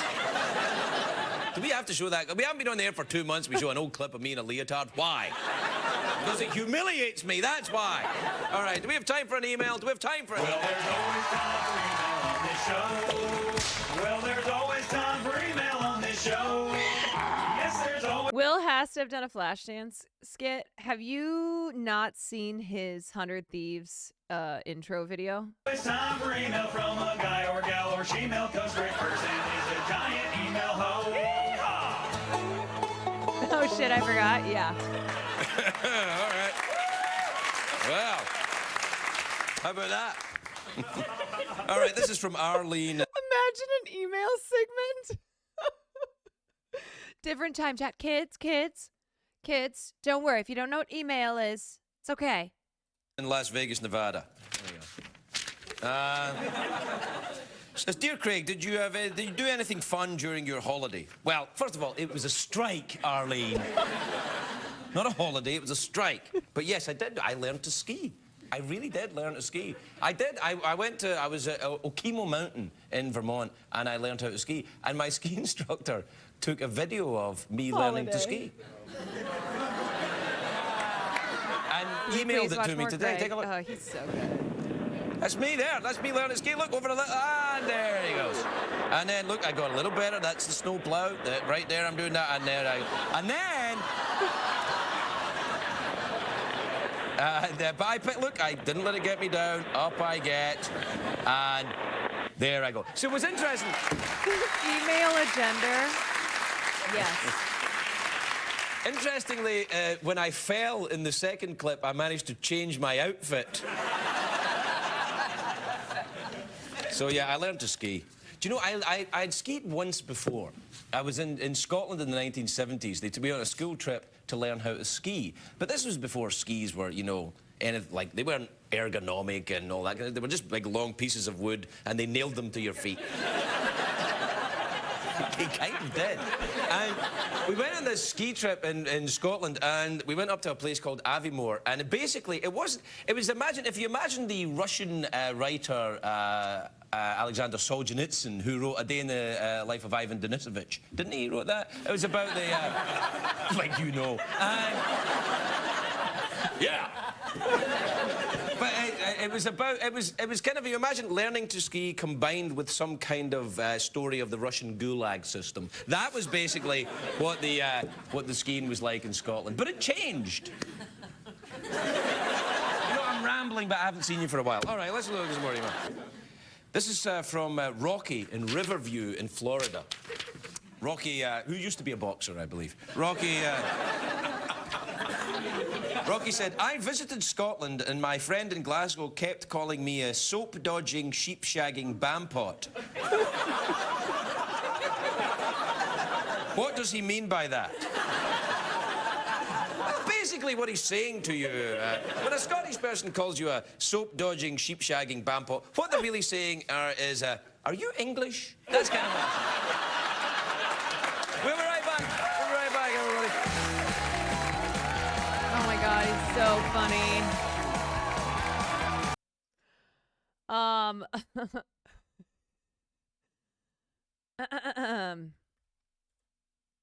Man, I can't wait to see him back. Wait, so is he taking over for James Corden?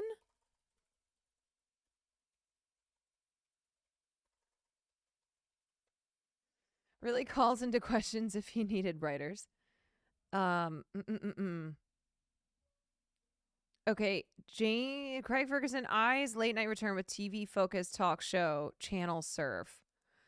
Dude, that'd be so sick if he just took back over Late Show.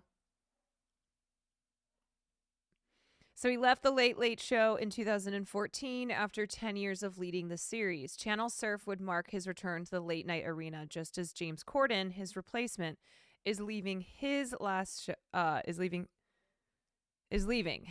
airs in 2023.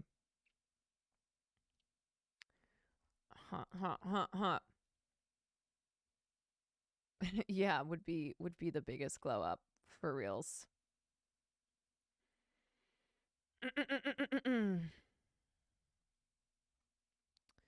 Someone earlier said that writers don't have good chance. But I was like, a lot of the signs I've seen today are so fucking funny.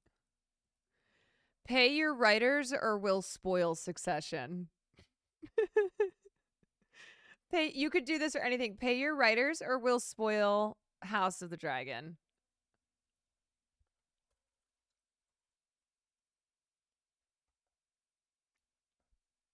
Yeah, you better pay him quick. This one made me laugh. You came up with Quibi.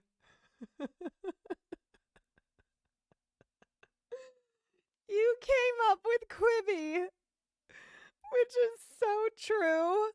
They created Quibi and then did no marketing whatsoever, and then Quibi was not successful, and so then it just collapsed and cost hundreds of millions of dollars.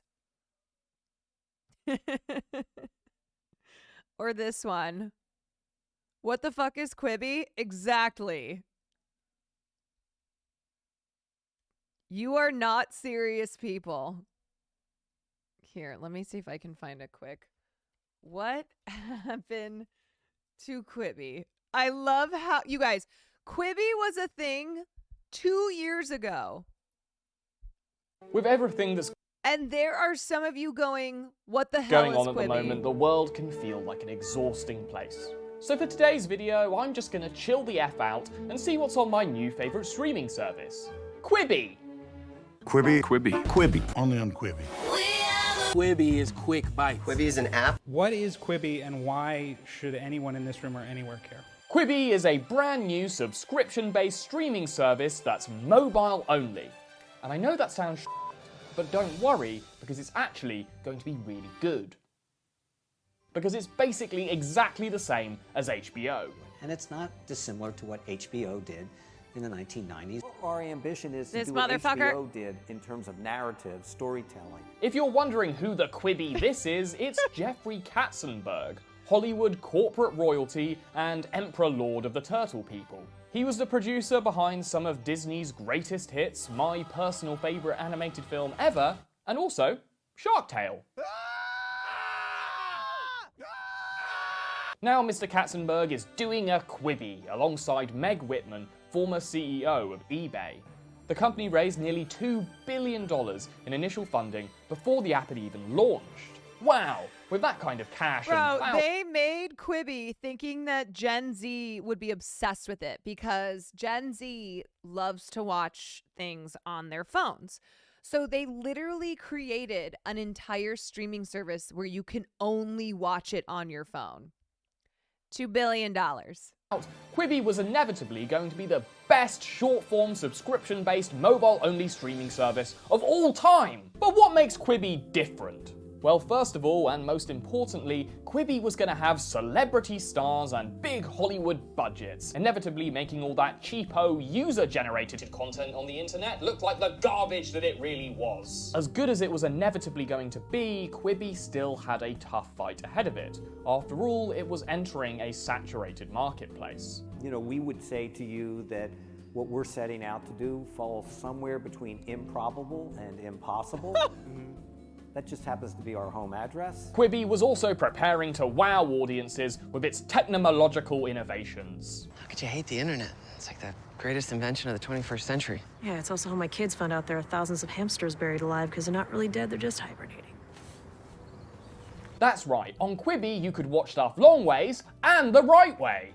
Wow! With our entire cast featured in one clever moment that works equally well in landscape or portraits. While this seems like a stupid gimmick that solves a problem that didn't exist in the first place, it's actually really smart, because it targets Quibi's most likely enthusiastic audience, people who are too stupid to know how to turn their wrists sideways. But wait, there's more! Beautiful full-screen images like you've never seen before. Full screen? Oh, wowee! I thought Cyberpunk had been delayed. The future is here, people. Quibi could afford to utilize the whole goddamn screen because they had convinced all these big boys to invest in them. With the unlimited power granted to them by Hollywood and Silicon Valley's greatest investors, Quibi launched with an insanely expensive marketing campaign. They went bananas with the YouTube ad spend and even paid for a Super Bowl spot. They spent so much money on this shit. Where's the car? Greg, where are you? I'll be there at Quibi. What? With most of these ads focused on teaching people what the hell a Quibi was anyway. You're dangerously low on air. Relax, Commander. We've got at least a Quibi left. Wins here. Case adjourned. Bye-bye. They're going to die. But with Quibi's mind-boggling array of celebrity-packed content, it's easy to understand why they'd want to. A Quibi then is about 5 to 10 minutes. Which is perfect, because I'm about to go take a Quibi now.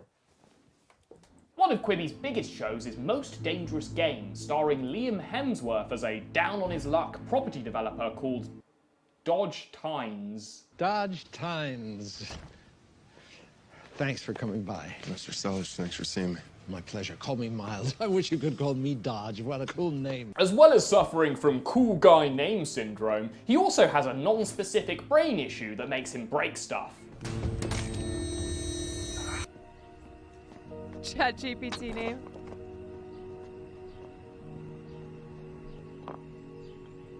This is exactly what makes Quibi so goddamn essential. It's this kind of ham-fisted symbolism that only Hollywood can do right. Dodge's life is falling apart, you see. He's got a kid on the way and bills to pay. He's in a tight spot. So the only logical thing for him to do is agree to be hunted for sport by everyone's favourite Nazi. Every hour you survive, more money is being wired into your bank account. And that continues until the game ends.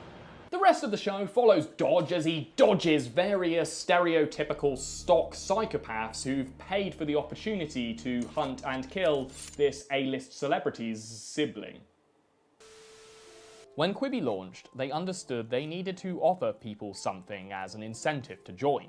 They began by offering Quibi for free for 3 months. After that, it would be just $5 per month, but at least you wouldn't have to see any more ads. Oh, wait, no, you had to pay extra for that.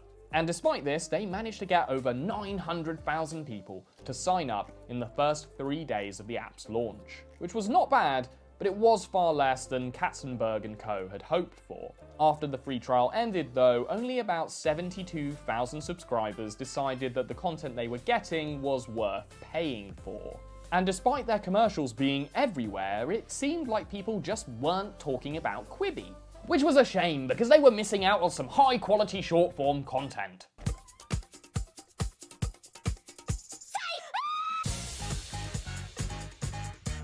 It was so bad. My boyfriend's sex doll is talking to me. But I have news for you, babe.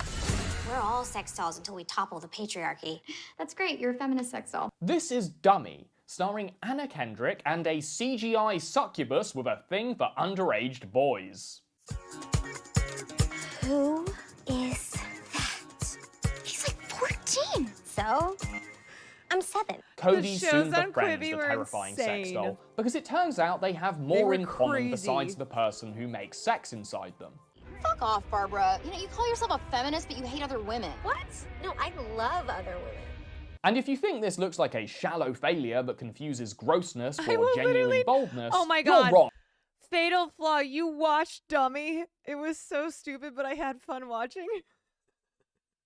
We found the one viewer. We found the one dummy viewer. Because it's actually really progressive. You ready to do this? What? My pussy. I've got like years worth of Dan's pole milk congealed up in there. Okay. This show was clearly the loving result of intense Hollywood market research into millennial watching habits. Because this is exactly what millennials like me want, to have their general values repeated back to them by a lifeless imitation of a human being. You are the shitty feminist. I hear you doing all types of like rape role play, you twisted little bitch. Okay. Jeff and Meg made sure Quibi was laser focused on the millennial age bracket. And we're creating content with the millennial audience in mind. The stars and stories that they love, and we're delivering it to them in a way they actually watch, in quick bite chapters on the go. These boomers saw all those kids who wouldn't get off their gosh darn phones and decided to make content for them. Yep. Of course, by the time the app was launched in April, the commute had been like totally cancelled, meaning that perhaps COVID-19's greatest victim of all was Quibi. At least that's what Katzenberg wanted the New York Times to believe when they brought up the app's painfully small and inactive user base. Surely it was just a coincidence that literally every other streaming service had seen enormous growth during this period. Quibi's dead-on-arrival reception had nothing to do with its content, business model, or all the money that it was needlessly spaffing away. After 30 years in showbiz, Katzenberg had clearly gotten used to having a Hollywood marketing budget. Quibi initially intended to spend $470 million on advertising in just its first year, as they were apparently pathologically hell-bent on turning Quibi into a corporate mega-verb like Kleenex or Uber or Google, hoping that it would catch on if people heard a world-famous Twitter account say it. You got this, let's go. Don't be a psychopath, Mark. I'll go for a Quibi. I will see you at the mall. Just 4 months after Love it launched, her. it was pretty clear that Katzenberg & Co. had Quibi'd all in their pants. They persisted in comparing their subscription model to services like Netflix and Disney+. But this was a complete misunderstanding of the market that they were actually entering.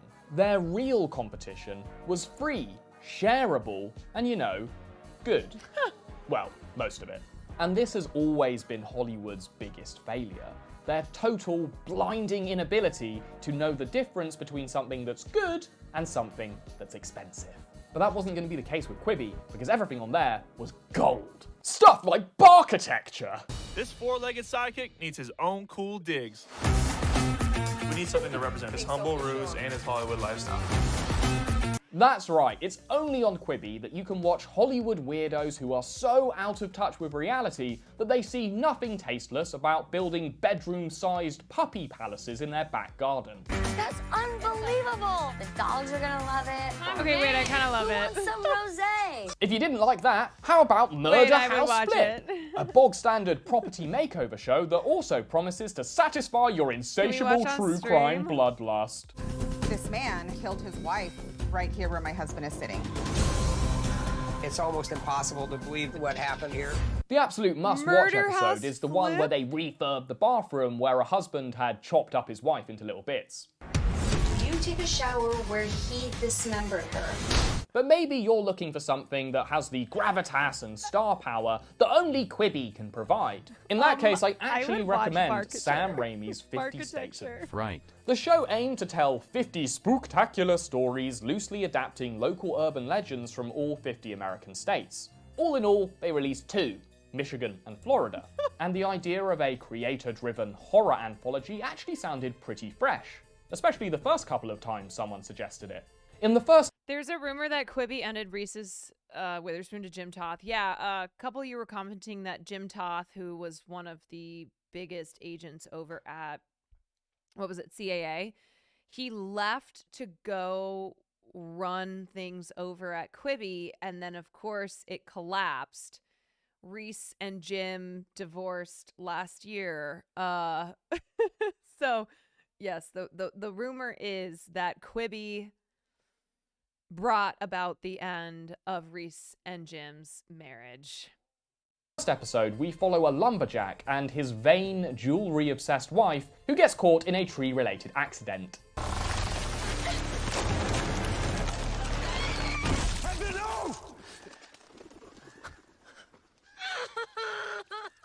Oh God! How's she gonna watch Quibi now? Oh. Luckily, her husband has a side hustle making revolutionary robo-prosthetics. Can you really make that? I think so. That might seem completely contrived, but you have to remember all these episodes are just 8 minutes long. There's just not enough time for everything to make sense. Like, why? Are you serious? Just half a Quibi later, she's got a fancy new C-3PO arm, but it does lead to some issues. As long as your body keeps absorbing the gold through your skin, there's very little I can do. You've got to take off that prosthetic. No. I can't take off my golden arm. When I die, bury me with my golden arm. She croaks, but because he's gone into all kinds of debt building his wife this golden arm, he has to engage in some good old-fashioned spousal grave robbing.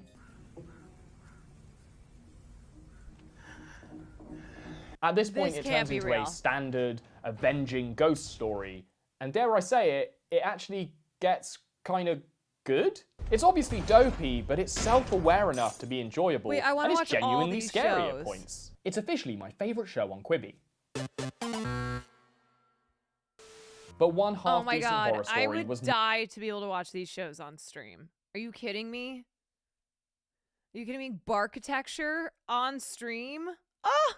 not enough to save the ailing streaming service. It only took 30,000 Quibis before the company completely collapsed on the 21st of October. Katzenberg announced that Quibi was quits in an all-hands video call to all 250 of the company's employees. He announced that everyone would be paid severance and that they should listen to Get Back Up Again from the Trolls soundtrack to lift their spirits as they cleared out their desks.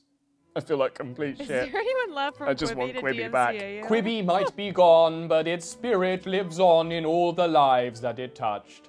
Goodbye, Quibi. You were like a candle in the wind, with us not for a long time or a good time, but a time nonetheless. Stay hydrated and don't let the bastards grind you down.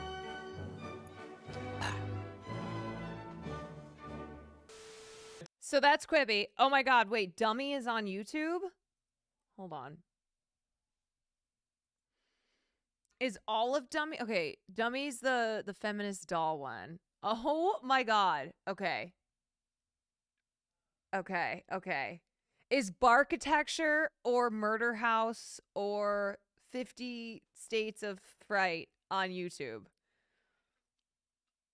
I have to watch. I have to watch Barkitecture. Barkitecture's on Roku for free. Okay. Roku inherited all the shows. Damn it. Okay. I don't know if Dummy would be TOS safe. Let me briefly look through. I'm begging. I need to see. I need to see as well. Hold on. I mean, okay. There's Anna Kendrick.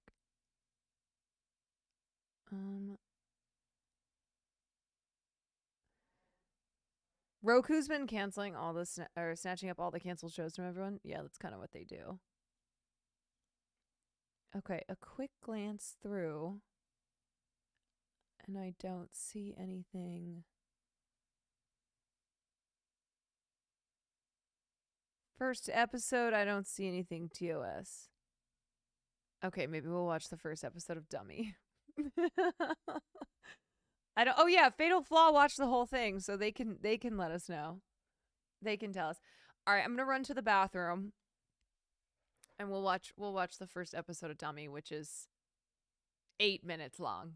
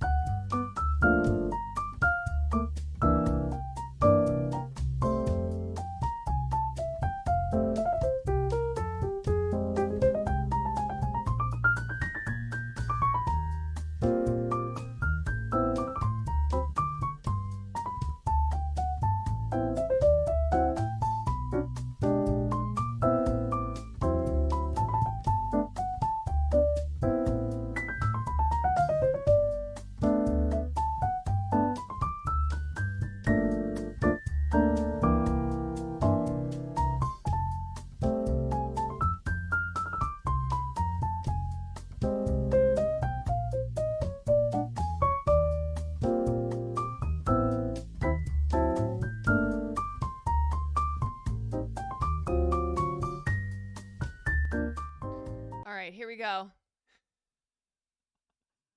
Former R.I.P. Quibi. R.I.P. Quibi. Again, though, that sign was so based because these assholes spent how much money making Quibi for it to crash and burn?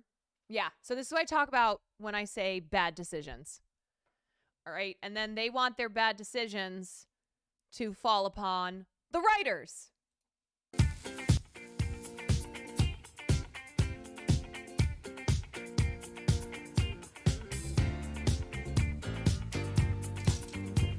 Toot toot, beep beep.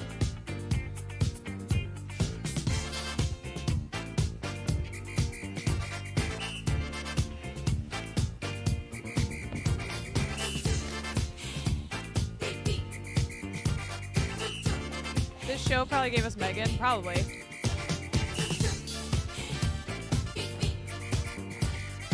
Hey babe, are these expired?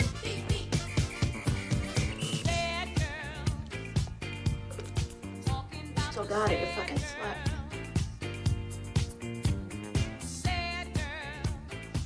Okay, so okay, she's kind of funny. If I'm like a flight attendant and we're on this Still got it, you long-haul fucking international slut. flight, and you're like this like handsy, entitled first-class passenger. So wait, so I'm grabbing you like in front of everyone? No, okay, good point. Maybe it's like, you know, like, sir, you can't be back here in the cockpit. Or the vestibule thing where the flight attendants hang out, whatever that's called. So it's kind of like, excuse me, miss, I'm gonna need you to warm up these nuts. No subtitles are available. I'm never gonna fuck you again. How do you have 2 Emmys for writing? What are you talking about? We both know you wouldn't date me if I didn't have those Emmys. That is not true. That's so mean. I am not dating you for Emmys. I am dating you because you have a really nice house and I really hate my apartment.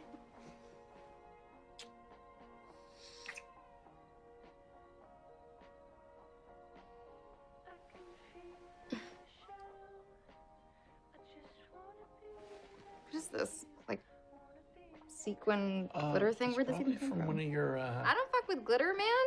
What? Like, oh, did you go to a strip club or something? What? No! No, we've been to strip clubs. I have no problem with strip clubs. I know. No, I haven't been to a strip club. I haven't been to any... Bro, Dude has a portrait of himself on the wall. I love it. Okay. Then are you cheating on me? No, oh my God, I'm not cheating on you. Okay, well, this All right, is I have a weird. sex doll.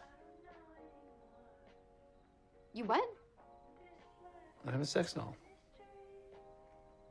That Soda I poppin'. barely ever even use. Oh. And, there's this one dress with sparkles Yeah, okay. that probably one fell off, maybe. Yeah. And, No, that's totally fine. well, it doesn't seem like it's fine with you. No, I'm just processing. I didn't tell you about it. I didn't think to tell you about it because it's no big deal. I mean, it's like porn or something. Yeah, It's a no. fleshlight with boobs that I got off of a Japanese website. She's from Japan. Very international woman. Is her name Kamiko? Oh my God. Is she hotter than me? Like, be Cody, honest. Like, if Cody. if Kamiko's hotter than me, I'm in. Now you're mocking me. Whoa, sorry, I'm not trying to kink shame you. I'm sorry if that's what No, it no. felt like. I have a million fetishes. I love this part of our relationship. I love that we do all this weird shit together. Really, I love that. Can I just see her? Safe on TOS till Ooh. episode 3. Okay, cool. It's my private gross thing. Like the shit you took this morning, and I know you took a shit this morning because we have honesty. I don't know what color it was because of privacy. Oh my God. I mean, obviously brown. You I hear you. This is a boundary. All good. We're all good.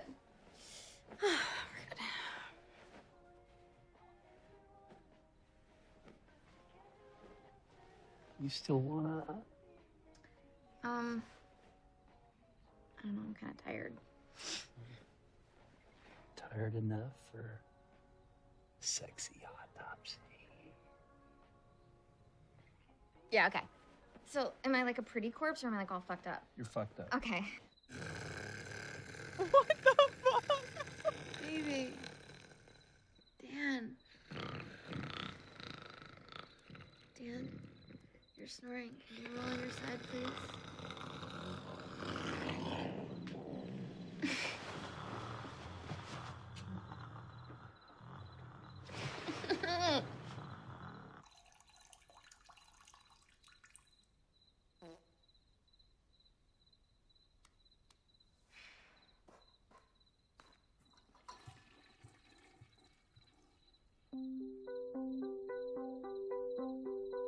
I fucking cannot with this show.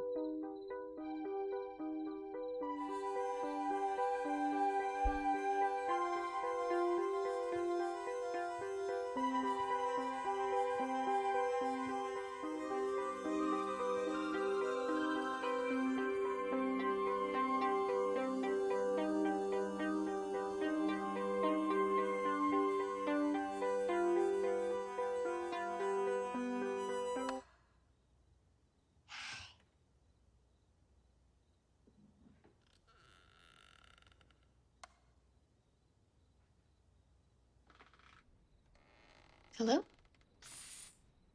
I'm in here. I can hear you. I know you're out there. You breathe like really heavy.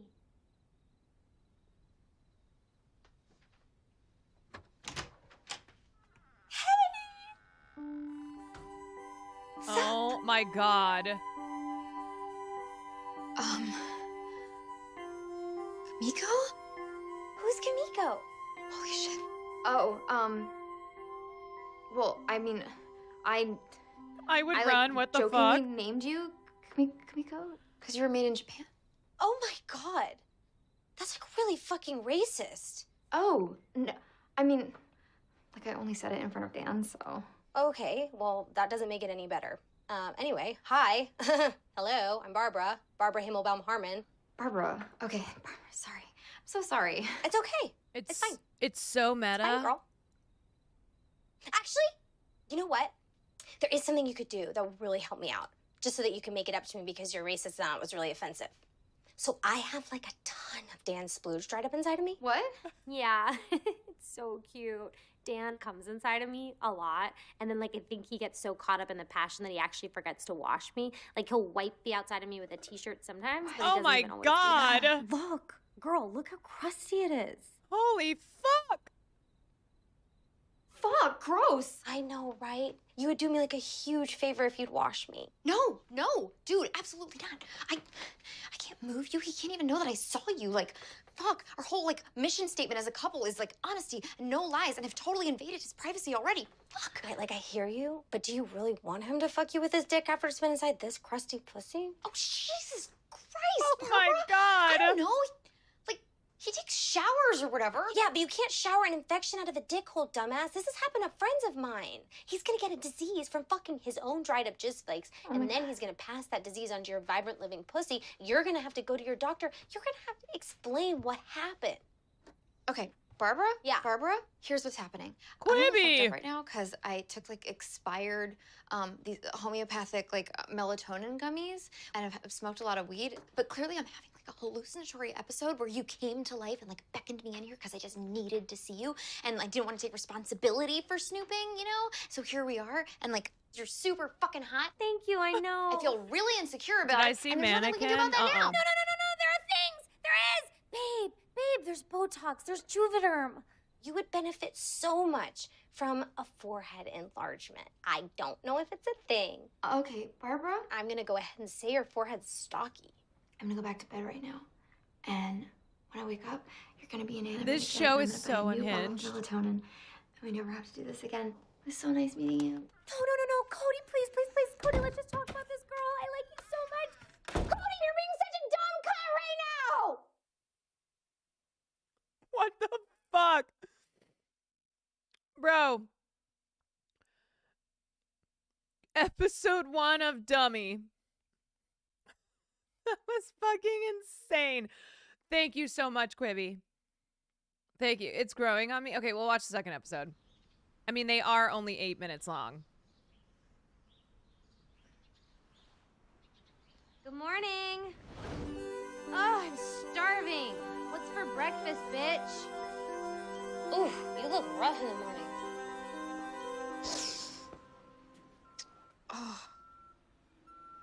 Writers deserve all their money. Babe, I had the weirdest dream. Huh? Yeah, it was like... Oh yeah, they're only 1 Quibby long. Sorry.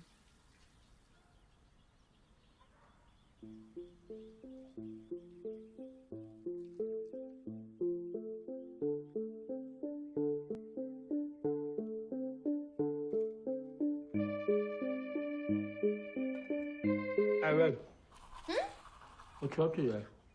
Nothing. Want to come to my ADR session?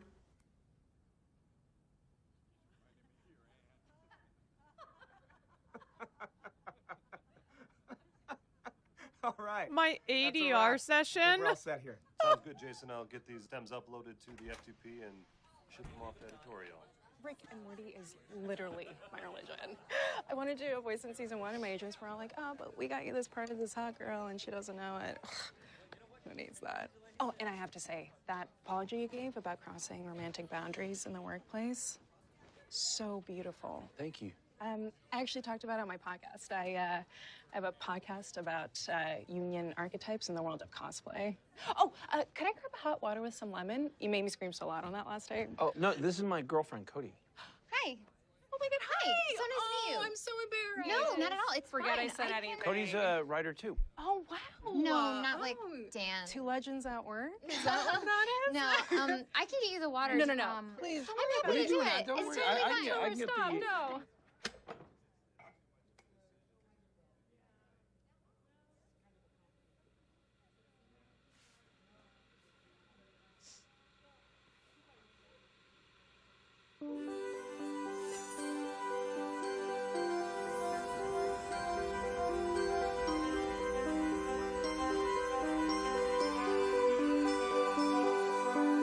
Bean? Huh? You okay? What happened? You've been gone for like 10 minutes. Oh, shit. Yeah, I'll just bring it to her right now. She left already. Oh. You bummed you couldn't valet her car. I bet you she has some dry cleaning she'd like. Gracious Blake, thank you for the gift of sub. What's up, Shira? Nice. This qualifies as horror, right? It's everything. You know, I think I left my computer charger at your house. Is it cool if I go grab it? Oh, yeah. Spare key. Okay, cool. Just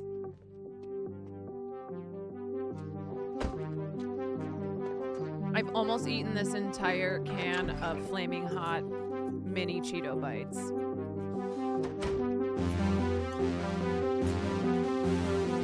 They are also a Quibi.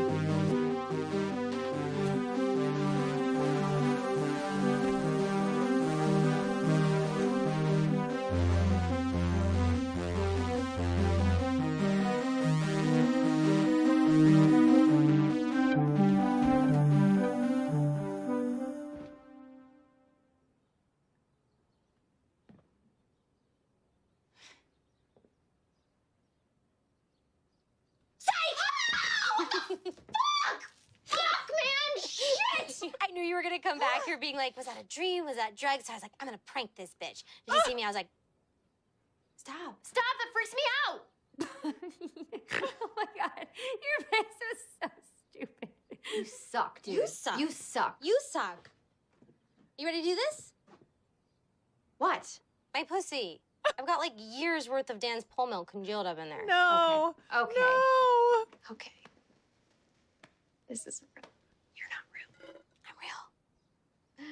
But the yeast infection I could get is real. So Please. I'm just gonna do this. Oh, I love baths. I love how at first it feels like they're so hot and you're like, I'm gonna fucking die. It's like my skin's gonna crawl off and then it gets kind of cold and it's just heaven. Oh, it's because you saw my perfect body, huh? What? Why you're in such a bad mood? No. No. Is it because you're scared Dan's gonna cheat on you with the redheaded actress from that nerdy podcast who's like a way less hot version of me? No. Barbara, I'm in a bad mood because I'm having like a fucking nervous breakdown. My boyfriend's sex doll is talking to me. Okay, I don't know if you're trying to diminish my self-worth by calling me a sex doll, but I have news for you, babe. We're all sex dolls until we topple the patriarchy. I'm fucking dead. That's great. You're a feminist sex doll. Yeah, I am. Yeah, I've read The Feminine Mystique, so yeah. No. See, no, you haven't. You're just me. You're not your own person. And I haven't read The Feminine Mystique. I just pretend that I've read it when it comes up in conversation. So you can't have read it. I have read it. Tell me one thing about it. Tell me one thing. You know what, Cody? I'm not gonna sit here in the bath in my peaceful time for me and justify myself to a crazy person, okay? I mean, you got a dark cloud energy. Oh my God, is it Dan? No, it's my agent. It's like a real estate agent? Hello? Hi, Cody. Yo, here's the thing about Quibi. They were making anything for that site. Anything went for Quibi. Jason Levy for you? Who? Hey, Cody, I'm Jason. I'm your new agent. They didn't give a fuck. Okay, what do you... Yeah, I don't know if you heard or not, but Brian Chang got Me Too'd. He's no longer with the company. Oh my God. Yeah, so I've taken over his roster, the whole roster, and looks like you owe us a new spec pilot for staffing season. Oh, yeah, I'm working on... I'm kind of halfway through... More than halfway through this thing. It's like, you know, the Tooth Fairy, but she's also a stripper. You know, because both jobs, like... Because dollar bills. You know, honestly, your female writer doesn't have to be that good. Really? Oh, not at all. Not sure how to feel about that. Feelings are good. Put those in there. We need more female voices. Okay. I can't wait to read it. Oh, sorry, bad connection. Bye.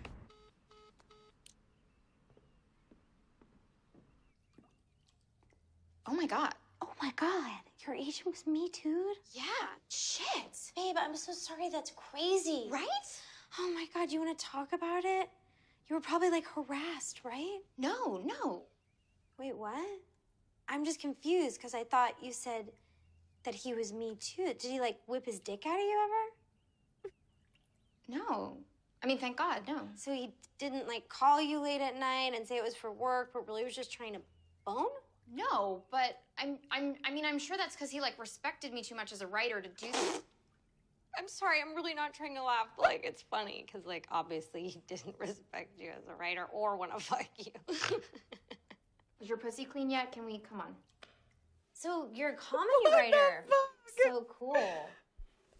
It's just you haven't made me laugh. Oh, I wasn't trying to. Well, I'm waiting. Oh, Cody, I forgot to tell you. I'm not just a regular sex doll. I'm actually a special order. That's great, Barbara. I know, it's so sweet. Dan designed me from top to bottom. I'm like his ideal woman.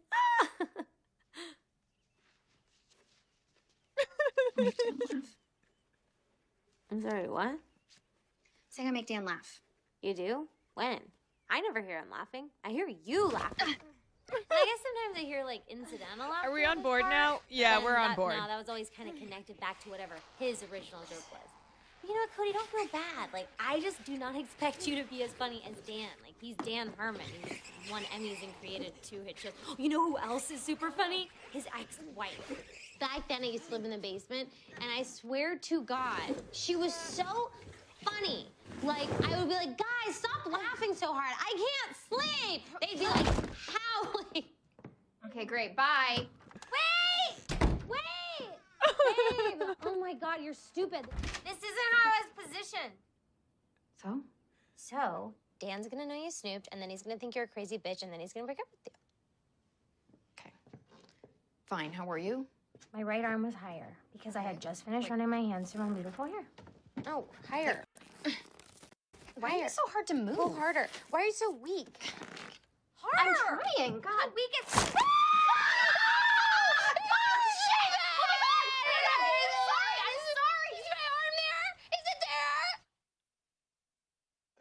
This show is fucking insane.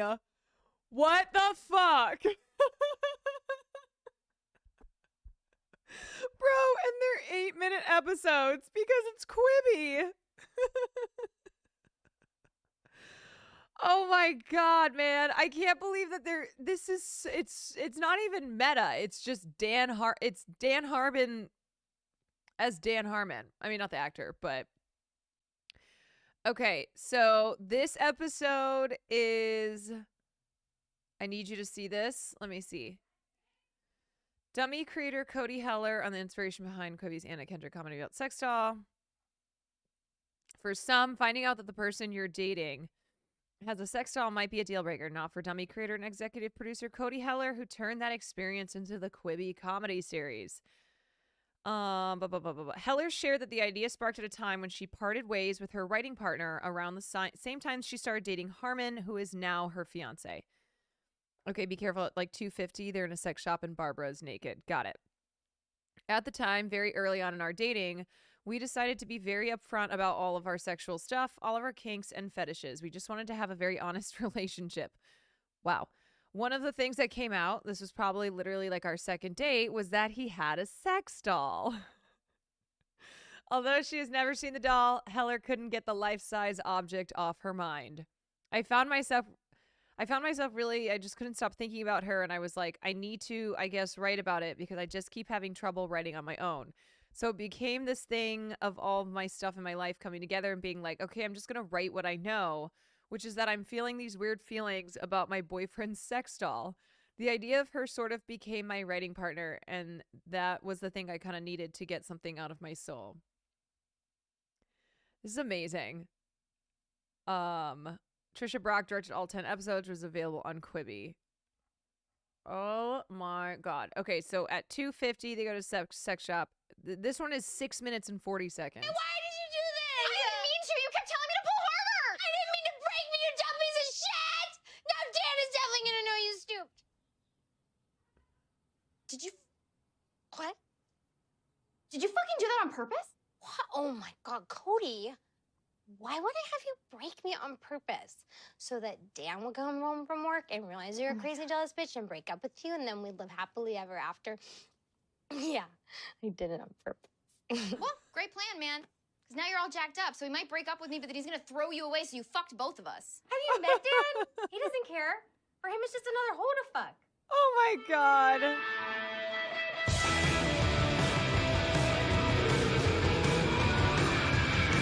You're seriously going through all this trouble to keep Dan? Why? Wait, I just skimmed, and at 2:50, you'll have to go audio only for the rest of the episode. Shit. I mean, oh, okay. Okay. 442, 2:50 there, the 2 Monka. Well, maybe we'll just watch up to that point. Because I love him? Love him? How do you fucking know you love him? I don't know, man. I don't know, we fart in front of each other. We both like to watch movies with the subtitles on, whatever. Wow, that sounds super deep. Fuck off, Barbara. You know, you call yourself a feminist, but you hate other women. What? No, I love other women. I just hate you. But you are me. No, I'm not. I'm not you. Ugh. Phone, play Doll Parts by Hole. I love Other Women. I just hate you. I fucking love this song. Okay, see? You just proved my point again. We're the same person. I love this song. You sound different to me because I'm going fucking crazy, but in reality, I'm just sitting in my car, I'm having a conversation with myself, and I just told my phone to play Doll Parts by Hole. So, God damn it. You know what?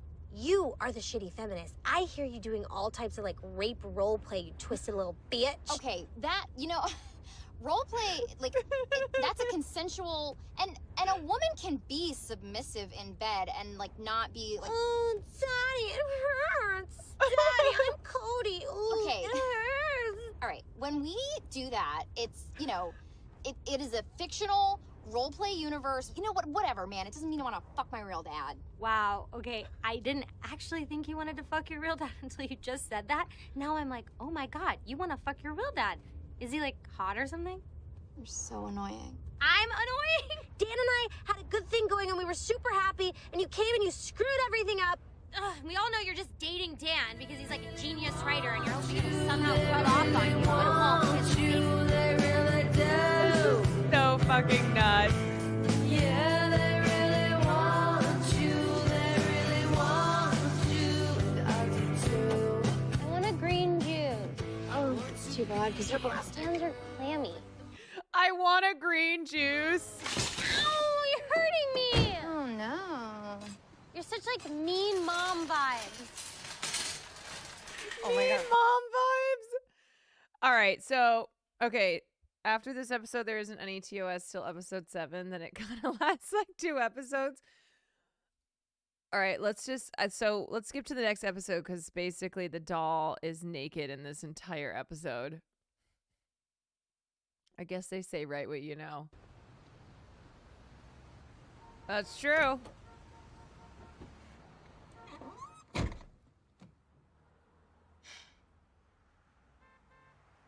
You want to talk about it? No.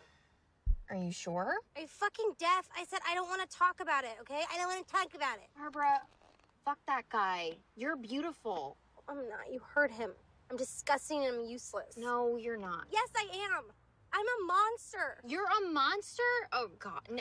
Look at me. You have a little cellulite. Like, whatever. So much better than having fucking melty fingers and melty toes. I'm too ugly to be sexually harassed by the agent who was fired for sexual harassment. Okay, I just said that to make you feel bad about yourself. I'm sure, like, he just respected you as a writer. No, I'm like a fucking terrible writer. No, I'm sure you're a great writer. No, I'm not. Okay, well, I'd rather be a terrible writer than a useless sex doll. Barbara, you're being so hard on yourself. Like, why do you think I just spent all that money to get you fixed? We're just trying to save your own ass. No, I wanted to keep you. I fucking like you, man. You do? Yeah. We gotta go, because, you know, we still need to beat Dan home. We should go. Okay. Actually, Cody, would you mind if I just had a moment to, like, compose myself? Sure, yeah. Alone. Okay. Sure. Thanks, girl.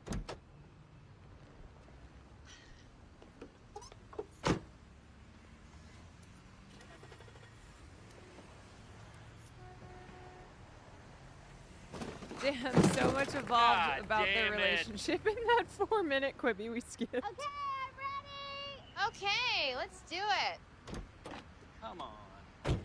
Anus variety pack. Oh my God.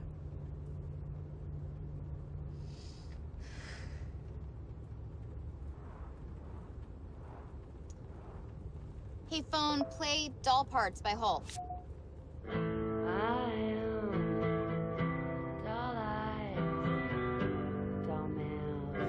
Why did we start watching Dummy? Because it's actually pretty good.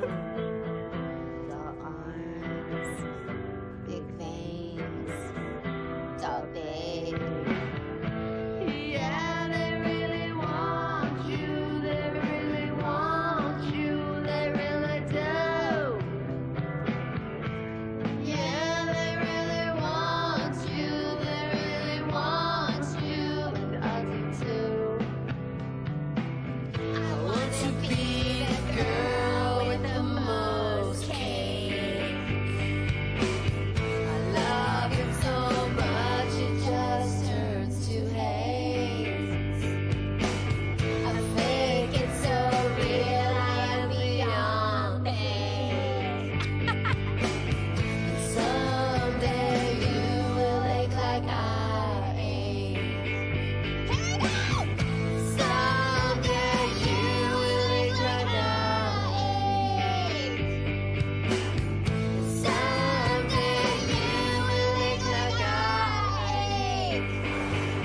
Yeah, they licensed one song. They're gonna use that song.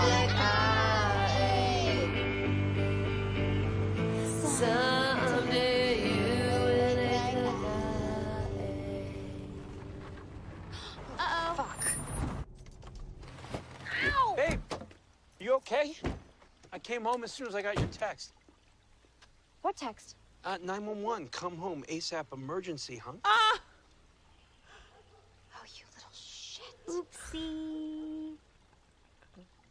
What's going on?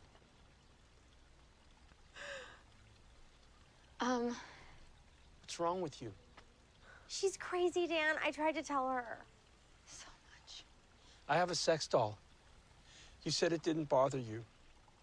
I asked you to respect my privacy, that I didn't want you to look at it, and you agreed to that. You didn't have to, but you agreed to that. And now it's sitting in your fucking car. Ain't no way. How can I ever trust you again? Yeah, I know. And, there's nothing I can say to fix this, so I'm just gonna go inside and I'll grab my stuff and then I'm gonna leave you alone. And I'm sorry, I just needed to, like, see her. Why? Somehow this show makes the girlfriend the weirdo. I don't know.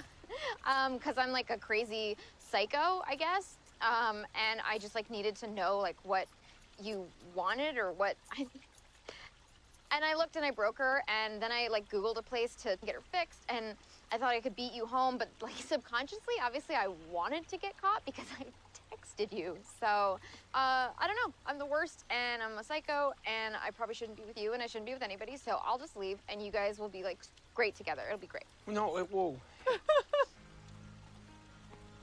You went through all that trouble to get it fixed?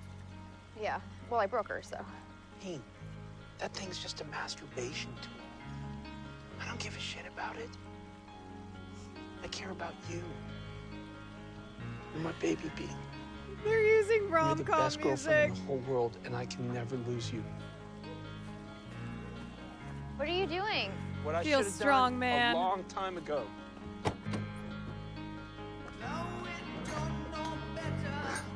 Do you think this is what Soda said when he threw his doll in the garage?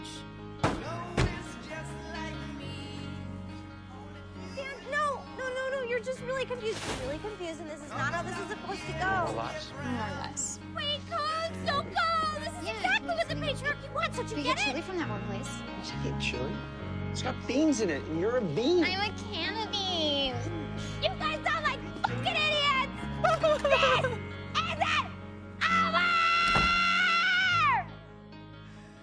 Does she turn evil? I wonder.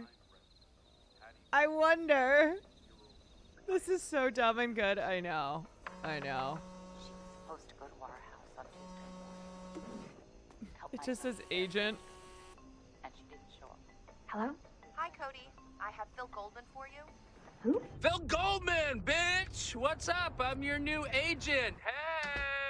I'm sorry, I don't know if you've heard, but Jason Levy was recently Me Too'd, so he's no longer with the company.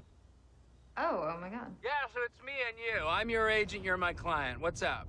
Okay, that's a little weird because I never even met Jason. No, I know. Nobody's really met him. Who cares? Yeah, anyway, listen, sorry it's so late. I've taken over his whole roster, so I'm making my way through the list, and you're the last one on it. Oh, okay. Yeah, I'm sure it's alphabetical. Yeah, or by talent. I'm kidding.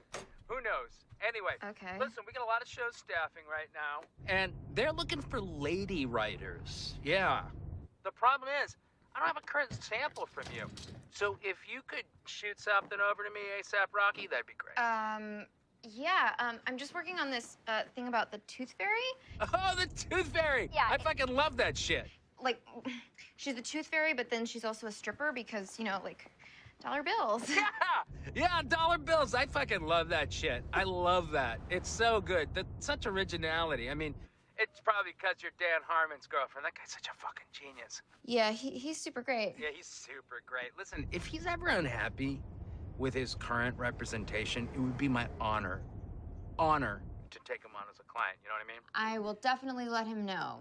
Yeah, please, let him know. Oh, fuck me in the dickhole. I gotta take this Yo, right away, this okay? guy. It's Jason Levy. We're still kind of friends, and I don't know, I think he might hurt himself tonight, if you know what I mean. Kill himself. I think he might commit suicide. I'm gonna take this. Just send me some of your writing shit, and then I'm gonna check it out, and we'll go from there, all right, babe? Bye! Okay, bye. All right, babe. Okay, babe. Oh my God. Is that my agent IRL?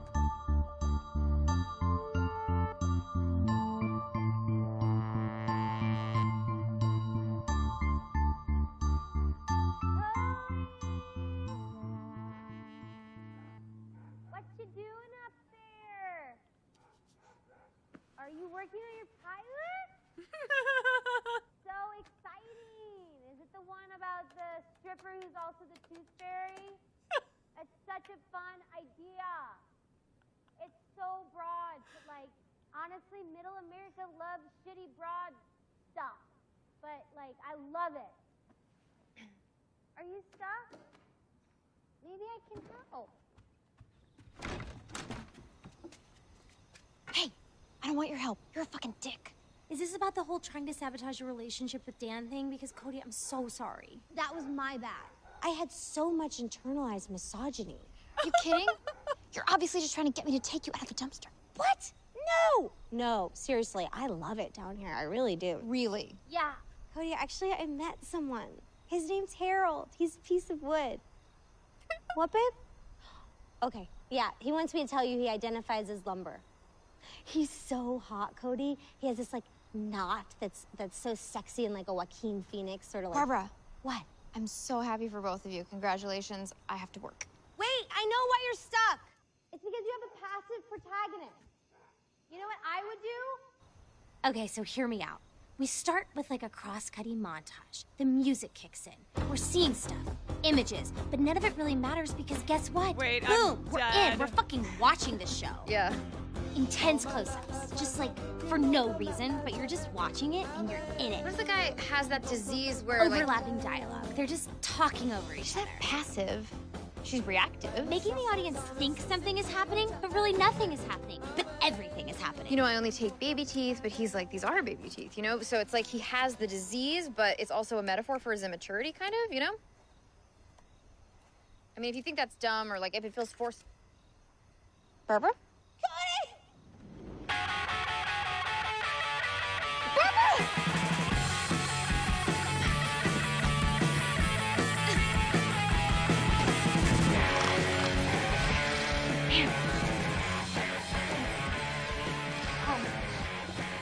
I think I'm getting a UTI. I feel gross. I'm just gonna sleep at my house. I love you. Bye.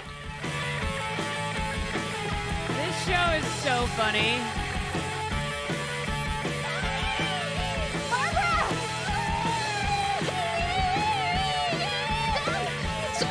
Sir, stop. Oh my God, sir. This has been a mistake. I didn't mean to throw her away. Oh my God, Cody, he was totally gonna rape me. The sex doll. She's mine. She got thrown away accidentally. I just need her back. Why are you so out of breath? How do you accidentally throw away a sex doll? It was a mistake, sir. People make mistakes, okay? You were the one about to fuck a used sex doll. Are you okay? Excuse me? I was gonna recycle her. I'm not some pervert. Okay, well, I mean, I don't think we necessarily need to, like, cast judgments on other people's sexuality. Like, Okay, Cody, you're perverts making it kinda- worse. Can I just, give you some cash for her? I don't do this work for the money. I do it because I give a fuck about the environment, man. Oh, I'm sorry. That's fair. Do you know how many dolphins die each year for choking on used sex dolls? No? Me neither. It's gonna be zero if I have anything to say about it. Okay, sir. No, hey, please, I appreciate your position, fucking and I think what you're writing on doing is this very show. noble, and, you know, it's like a service to the community. Who cares? Barbara, can you let me handle this? I really need her back. So, she's my writing partner. Yeah, just a classic LA hobo. What even are all these water bottles? I don't know, man. They're just like accumulated from hikes and stuff. From hikes? You don't hike? Oh, this is plenty. Here. Thank you. Bye. Have such a great night, and thank you so much for not raping me. Cody, thank you for saving me. You're truly such a great friend. Okay, but just so we're clear, we're just writing. That's the whole thing. Yeah, no, totally, 100%. But like, we're not starting now, right? Like, I don't know if you noticed, I just went through a very traumatic experience and like I need a second to decompress. Okay. So where are we going? Are we gonna go stay at your place? Yeah, I guess. I mean, I can take you back in there. Oh, yeah. Fuck Dan. He can eat my ass. Not in a hot way. I hate him. Okay, let's go. Hey, so I told Harold he could crash with us for a few nights. I hope it's okay. He's fighting with his mom. He just needs a place to go where he can like get his shit together and get through this family stuff.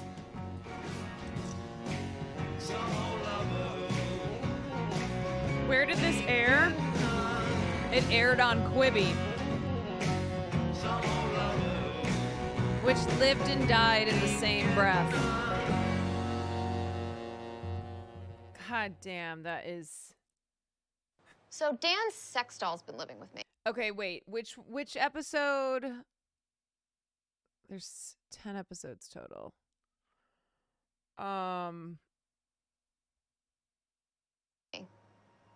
Okay. This is the last episode we're gonna watch because I want to play a little Until Dawn before I end stream.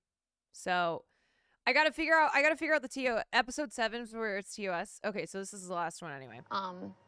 After he threw her away last week, I went and I got her and I took her home. So she's living with me.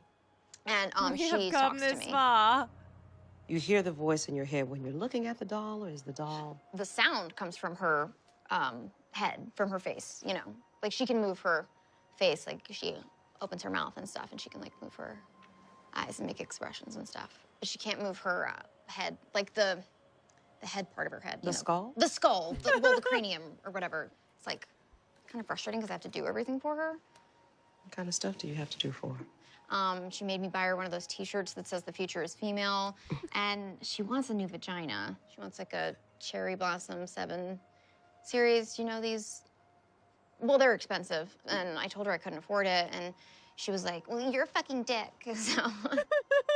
You know, we see this a lot in children, the invention of an imaginary friend. It's a very common coping mechanism. Right, like Drop Dead Fred. I haven't seen that one. Well, it's just okay. I mean, I kind of kept hoping that they would hook up. Anyway, imaginary friends usually pop up during a time of transition, time of growth. Oh, no, they kissed, I think. I can't remember. It's less common in adults, sure. But I think this... Does she have a name? Barbara. I think this Barbara represents a part of you that really wants to help heal you. Really? Yes. So as long as she's not suggesting you cause physical harm to yourself or others, I say embrace her. I've been doing some thinking. We should kill Dan. What? We're not talking about this. We're not doing that. Dan stole the best years of my life, and he literally threw me out like I was fucking garbage. He ravaged my vagina like all men do. Okay, we're not killing Dan. Why? And I'm sorry that he like kill ravaged Dan. your pussy. Thank you. But here's the thing, babe. You can't say stuff like that. Why not? Because my therapist told me that if you did, I had to get rid of you. Well, you can tell your therapist to go fucking shove up a hey, I love her. Because I was joking. I know you're just saying that so that I won't get rid of you. You're me. I know. And like, this week has been fun or whatever, but like, I mean, you're really mean to me all the time, and we haven't actually done any work on the Tooth Fairy pilot. Cody, I have to be totally Look at her honest with you. outfit. Like, your pilot's a piece of shit. What are you talking about? In the dumpster the other night, you were like excited. You were pitching me all this stuff. We put lipstick on a pig. Like, it's really bad, honey. If it was on TV, I'd literally rather kill myself. Okay, well, I have to write a pilot. I have to write something. My agent told me that it doesn't have to be anything. Us. What?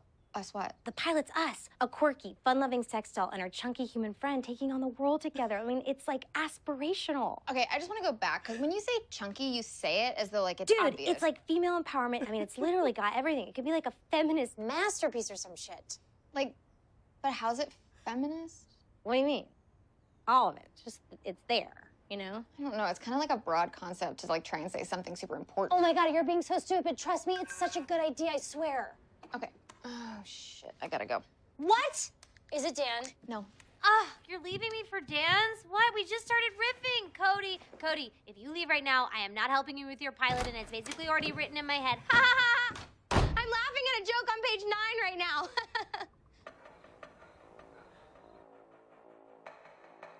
This might be Anna Kendrick's greatest work. Told me, stay away. I've smelled this smell before. I said, what are you talking about?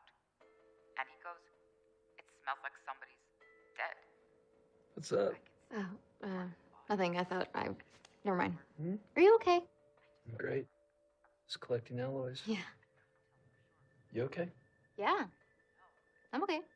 Really? Mm-hmm.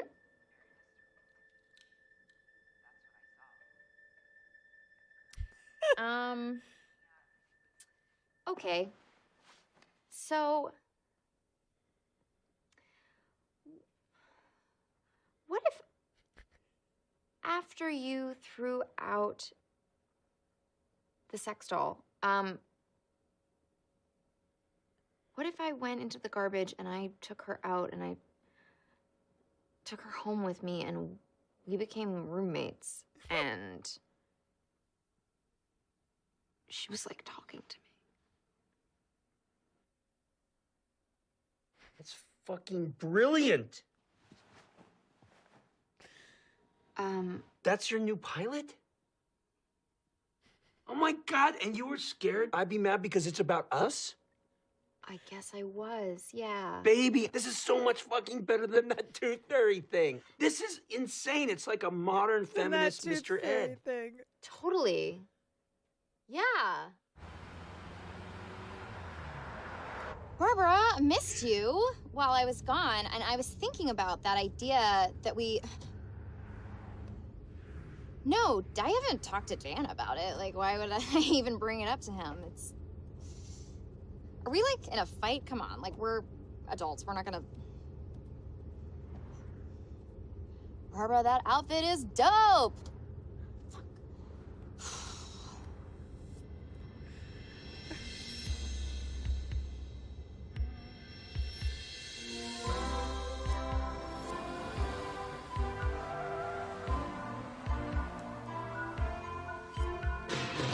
Barbara, you're right. What is that I fucking didn't trust cigarette? you because I didn't trust myself. But now that you're in my life, Anna's so good in this role, yeah. something's been changing inside me. Blind. I've been thinking about what it means to be a woman in this world, and I don't want to do it like that anymore.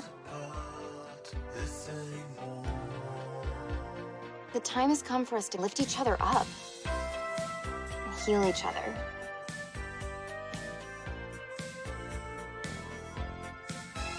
It's time for a new beginning.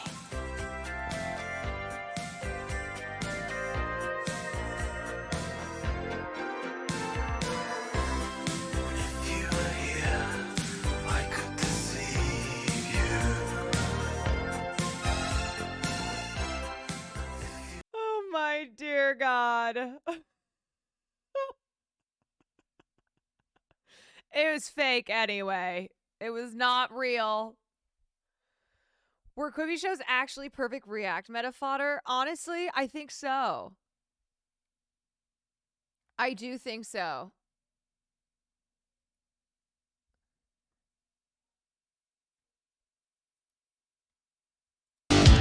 Ah!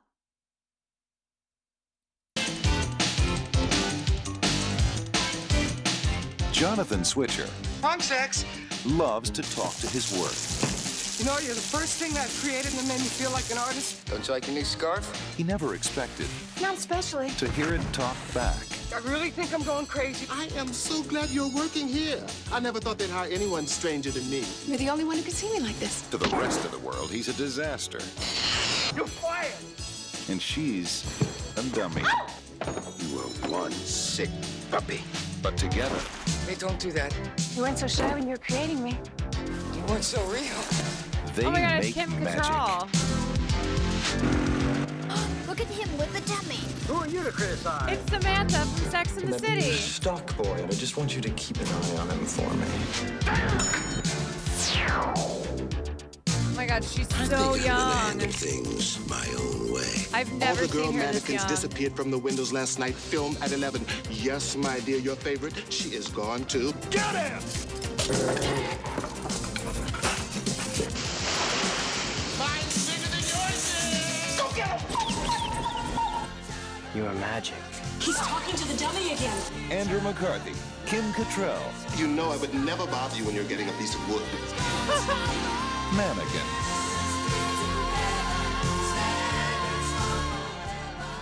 Great song, though. You haven't seen this movie? Mm-mm. I have not.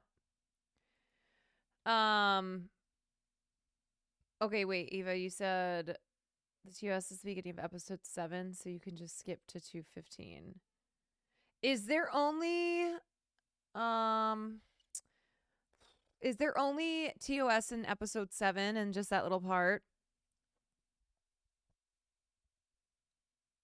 Is that it? So here's the thing. I think either we finish. Okay, wait. That's the rest of the episodes are kind of fucked. This is another Quibi show that's on YouTube. The Stranger. I think I remember seeing a Deadline article on that. She keeps wearing the vagina as a necklace. Oh. Yeah, I guess I never know what the whole. I don't know what the deal is with it being like fake. You know what I mean?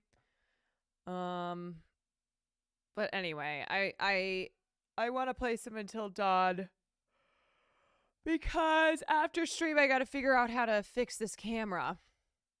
Or not fix the camera. I got to figure out the IRL camera so I can try to IRL stream tomorrow. Ba, ba, ba, ba, ba, ba, ba, ba, ba. 80s music. I don't think you want to risk it for a Quibi show. Yeah, that's true. I probably don't. I definitely don't. Okay.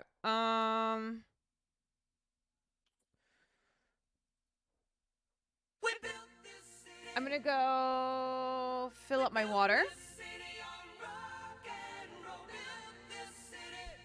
Be back in 20 seconds to play a little Until Dawn.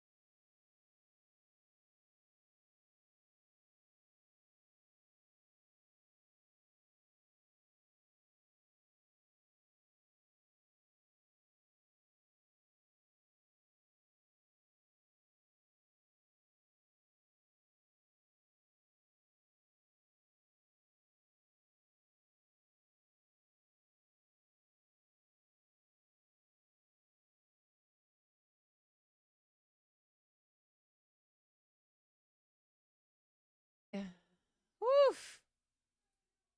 Opening PlayStation Plus.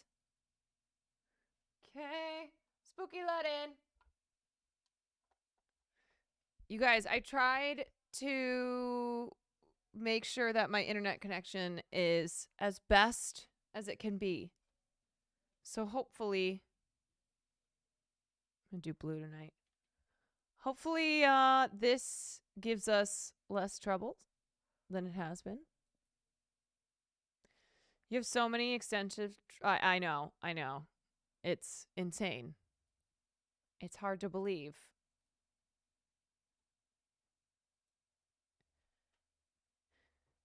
This game does not want me to play it. All right. There we go.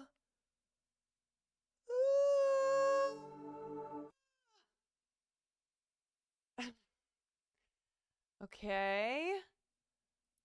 Let's see.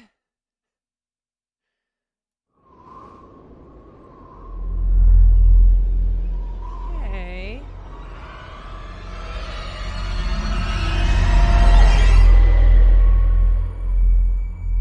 So far, so good.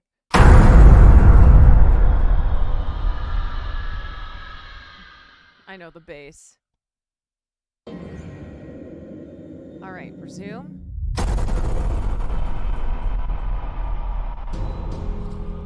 Yeah, if you're not awake, you are now. Ah! Stop it! You can't do this! What are you talking about? Oh my god, we gotta get out of here. I don't understand what happened. There's a maniac! No, this is insane. We need to go get some help. Hello? Guys? Oh god, I forgot about Sam. Hello, Samantha. Looking for me? We should look for the others. Mike and Jess are off 69ing each other, and who knows where Sam is. I think she's in the lodge. Why are we still talking about this? Let's go! Hey, look! Fire tower. Matt, what is that? Oh yeah, Rami Malek's dead. I don't know. I didn't even mean to kill him, but I did. Oh shit. Oh, wait, didn't I already? Here we go. Fuse box.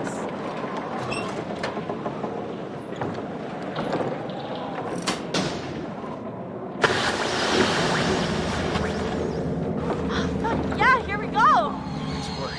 Hey, 4-1 for All right, Matt here we and go. Emily. Now, where do we go?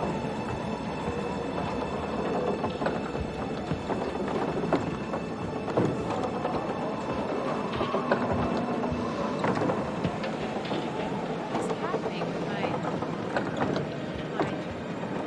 mic? Or my mouse. I hate that the mouse is connected to my playing pad. My playing pad, I mean my controller.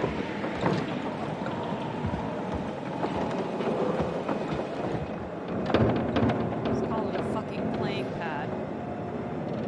Is it too loud? Hold on. Do I need to turn? Oh shit! I can't change the settings.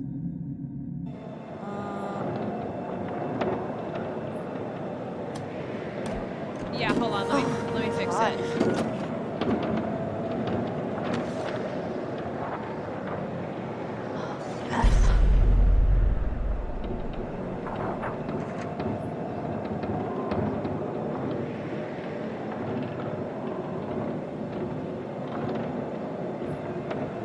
Wait, no. Okay, let me fix the setting.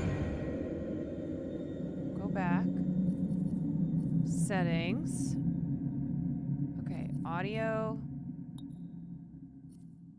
I'm gonna turn the shit down. Okay, that should be good.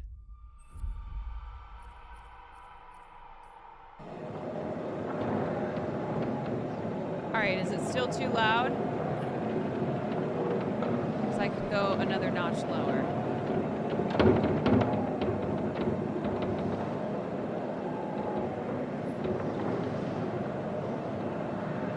Okay.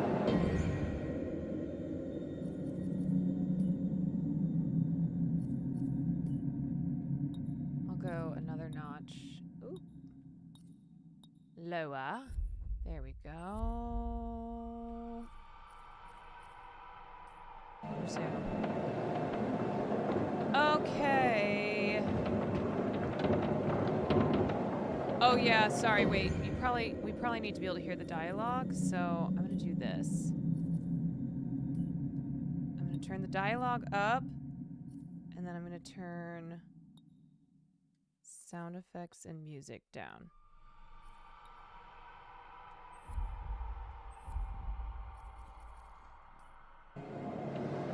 I'm here for the death, not talking anyway. I understand.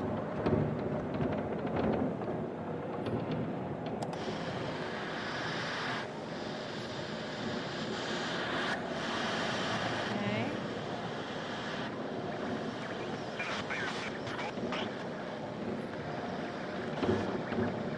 Ranger service for Blackwood County. Over. Bro, this fucking mouse. It's like connected to this. Hello? Anyone there? Hello? Please say something if you're out there, please. We need help. Over, over. Shit. Hello? Oh my god. Thank God. We need help, please. Hello, is someone trying to contact us? This is the Park Ranger service for Blackwood County. I'm not getting your signal very well. Please speak slowly and clearly. Over. Please, please, please, please help. Oh my god, we're stuck on Blackwood Mountain and there's a maniac. If you can hear this, please repeat your message as I'm unable to understand Bro, what he you're said saying. slowly and clearly. Hello? Can you please identify yourself? Over. Okay, comply. Oh my god, okay. My name is Emily. Hello? Amity, thank you for the raid. Please repeat. Over. Hello, everyone. Inform. Stay calm, Emily. We're on Blackwood Mountain by What's the up, ski people? lodge. There's a killer and he's after us. He's already killed one of our friends. Oh god, please help. You gotta help us. Hope you guys had a good stream. Simply tripped the motion sensor. OMG, I've always wanted to play this game. Deer. I read you, ma'am. Please do not leave your position. We will send fun. helicopters to get you as soon as the storm has subsided. Over. What? When? How long? Dawn, at the earliest. Is that why it's called Until Dawn? Not until dawn? Oh my god, he's scared. He's coming for me. He said it! Yeah, so after your corpses are cold, we'll be there.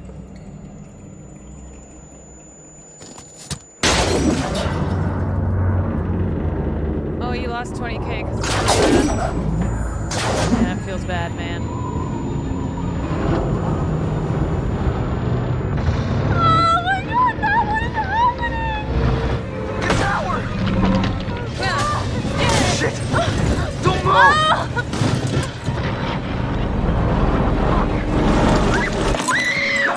Emily! Emily! Oh my god, please fall through. Please fall through.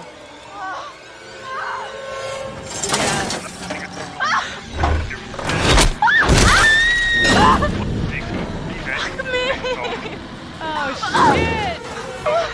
Yourself. Over. Jesus, shit! It's literally like Jurassic Park. No, don't! No! Oh shit!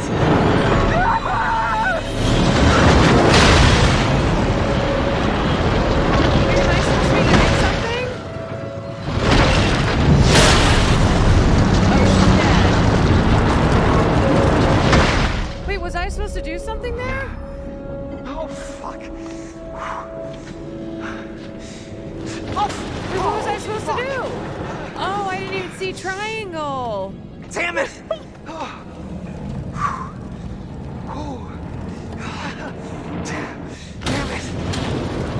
Wait, I didn't see triangle. When the thing fell where you could have pressed triangle? Oh, my bad. Oh, she's still alive, you guys. I'm coming. I'm coming. She's still Em, this is pretty alive. unsteady over here. Matt, you've got to do something right now. What are you waiting for? I'm thinking. The only killer here Let me is think. you. Don't think, you idiot. Just get me out of here. Oh, you know what? Time for some drama. Is that why you still like Mike? He's a thinker. Matt, I don't. Let's keep it going. I saw you with him. Christ, Matt, Yes. we were just talking. Oh my God, this is not the time. Just tell me what's going on. Yes. Nothing, Matt. God. Just admit it.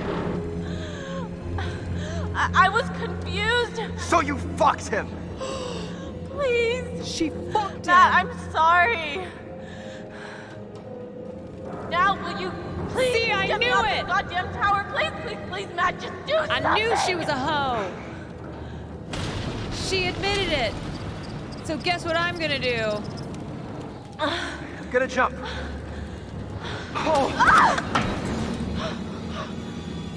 Matt, Jesus. I'm just trying to find the safest way to get to you. You idiot, just get me out of here. Oh.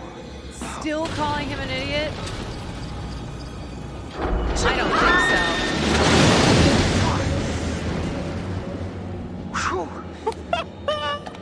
Emily! Well, that's what she gets.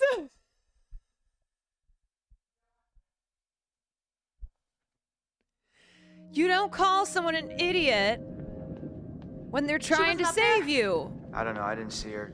She must have come down Not here. dead till you see a body. I guess that's true. All right, Farley's hitting his bell. God damn it. The death is technically not confirmed. That is true.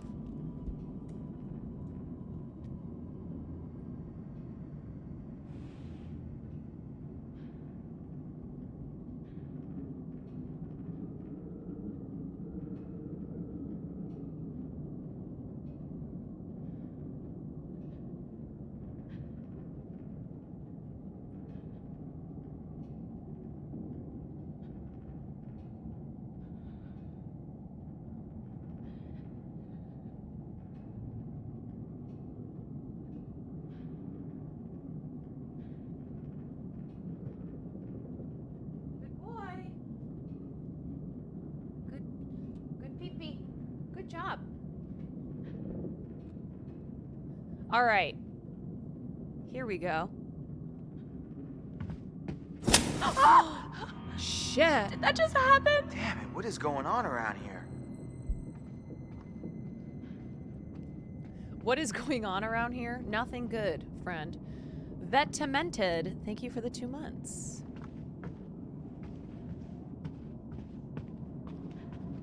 All right, I'm gonna try not to kill anyone else, I promise. Chris. What? Chris, I just want to say what happened back there in the shed. I know. Weird dude, can you tell Ray to that stop was Josh was spamming? your friend. Ashley, And, stop. Hell I no. want to say, I mean, thank you. Thank you for saving my life. Sure, Ash. Yeah, the alerts for some reason are so scuffed while I'm gaming. I'd do it again. Of course. Ash, you alright? Yeah, I just. No, dude, I'm having a fucking mental I know. You breakdown. and Josh were close, Chris. Let's just find Sam, okay? That's what we're doing. I mean, oh my God. What the heck? Yo, she is covered in blood.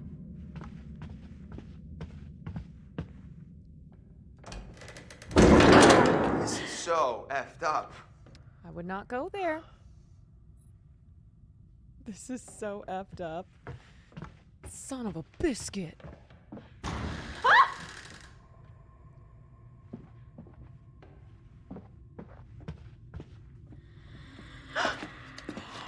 Wait a minute. Did you just see that? Did I see what? That, Chris, that! What that was that? It was like a see-through shaped like a ghost. Oh boy. I'm serious. Why don't you believe me? I said I saw it. Doesn't that count for anything? We've been through hell tonight, okay? Your mind is fried. My mind is fried. I don't even trust what I've been seeing.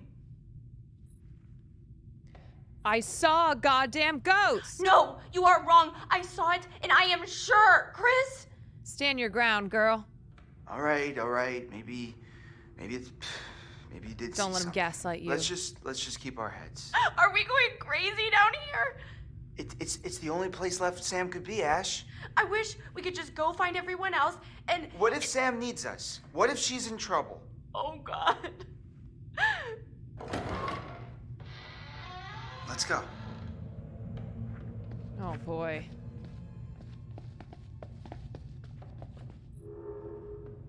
Here goes nothing. Hayden Panettiere would have done it on Heroes. She saved so many people's lives. It's time to save her life.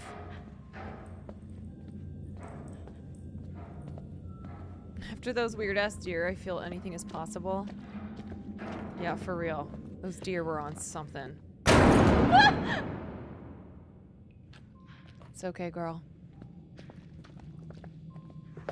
Whoa! You gotta be kidding me! What the hell is going on? Whoa!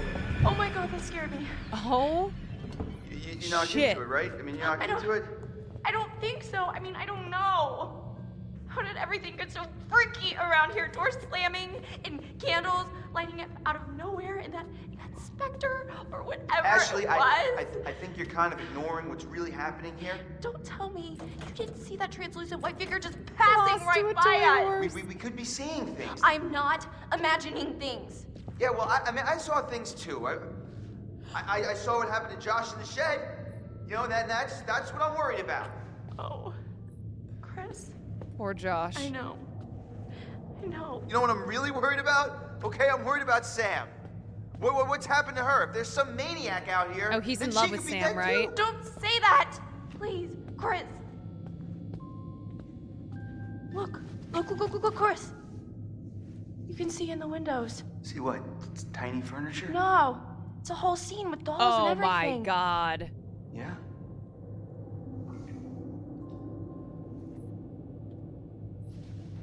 Oh. Huh, I guess you need a key if you want to play around in there. Huh. I don't think I want to play around in there.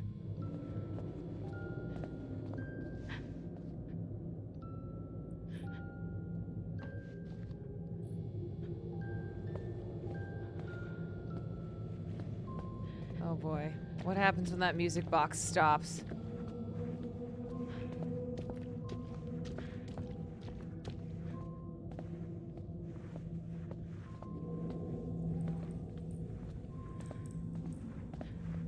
Okay, wait. I came down the stairs. Okay, so I came down the stairs. And now I want to go. Let's see. Oh! Wait! Oh my God, right there, right there. There's the ghost! Chris, you Did idiot! you see it? No. You were looking at your phone, you dip. What are you tweeting? Hashtag there's a freaking ghost after us. Ash, Good calm one. down, okay? There is no ghost here. Ghost of what? You're freaked out because of what happened with there's a Josh. You're not paying attention. I saw it. I saw a ghost, and it looked like Hannah. It looked like Hannah. Wait, Her baby bat. Jesus, Ash, what do you think? They followed us up here from the seance? I don't know. Maybe They didn't, because ghosts don't exist, okay? Oh, okay, who was talking to us at the seance, Chris? Yeah, Chris. I don't know.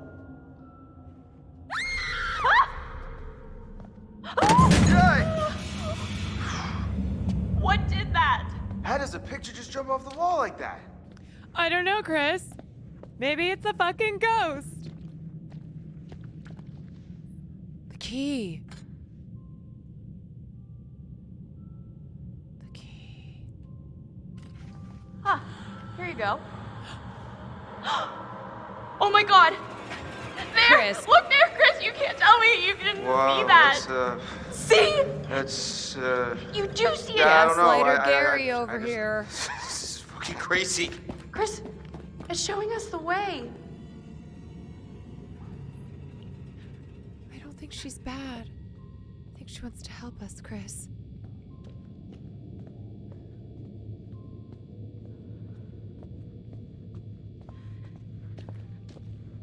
Oh, this is unbelievable. I feel like the ghost wanted me to see this. Do you know the way? What? Oh, fuck. It's like a weird sex cult. Whoa. What is going on here? Oh God, it's like... It's not like anything. That's us. Hiding there, waiting for Hannah. Last year.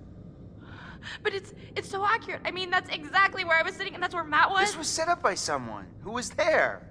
Or someone, or something that was watching us. Maybe it's a warning. I think someone put this here to mess with us. No, it has to be the ghost. It's trying to tell Chris, us the come on, maniac man. killed Hannah and Beth. I think it's this bastard that he's here trying to fuck with our heads. Why would he set this all up, Chris?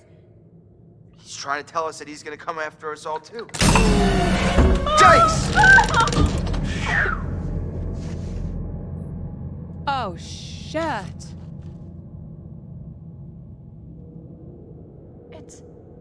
It's Hannah's diary. Oh, shit. Mom finally agreed. The invitations are out. The party's gonna happen. I hate that I have to wait. Grr. So far, Ash, Matt, and Sam have said definitely yes. Nothing from Mike. Oh. OMG! Mike confirmed. He phoned Josh this afternoon. His diary makes her seem like she's 7. Everyone I'm not being gonna lie. together here on the mountain is going to be so awesome. Cozy fires and hot tubs and OMG, Mike, I am so psyched to spend some time with him. I can't read this. It's so sad, Chris. It's so sad. Is that what we needed to see in the dollhouse? Came from down there. Came from down where? Sag Diary was written by a non-union writer, exactly. That's what's gonna happen, y'all. With the strike.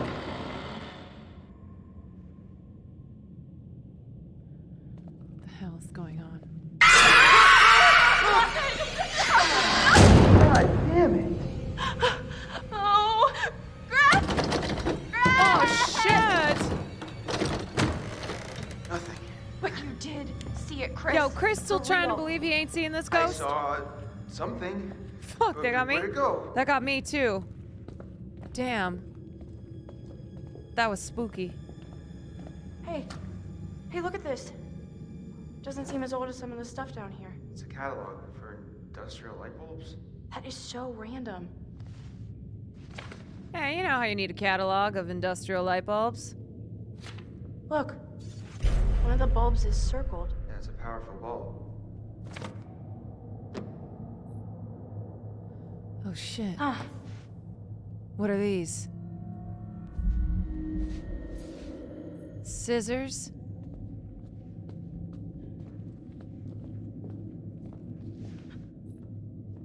What is Just when you this? think it can't get any creepier. Oh! Oh! Jeez! Oh my god, that was worse than anything else in the game. That was literally worse than anything else. What was that? Huh.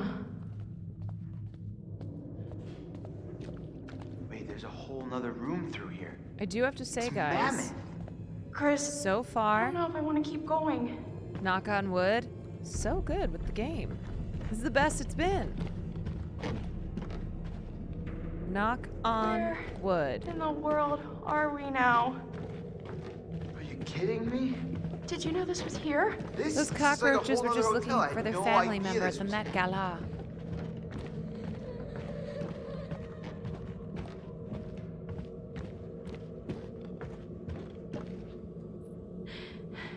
I don't think I can take any more of this.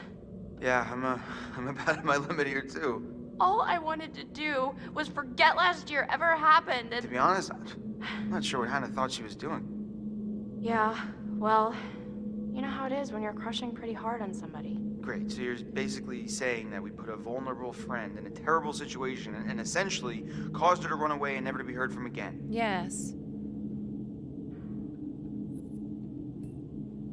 If it was you, don't you think you would have run away? I mean, who likes being made fun of? Yeah, Chris. People don't make fun of me. Oh. To your face. Honey, there are so many things we could make fun of you Chris, for.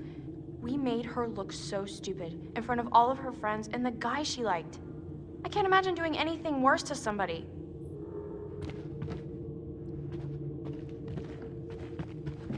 Yo, she's a real one. Yeah. Chris with his gel mohawked hair. Nobody makes fun of me. Oh no. What is it? Sam's bracelet. And she never takes this thing off. You gotta find her. God. Fast.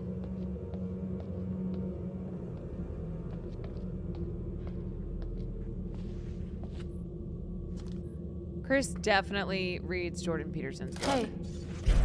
These. Are these fake? Why would anyone make fake newspapers? The fuck? That's a really good question. Fake newspapers? Is it Fox News?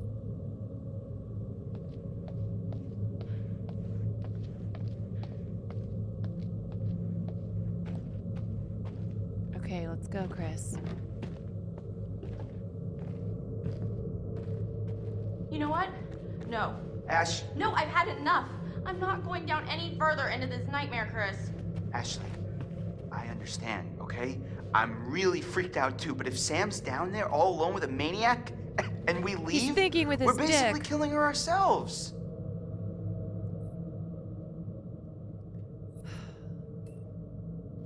I know. I don't think I can do it. Yeah, it's not looking good, huh? I'm really scared, Chris. I'm scared too, but I got your back, okay? Oh? As long as you got mine. Oh? I do. Oh?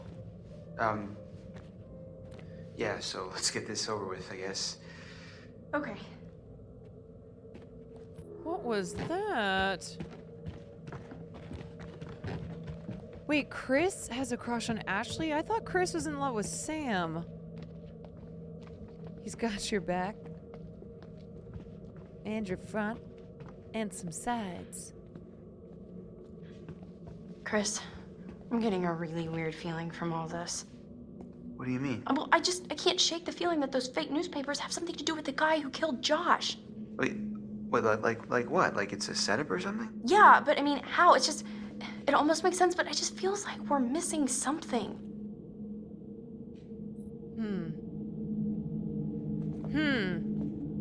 What could it be?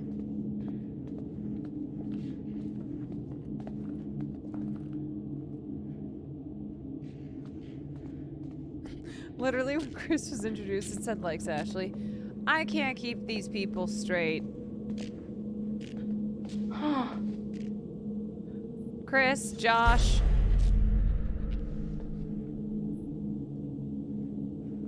Mike. Johnny.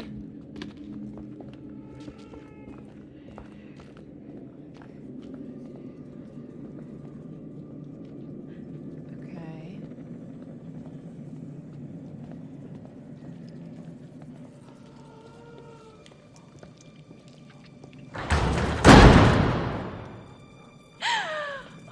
Ah, fuck.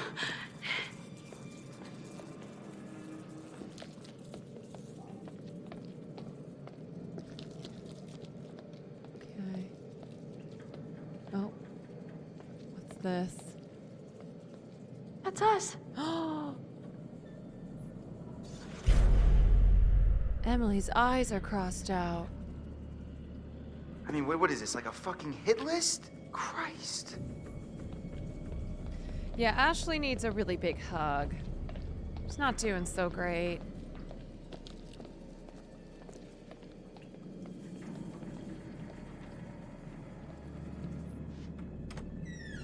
Oh boy. Oh boy. What's in here? Hello? Oh God. Chris, it's from last year. America's Funniest Home Videos. This is a little uncomfortable, huh? I've never seen this video. Yeah, y'all still gonna pretend you weren't bitches? So, what? She's so excited. It's Hannah. And alive. She has no idea. Oh, jeez. Wow. Forgot you were such a willful participant.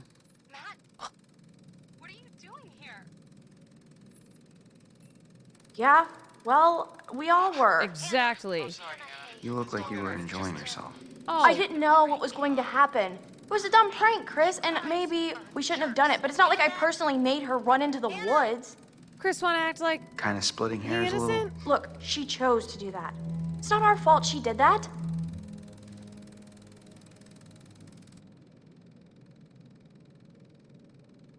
it was just a prank. Oh, Chris! What is going on? Ash, slow down, okay? I can't handle this. Ghosts and these videos and everything just flying calm down. around. Listen to me for a second. What? Calm down? Why should I calm down, Chris? I am freaking This out has right got now. to be someone messing with us. Think about it. Ghosts don't hook up video cameras. They don't play games. Then who would set this all up? Seriously, I'm asking. I don't know. Maybe the same person who tied you up and killed Josh? Yeah, right. The same person who might have probably Sam that person. right now. Maybe you're right. I wish I wasn't. Probably that person doing all that shit.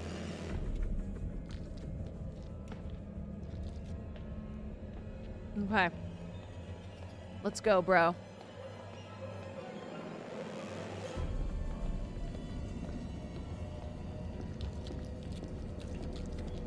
What's in creepy room number 10?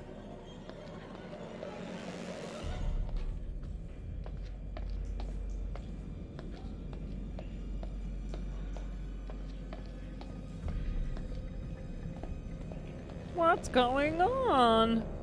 Oh, crap. Look at that. Blood? Might be Sam's. All right, let me see if I can get this. Yeah, I got it, but damn, this thing is heavy. Be careful. You gotta come through, Ash. I can't hold it. Come on. Chris! Wait, what? I think I just saw Sam over there. Ash, are you sure? I don't know, girl, but I come on, don't think we that's should check it Sam. out. Well, I'm pretty sure whoever's bleeding came through here, okay? So we really gotta get moving, like now. Girl. But let's go I'll investigate. catch up to you. Sam! Ash! Chris! Chris, help! I'm stuck!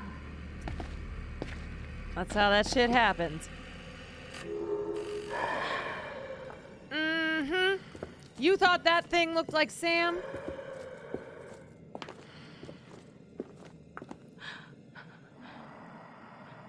An insult.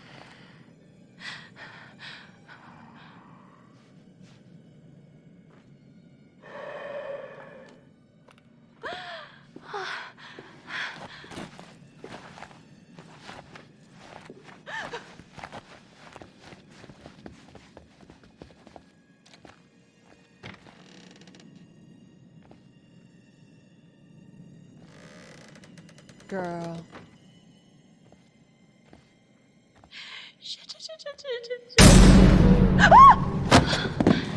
Wait. Chris! Hey, relax. You scared me. What the hell? Oh my god. Yeah, right? What? Wait a is sec. that? Has it been Chris all It's along? a dummy. But it's. Why is it. Wearing Sam's clothes? I have no freaking idea. Where the hell did it Wait, come that's from? sus. Fridge. Yeah. That is makes sus. sense. Why did you bring it with you? I didn't think you'd believe me. And I think it's, not a good sign. For Sam? For any of us, but yeah, mostly for Sam. Shh! Chris sus as hell. Right now. What do you mean? The psycho. Chris, I just saw him. What? Where? Where'd he go? I don't know, but we've got to be quiet. You're looking at him, gotta be Ashley. Still really close. Awesome. Sam? Girl.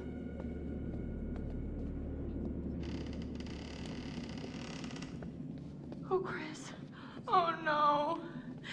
Hello? Sam? Oh, God. Oh, God. Sam! Oh, she's still alive. She's dead. The towel Holy is shit, still holy up. She's not dead. How do you know? She's still breathing. What the hell is wrong? How the hell is that towel still up? Oh, oh no, no, no, no, no. This is bad. This is bad. We've got to get her out of here. Fred! Oh, shit! Oh, shit! No, get back! Stay the hell away from me! Oh, wait! Oh! Good effort! Really good effort! Wait, I can't see! Fuck! No, why does my mouse do this? Bro! Shit. Oh, crap. You guys, I actually tried. Ash! I really did try. I'm gonna murder his fucking face off. Bro, they give you What is this? This is him. I This is the really guy who did killed try. Josh. It clicked out of the game. You murdering piece of shit! Look monster! around. We're gonna die, Chris. I don't think I'm ready to die. No one is going to die.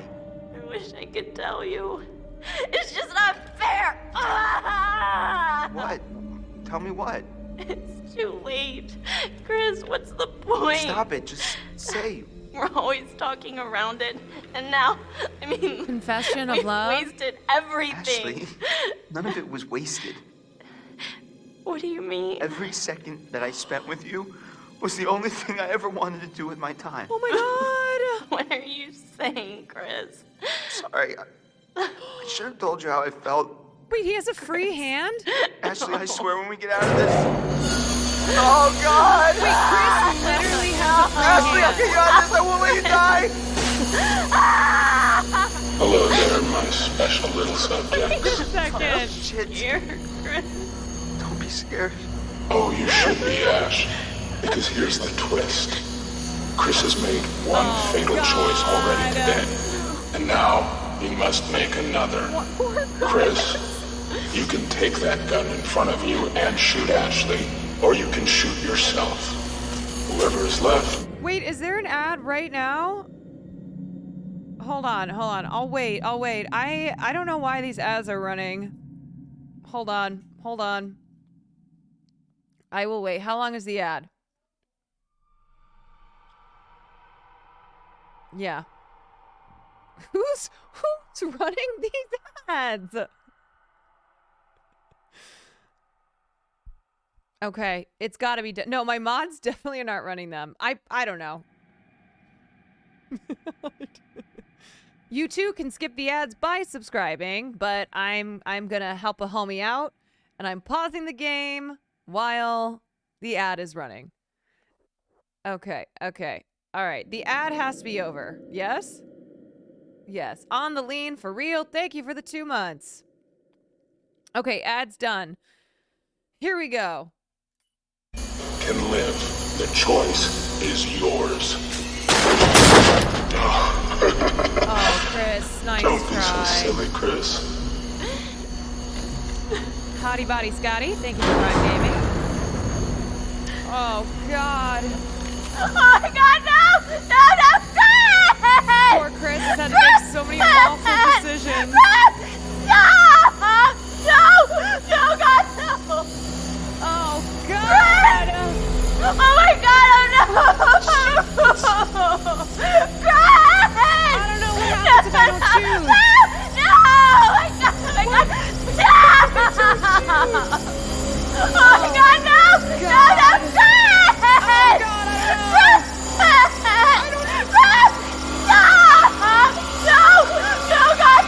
No,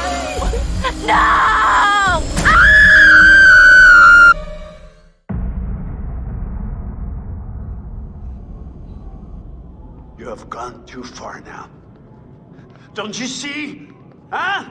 Don't you see that this torture porn has gone too far? Huh? Now what gives you the right to play God in these people's lives? What makes you so special then? Huh? Peter Stormare losing his mind.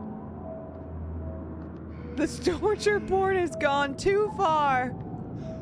You're sick! You're a sick fuck! Bro, you're a sick fuck. Now what the hell have you done for them? Huh? What the hell have you done to them? Psychopath. Psychopath! Oh, God. Wait, so who died? Wow, this is weird. We don't know. We really technically haven't seen anyone die besides Josh and Ash. What the other girl? Sam? Jessica. Oh God! Oh God! The choice is yours. Oh my God, we need help, please. Oh! What the fuck? No! Emily! Yeah, I fucked up there. I didn't hit the triangle. Oh my God, yeah. When I said light it up, and then it exploded. Now the game truly begins. Chapter 7. Violence. 4 hours until dawn. Wake up. Mike, that goddamn towel. Mike's still alive! Get over it.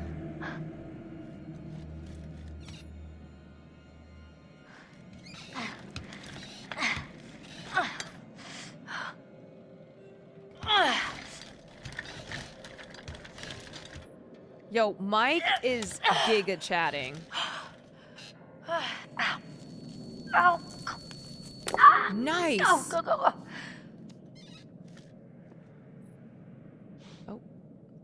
Oh. Okay. Flame. Come on.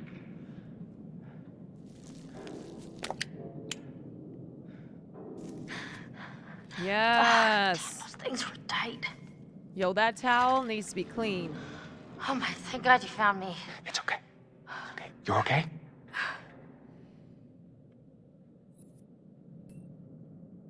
I don't understand. How did you get here? How'd you find me? There's some fucking maniac up here on the mountain. Yeah, I've noticed. Towel's a fucking hero. He lives in this, like, web of tunnels. I was down there trying to get out, and then I found this grate, and I saw you. Listen, this guy who you're talking about, he attacked me. He showed me these videos too. And one of them showed Josh being killed. Just ripped apart by this huge fucking saw blade. Jesus Christ. What the fuck is going on around here? What the fuck is going on around here? It won't open. Can you unlock it from your side? Should have chosen yourself in the gun choice? Hell no, brother. Every man for himself.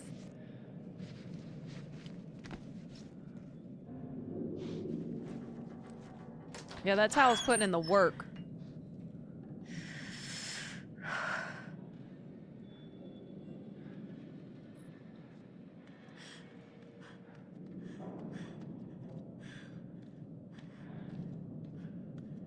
Oh God, which door? Well, seeing as this one won't open, I guess we'll try this one.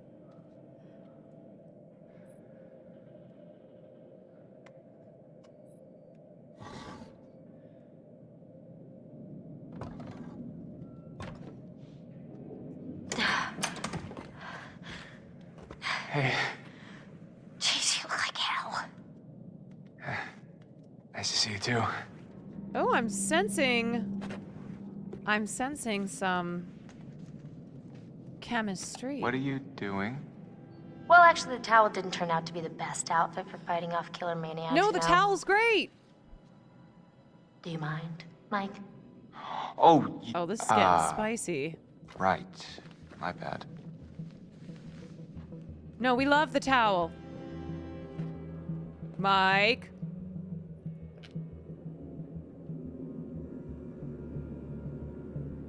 Okay, done. The towel's the only reason she's I'm still into that. alive. What's that? Is that crying?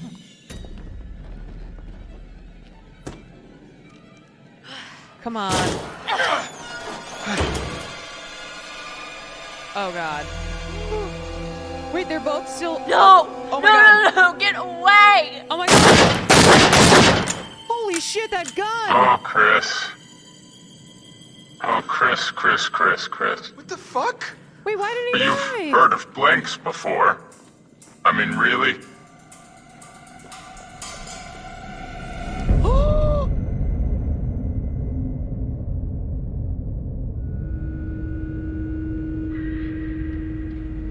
Oh, Wait God. a second! Oh my God, Matt!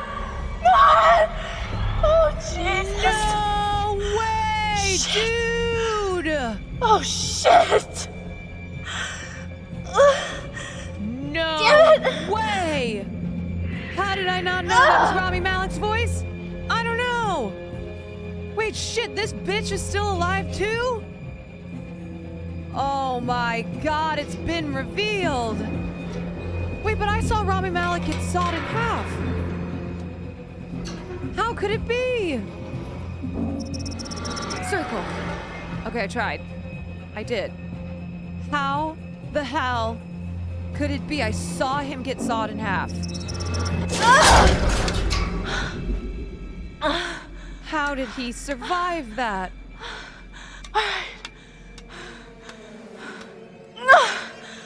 Shit! Bro, how is Emily still alive?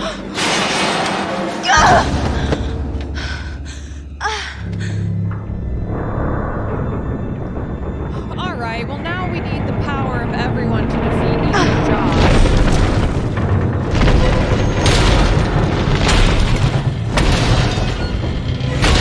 Alright, Emily, I got you, you dumb bitch.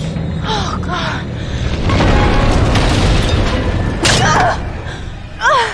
Girl.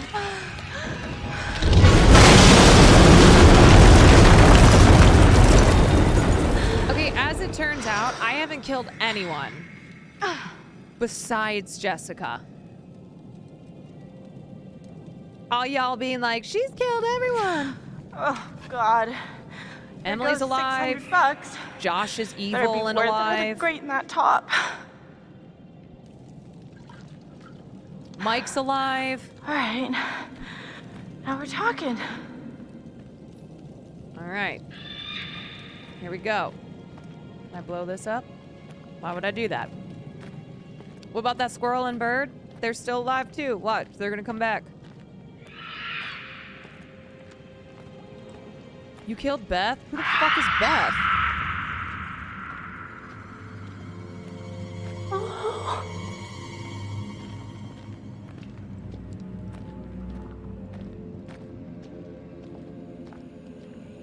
Hannah's sister? Yeah, I don't remember her.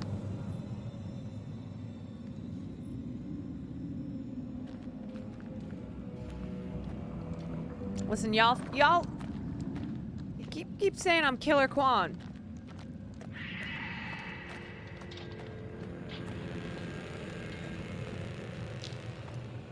Dude, I should have known it was Josh the whole time.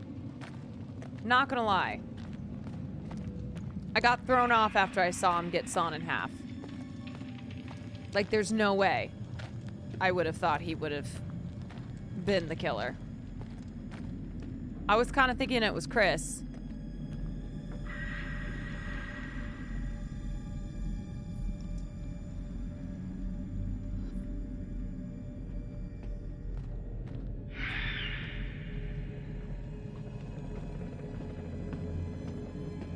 Seeing someone get sawed in half does tend to throw the scent off. That's what I'm saying.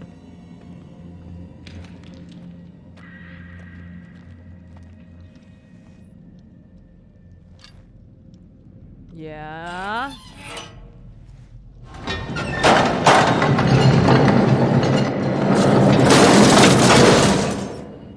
Crime Jiminy, that was loud. Yo, Emily is not looking good.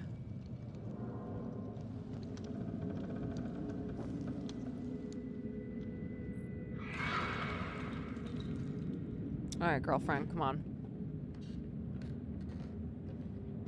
Time to go.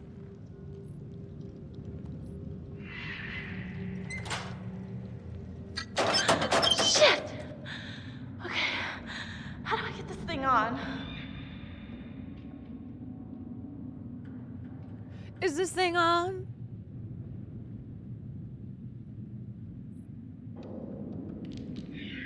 Mini manatee lady, thank you for the 8 months. Almost pregnant. You mean almost having a baby? We're 8 months pregnant.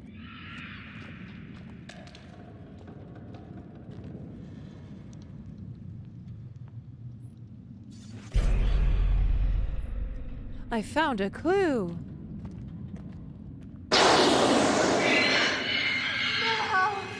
Oh, fuck.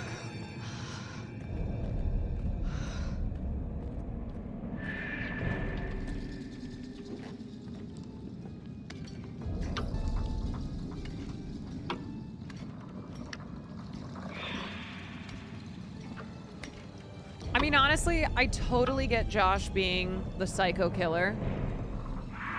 Because these assholes...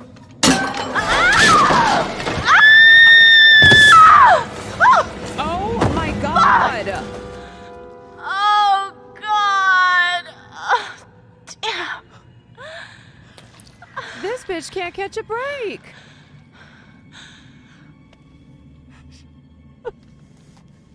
She cannot catch a break. A phone.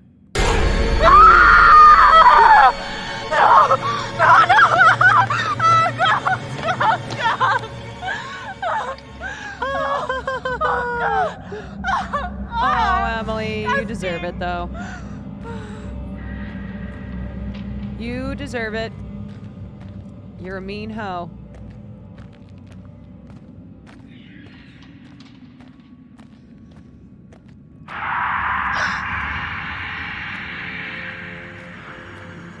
Matt.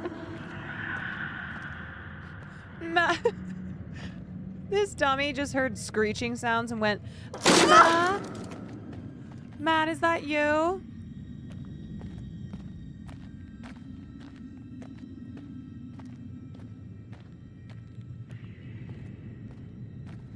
Weird. Really weird.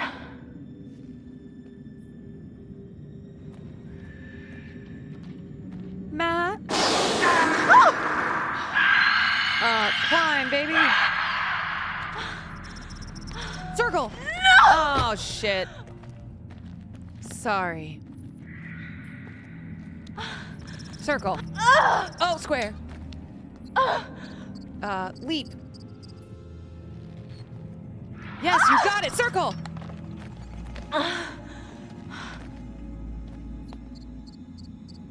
Jump to ladder. Circle. Square. Oh my god, I'm getting better. You guys, I am killing it.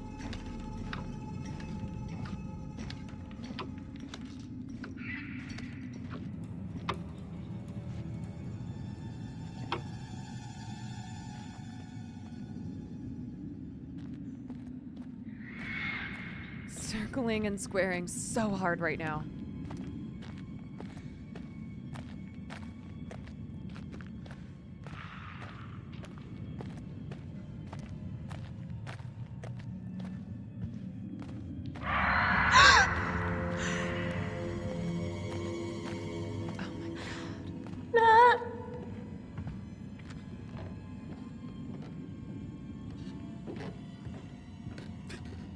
Why does she keep going, Matt?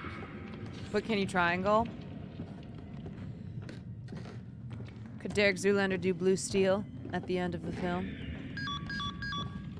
Come on, for fuck's sake. Son of a bitch.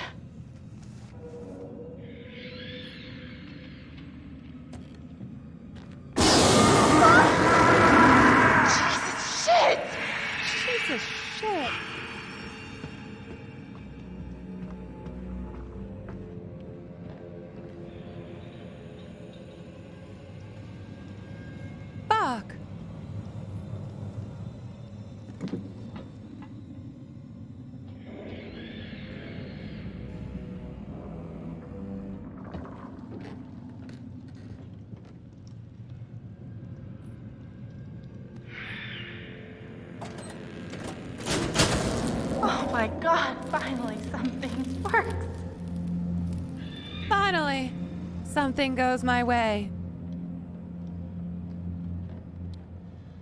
Okay, now I gotta get down.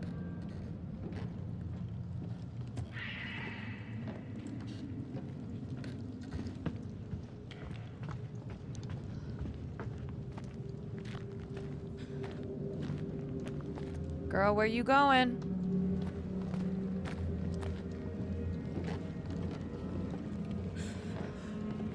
Fucking Emily.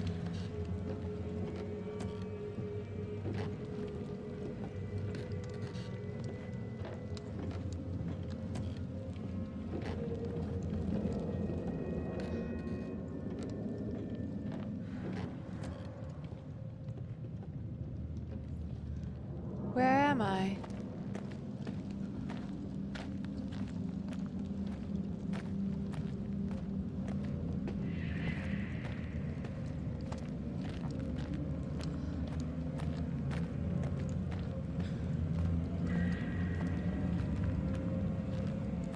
Where the shit am I going?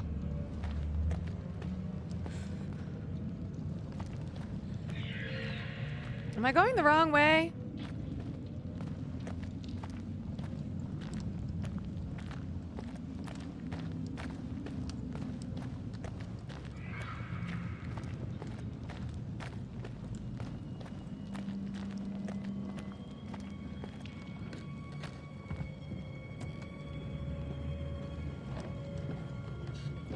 Is there a right way? Good question.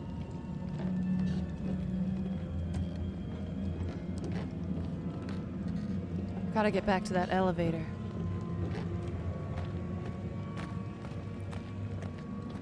Yo, stop the steal with the gamba?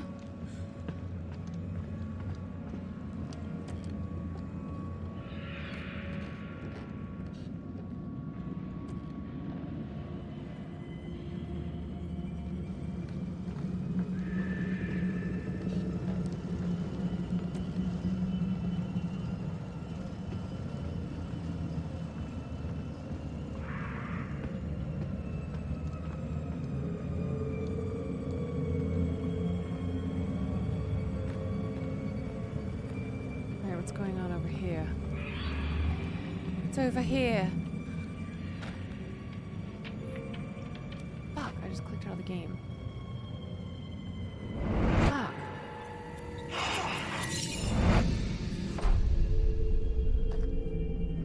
Danger totem!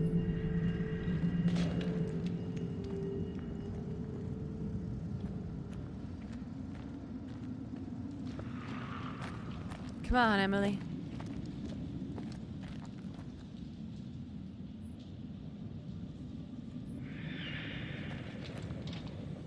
Oops, I already looked at that.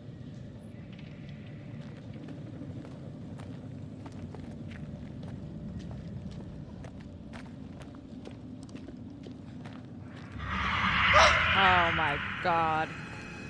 Girl, come on! No.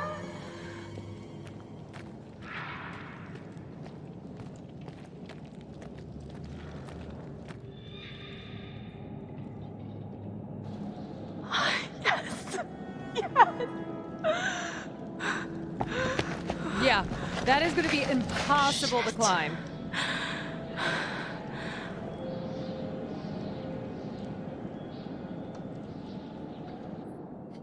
Matt left you to die, girl.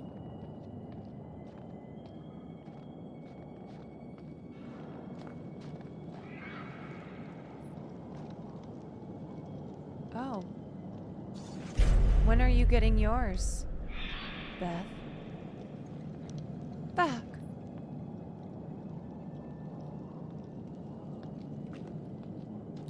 How the shit do I get out of here?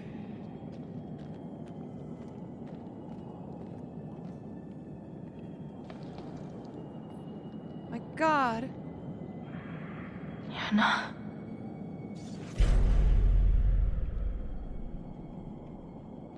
Are these motherfuckers all in on it?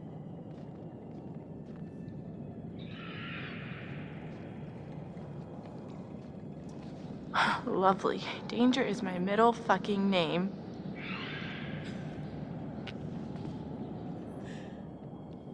Mine too, girl.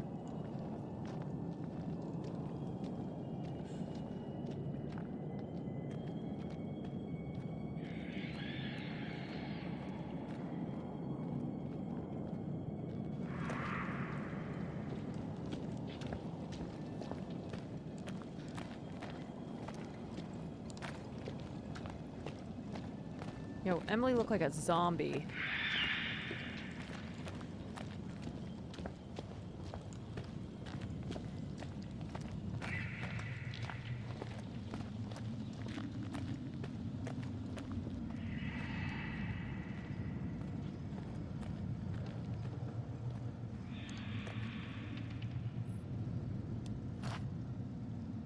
I already looked at that.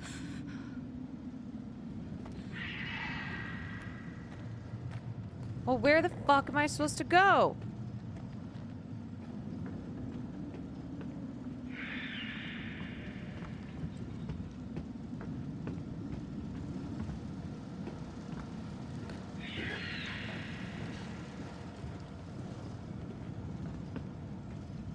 How do I get down from here?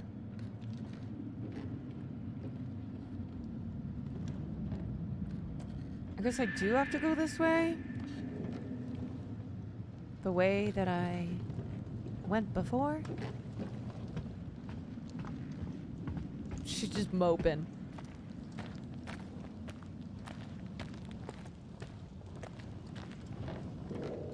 Could she pick up the pace a little bit?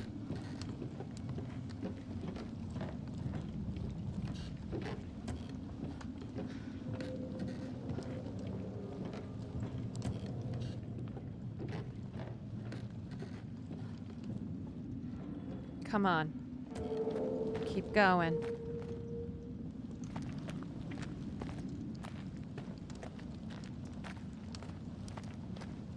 Emily from Perry.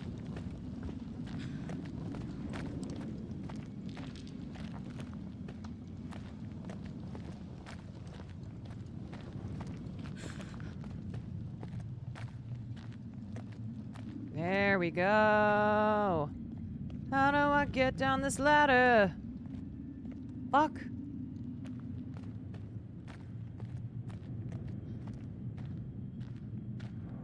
What?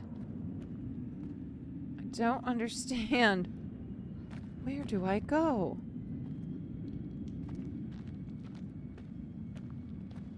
Did you climb up that ladder? I thought I did. Oh, wait. So if I climb... Wait a second. The hell's going on? Oh shit! A William Neff raid! Guys, I'm so confused. Oh, I'm sorry, I meant XQC. XQC, thank you so much for the raid. Thank you so much. Love your work. Love the suit. Hey, Senator. Love the suit. Hi, everyone. I'm currently lost. I don't know. I'm wandering around with the worst character of all time. I don't know where I'm going.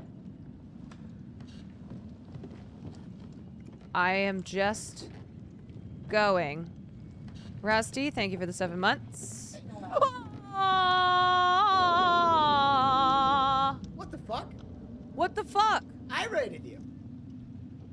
Oh my god, I'm so sorry. I thought it was XQC. Oh. Dickhead. What? Oh my god.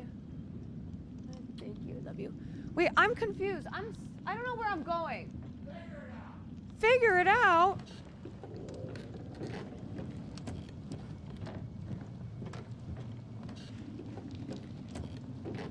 But how? It's okay. He told us he would do gaming and then ended stream. Wow. That Weasley little liar. Okay, you guys, I'm so fucking confused. Just give me a hint. Am I supposed to go left or right? He said he'd game with Ness. Yeah, that mofo loves to end stream.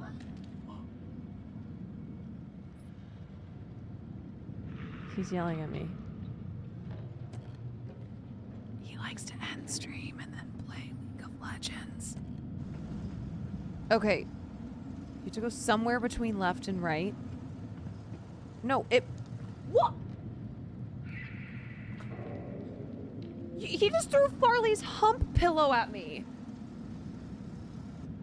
That son of a bitch. How am I stuck in this shit?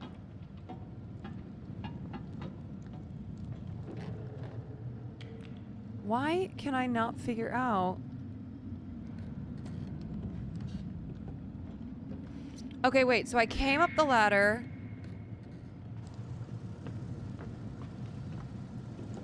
Hold on. So it's got to be back down here, right? It's got to be. Yeah, Will Neff is on thin ice. He's about to be banned from the community again. Okay, okay. Hold on. So I tried to go this way.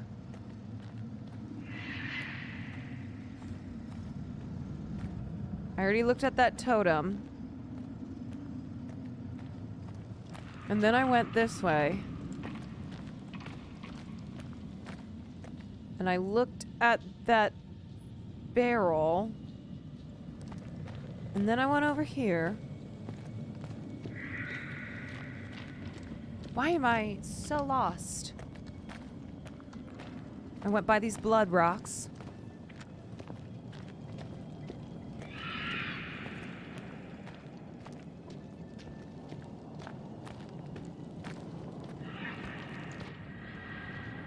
And then I went over here.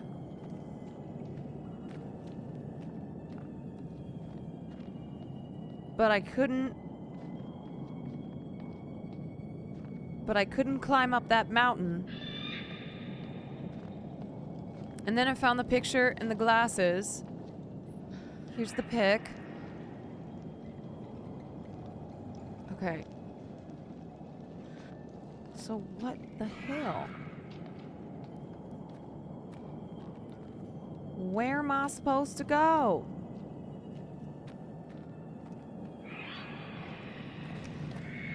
Wait. Hold on. I went... Wait, did I go this way? Fuck, I'm so confused now. Where did I come from? Wait, there's something here.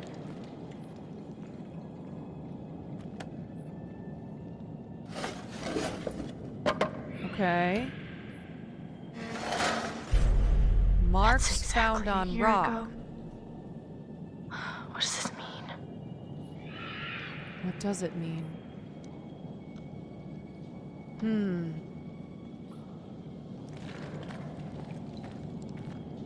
What's this? What's this?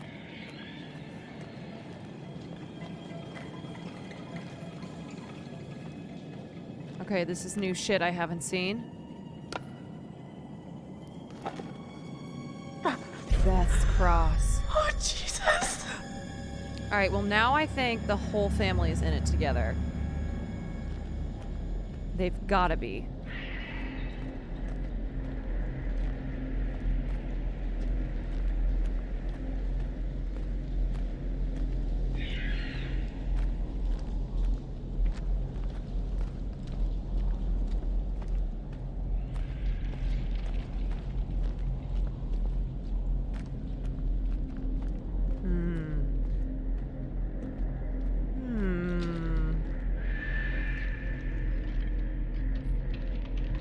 Okay. A locket. Okay.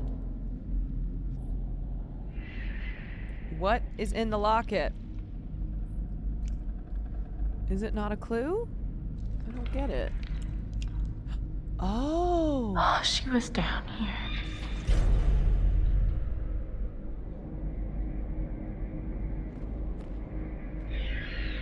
Okay. Now where? Now where do I go?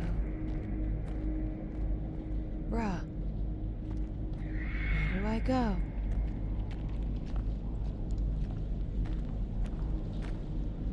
Yo, I have been with Emily longer than I've been with any goddamn character.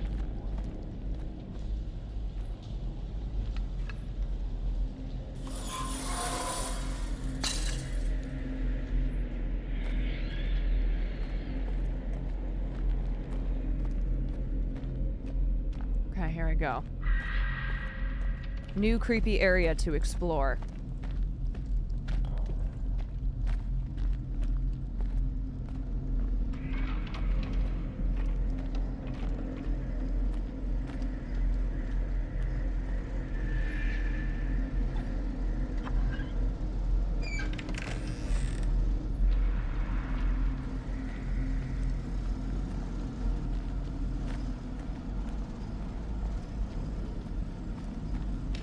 Okay. Okay, I'm back.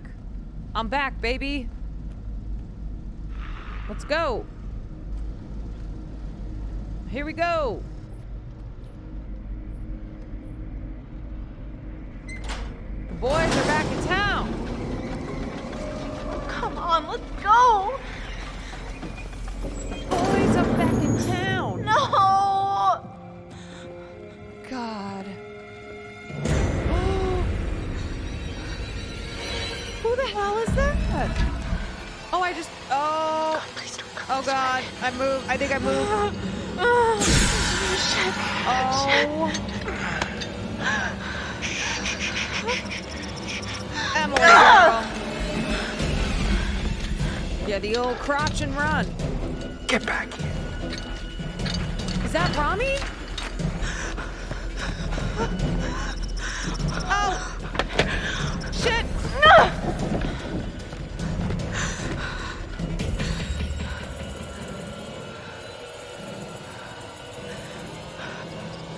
Oh my God. I did it. I did it. I successfully finally hit in the target. I'm the worst character.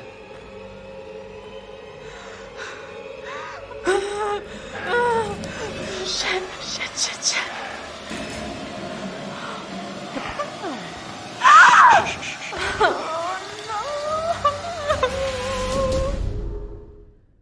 Oh shit. Josh. Here we go, the big reveal. Josh. Oh, very good. Every one of you got my name. And after all you've been through, good. An how does Oscar-worthy that feel? performance from Josh. Right? How does it feel? Do you enjoy feeling terrorized, humiliated? I mean, panicked? All those emotions that my sisters got to feel 1 year ago? Only guess what? They didn't get to laugh it off. No, they're gone. I don't know if you noticed this, Josh, but none of us are laughing. Oh, come. Why I'm the long laughing. faces? Come on. It's good to get the heart racing every now and then, right? And race, they did. I mean, every one of you just pitter pat.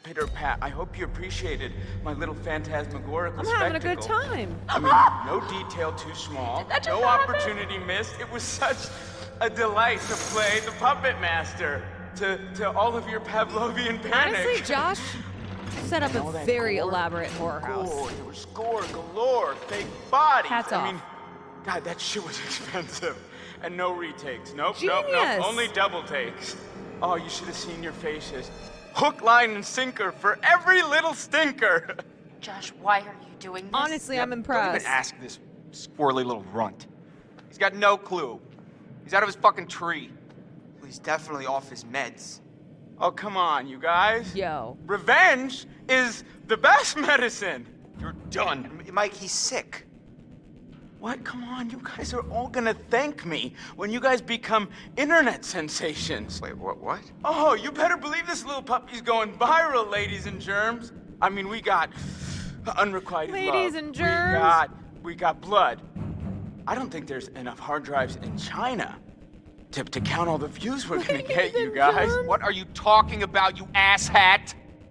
Jessica's fucking dead. What? Did you hear me? Jessica is dead. Yeah, that was my bad. We're gonna fucking pay, you dick! That was not Josh's fault. That was my fault. To be clear. Guys, come on. Seriously, this is crazy, you know? Shut up. Chris, bro. I'm not your bro. Wait, so Where are we Josh set going? this all up as a Where are you prank? guys taking me? But there's an actual killer. What? You can't do anything stupid before we call the police in the morning. on. I didn't do anything. Are you serious, bro? I'm not your Goddamn bro, murderer is what bruh. you are. I didn't do it. Michael, please, just listen to me, man. I did not hurt Jessica. You deserve this, bitch. Are you insane? Like really?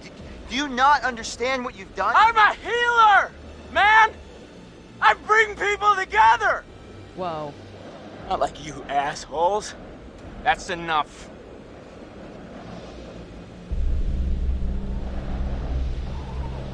Someone else is out there. You only see what you want Yeah, to they see. made his You're sisters not disappear. lying. And then hold him responsible for someone else's It's death. not These my guys fault. You suck. suckers can't take a joke. Oh, wait. Did I hurt you? Did you just Honestly, you I'm feel on a little, Josh's little side. bit pain? Right now, I am so I'm on so Josh's side. Ah, stop it! Jesus, dude. Stop! Michael, I'm sorry, man. I can't tell you how sorry I am that something happened to Jessica, but I swear to you, I have no idea what happened to her. Something. Come on, Chris. Shit, Mike, this... Come on, Chris. You know what's up. Something feels really wrong here, man. Are you joking? I'm just having a really hard time figuring out that he would, do anything to hurt Jess. I saw what he did to her with my own eyes. This is her blood. Well, can't we all just get along? Oh God, Josh, you do seem kind of crazy. Damn Crazy it! as all hell. I'm not dicking around. No. This is not how it's supposed to go down. You're just a bunch of bullies. It's trying to be Matthew Lillard. You can't hang out a guy just to try like this, guys. Huh? Not like you got the guts to really do anything about it anyways. Ah! Ah! I want some of that meat. You're the coward. Oh, stuff it. You're the biggest coward there is. Uh-huh. I did something. I made you believe in the world I created. That's and right. I showed you parts of yourself you were too afraid to visit. You manipulated us. You tricked us. You hurt your friends, and you did it all while you hid in the shadows. You're a coward, Josh. That's all you are. Damn.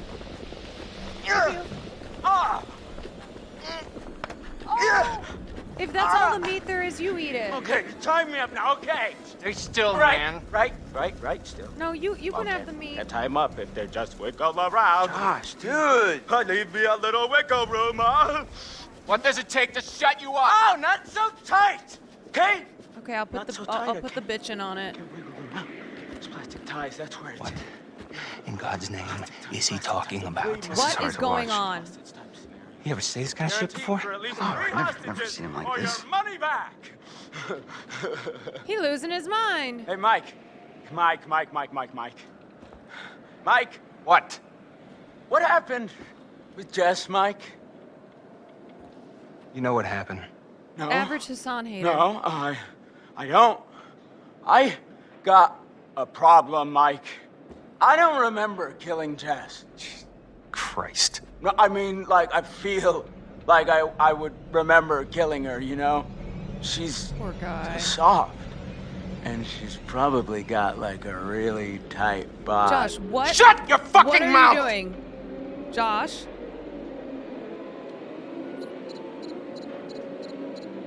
Disarm Mike. Nice! Seriously? What? Did you think I was gonna shoot him? I don't know. Come on, Chris. You know me better than that. Yeah, Chris, you know me better than that. Yeah. Well, just next time, give me a heads up, all right? Oh, you poor little piggies. Oh God, Josh You can't is even snapped. get your good cop, bad cop routine to work. Leave it to the pros, bros. Why don't you go back to the Josh lodge? has snapped. Make sure everything's all right. I'll stay here with this lunatic until the morning. Oh, sleepover. Can we order pizza? You sure you're okay? Yeah. They'll want to know everything's fine back there. Yeah, you're right. See you in the morning. Oh boy. Oh boy.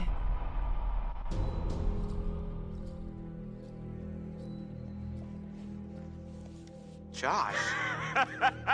Josh! How does it feel? Do you Poor enjoy Josh, all he those lost his emotions that sisters and my he lost sisters his got to feel mind. one year ago? I'm Team Josh. Only guess what? They didn't get to laugh it off. No. Nope. No. No. No. They're gone. Jessica's fucking dead. What? Did you hear me? Jessica is dead. And you are gonna fucking pay, you dick! What happened with Jess, Mike? I don't remember killing Jess. Christ. Oh, God. Oh, my God, Matt! What happened to his sister? These bullies and these bozos pranked her. So she ran out into the woods and something chased after her. And she fell. And like broke her spine. No! No, stay away! Get back! Oh, God. No! No! No! Ah! Use these!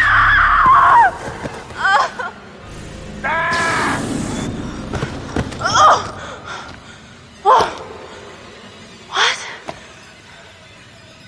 Wait, who the hell was Oh, that? shit. Oh, shit. Oh, boy. Shit! What is this? Molly? Yeah. Oh, it's a flare. It's a flare. All right, let's go. All right, Why did he let her go? That wasn't Josh's voice. All right, you guys. I'm sleepy and I gotta figure out this backpack.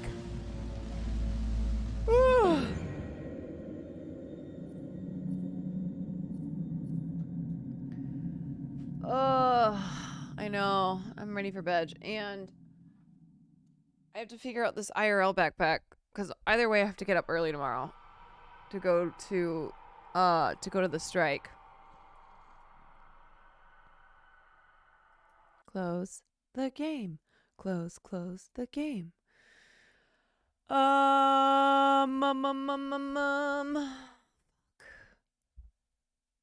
Okay.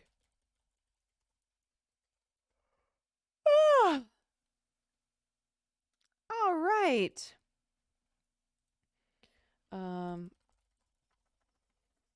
Jax Drex, thank you for the 3 months. Okay. What do I want to listen to? Oh, I know. This song is so good.